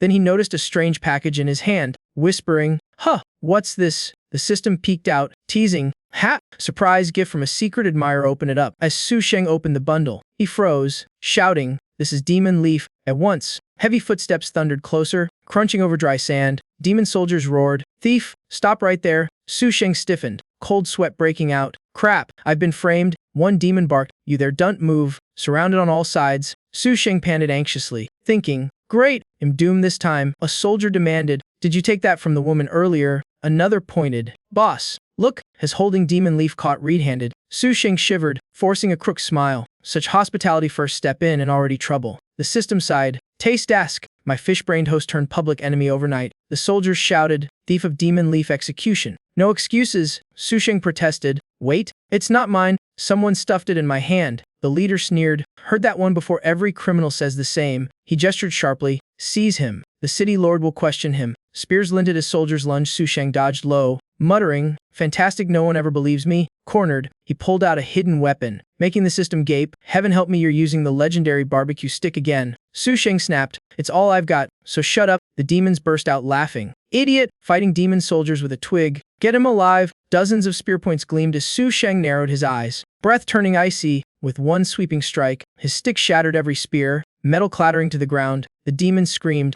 By the abyss is a monster. That stick's a divine artifact. Su Sheng glanced at the staff and smirked. Didn't expect this trash to be so blessed. Then he dashed forward like a storm, shouting teasingly, warm-up time, punching bags. The demons paled. Thud, thud, thud. 3 heavy blows thundered through the air. 3 demons were smashed bloodily to the ground before they could scream. The remaining 3 trembled. One stammered, hit him from behind. The others nodded in panic. All 3 lunged from the rear, spears thrusting desperately, but Su Sheng spun. Stick whirling, every weapon broke, and 2 demons were flung aside like leaves, leaving the last one frozen in terror. Su Sheng strode forward slowly, killing intent pouring out, making the demon quake uncontrollably. Unable to look back, he turned and bolted, kicking up clouds of dust, but in a blink, Su Sheng appeared behind him, eyes glacial, sealing his fate. Thwack! The divine stick smashed down, blood spraying as the demon's eyes bulged. His soul was knocked loose, scattering into the dark void. Some time later, inside a ruined house within the desolate city, a black-cloaked woman panted heavily, exhausted and tensied. She rasped, "Sorry, anyone meeting me today is just unlucky." Su Sheng's cold voice came from behind. Unlucky indeed. She spun, startled, seeing his blade-sharp gaze. She stayed silent. Su Sheng demanded, "Who are you?" Before he finished, she stomped and shot forward like an arrow. He blinked. What the first sight, and she's already attacking. She hurled two throwing blades, golden flashes slicing through air. Wind whistled past as Su Sheng ducked and slid aside neatly. The woman hissed, "Damn it!" He dodged. She drew a short dagger, its icy gleam chilling. Su Sheng snorted coldly, unfazed, darting in like lightning, forcing her back half a step. She bared clawed fingers, eyes blazing, growling, "Don't you dare touch me." Before she finished, she lunged like a tiger, but Su Sheng smoothly sidestepped. Lightning fast, he caught her swinging arm. At the same moment, he struck her shoulder lightly, freezing her body in place. She cried out in pain, her short blades spinning away and clattering to the ground. Su Sheng seized the chance, pinning her down, voice firm and low. "All right, can we talk calmly now?" The woman struggled, teeth gritted. "Let me go." "Who are you?" Su Sheng smirked. "That's my line, actually." She looked away, silent. Finally, she shouted hoarsely, "I didn't mean it. Those soldiers were after me. I just wanted to escape." Then, blushing, she glanced up, voice small. Could you get off me first?" Su Sheng froze, sweating, suddenly realizing their awkward pose and left speechless. Beneath him, the woman blushed furiously, voiding his gaze. Flustered like a shy maiden, he scratched his head awkwardly, forcing a laugh. Sorry, wasn't on purpose." He stood quickly, regaining composure, and asked gravely, "What happened here? Why is the demon realm in ruins?" At that, the woman stiffened as if struck in a wound. She grabbed his shoulders, trembling. "Who did you just mention?" "Someone familiar with the demon lord. Have you met him before?" Su Sheng rubbed his cheek awkwardly.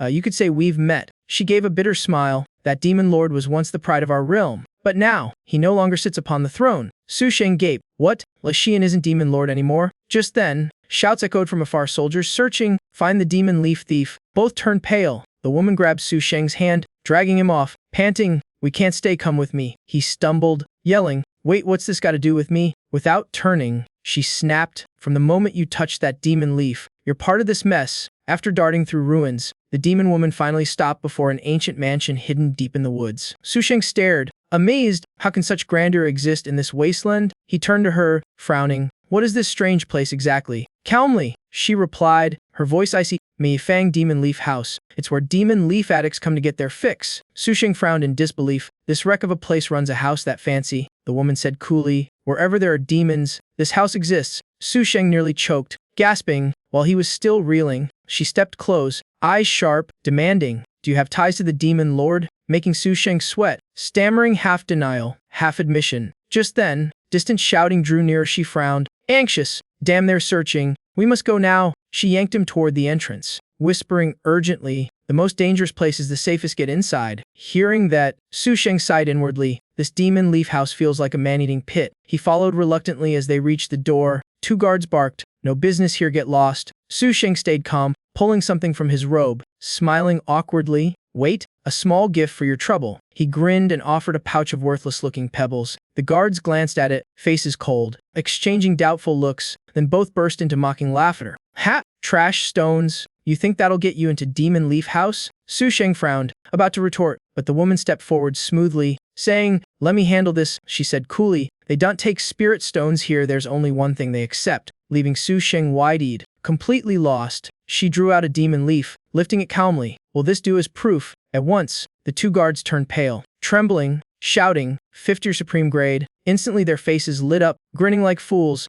hands rubbing together as if meeting a god of wealth. Forgetting all decorum, both dropped to their knees, stammering, "Forgive us, my lady, we didn't recognize you." Su Sheng stood dumbfounded, unable to grasp how one leaf could terrify people so much. As she strode ahead, the woman said coldly, "Here, gold and silver are trash. Demon leaf is true currency." Her face dimmed as she added, "Now only demon leaf holds any value in the demon lands." Su Sheng frowned, blurting, "Who made such a twisted rule?" The Minisystem snapped, "Don't ask me, your disciple did." At that name, Su Sheng's spine went cold, remembering being hunted by Lai Xian. He muttered, "Some disciple, never again." The Minisystem warned, "Energy readings show spiritual force. You're fading fast." Su Sheng blinked. "It's depleting." He quickly asked, "Then what about the soul fragment? Still stable?" The system replied lazily, "Yep, still got a signal hasn't blinked out." Hearing that, Su Sheng exhaled, relieved that it wasn't lost completely, but as he relaxed, the system yelled, "Hey, host, spirit power's dying out and you don't care." Su Sheng shrugged, "If it's gone, it's gone." Turning away, he muttered, "Maybe it's that broken-hearted one's fault again." Furious, the system fumed smoke, screaming, "I thought you'd matured, but you're still a heartless oaf." Su Sheng waved it off and stepped inside only to be blinded by dazzling light. The air was thick with white smoke, drifting from demons lazily exhaling demon leaf fumes. Bodies sprawled everywhere, eyes half closed, limbs limp like dried fish. Minds lost, Su Sheng covered his nose, muttering, "What a lunatic den of addicts." The demon woman walked straight to the counter. Calm and collected, she laid a demon leaf slice down, saying lightly, "Premium room, please." The clerk instantly bowed with a servile grin. Soon after, the two were settled in a well-prepared chamber. Seeing her weaving hand seals, Su Sheng asked curiously, "What are you doing?" She replied softly, "Setting a soundproof barrier." Su Sheng nodded. "Ah, fancy trick." Once all was set, he spoke gravely, "Now it's safe, tell me the truth. What's really going on here?" His gaze sharpened, staring her down. "Who are you, really?" Slowly, the woman removed her hood, revealing a clear, striking face. "I'm Lin Xiaoxiu," she said quietly, "former captain of the Demon Lord's guards." Su Sheng's eyes widened. "The chief guard of Li Xian." He frowned deeper, demanding, "Where is the Demon Lord now? Why has the demon clan fallen so low?" At his words, Lin Xiaoxiu trembled, sorrow glimmering in her eyes. Her tone sank. "It all began with a demon tree, an ancient one no one paid mind to.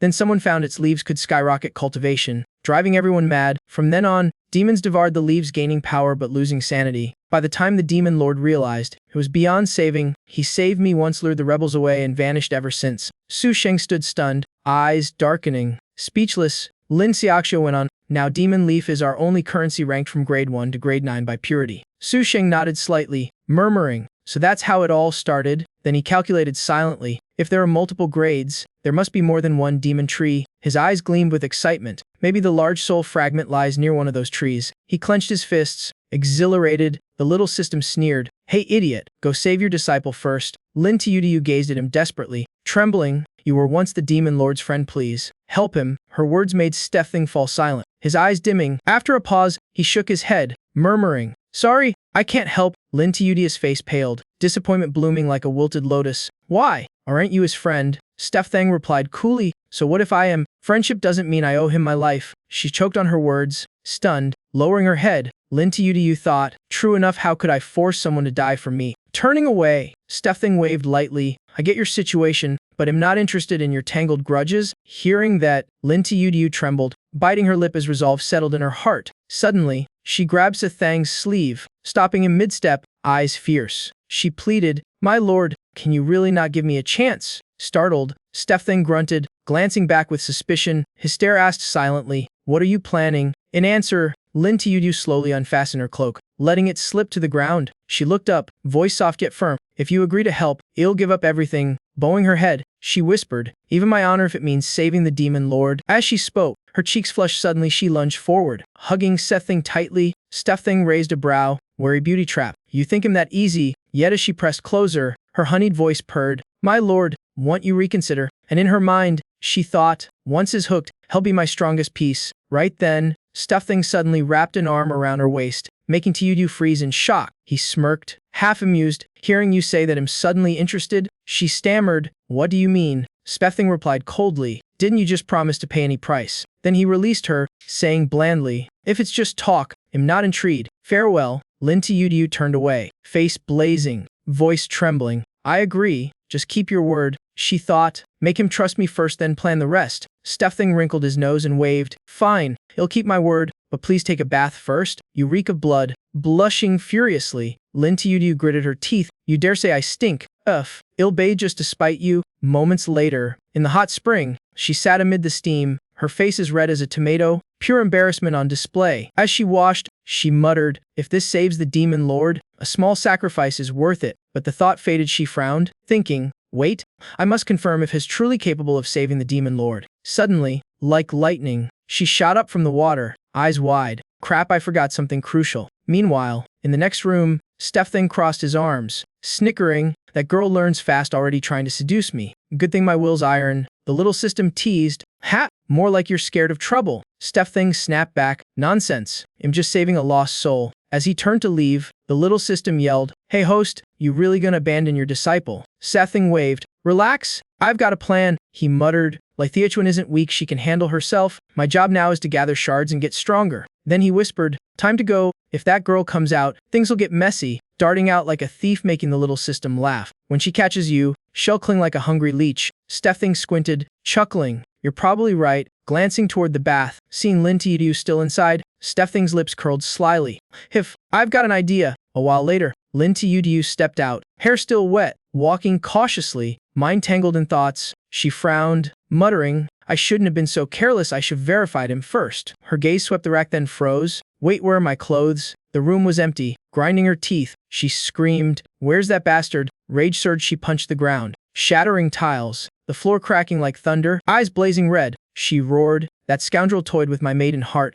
Lin Tiyu. Swear to flay him alive and grind his bones into a futurist." Night fell over the demon realm. Meanwhile, deep in the forest, Lithiachuan staggered forward, wounded, fleeing her pursuers. From the darkness, a cold flash sliced through the air, her arm split open, blood spraying. She coughed blood, gasping, "This hidden weapon is poisoned." Her strength drained, she stumbled and fell from the tree branch, hitting the ground hard. She barely moved before the sound of pursuit grew near. Their breaths were beast-like, sending chills down her spine as killing intent surrounded her. She clenched her jaw, eyes blazing. "Damn it all!" Turning to face the encroaching demons, she shouted, "Leech-blooded pests, chased me across half the realm and still not tired." A smug-faced man stepped out, sneering, "Long time no see, Demon Lord," he added mockingly. No, I should say former Demon Lord." Seen that face? Lithiachuan's blood boiled. "Dongai, you shameless traitor." Dongai chuckled disdainfully. "Traitor, you've got it wrong." Laughing madly, he declared, "Times have changed, only Madip and the Demon Lord can lead us to glory." Lithiachuan snapped, "You blind fool, Madip turned our kin into mindless beasts."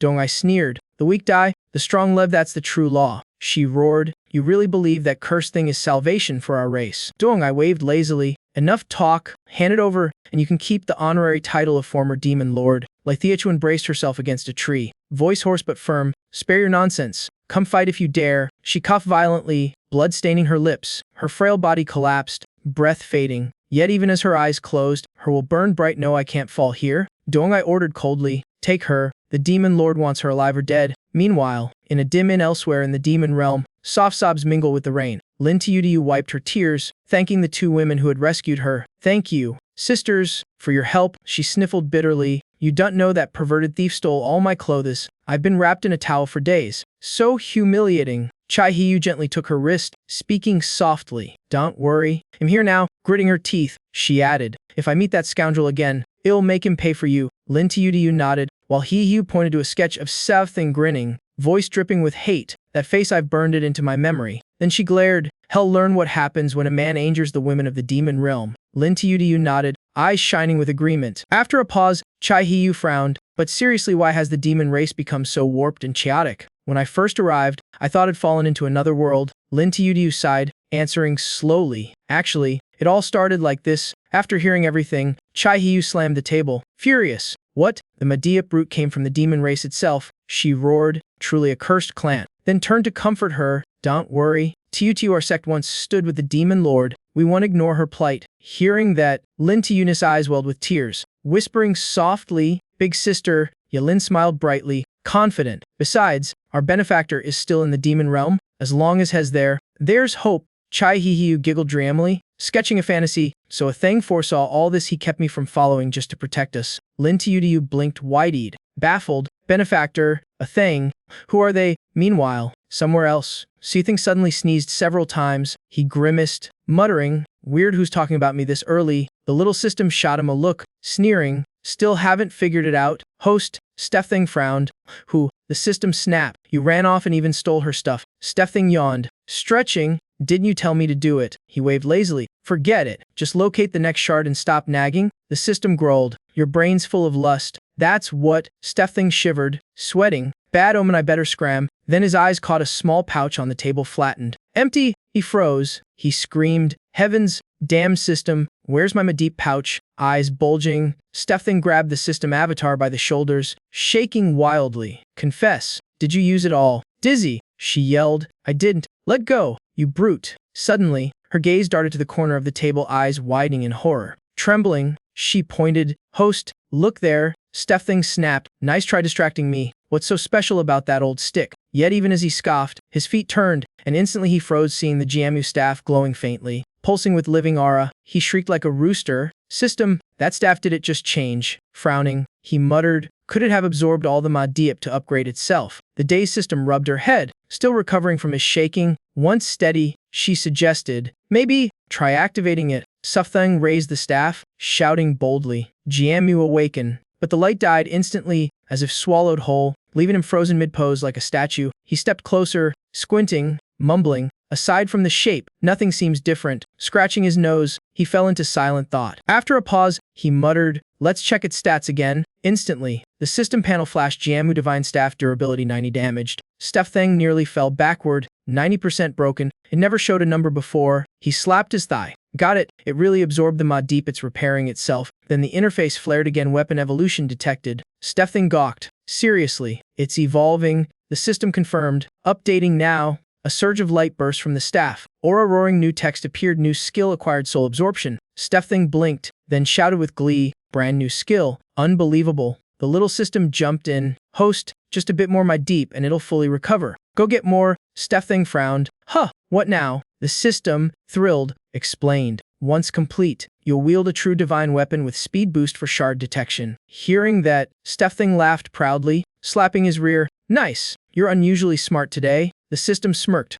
I've always been a genius. Thank you very much. Then she paused, thoughtful. But where will we find that much Madiep? Just as she finished, a thunderous shout echoed outside. Get out! The map faction forbids mortals to enter. Steffang tensed, but a sly grin crept across his lips. A sinister grin spread across Esthang's face, his eyes glinting sharply. He chuckled darkly. Ha! So it's been right under my nose all along. Meanwhile, elsewhere, Lythia stirred weakly after being captured, her breath faint. Suddenly, she jolted upright with a terrified scream. Regaining her senses, she forced herself upright, trembling with effort. Her hoarse voice rasped, where is this? Why did you bring me here? Then she froze. Wait, this is my own palace. A cold male voice echoed from the shadows. What's wrong? Feel like a stranger in your old home. Lythia shuddered, pupils tightening, whispering, you're… From the darkness stepped a demon man, lounging arrogantly on a throne, his tone low and proud. Didn't expect us to meet again so soon. Lythia glared, fury flaring, shouting, Lacthian, it's you. The demon raised a brow, feigning surprise like he was watching a show. He smirked, mocking, yo,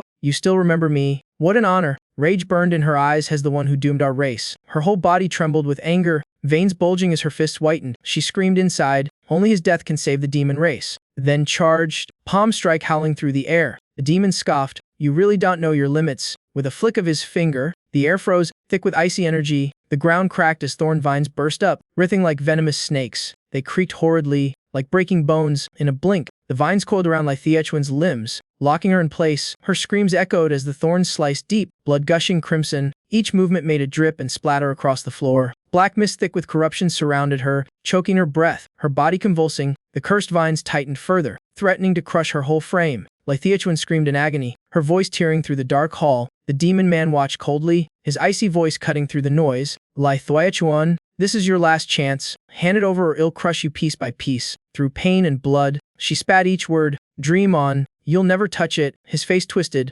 veins bulging, eyes gleaming with murderous rage. He snapped his fingers. The vines shrieked tighter, thorns piercing flesh, blood spraying everywhere. Lythia's scream ripped through the grand hall. The demon descended the stairs slowly, eyes full of contempt. His voice was icy calm. Now you're nothing but a toy in my hands. One thought and you're gone, though suffocating in pain. Lythia's eyes still blazed with pride. She smiled defiantly. Then kill me. Once I'm dead, you'll never find it. The demon arched a brow, lips curling. Kill you. He burst into cruel laughter. Oh no, it's not that easy. His tone darkened. Killing you now would be such a waste. He drawled. As it happens, the Matri sovereign needs pure life force for nourishment, and you're the perfect sacrifice. Lythia's pupils shrank in horror, stammering, what did you say? Sweat drenched her brow as she gasped. What are you going to do to me? He grinned coldly. Simple offer you to the Matri. Raising his hand, eyes gleaming with malice, he sneered. Now, savor your final moment of glory. The air howled as demonic energy spiraled violently. Dozens of thorn vines lunged toward her like a swarm of vipers. Lythia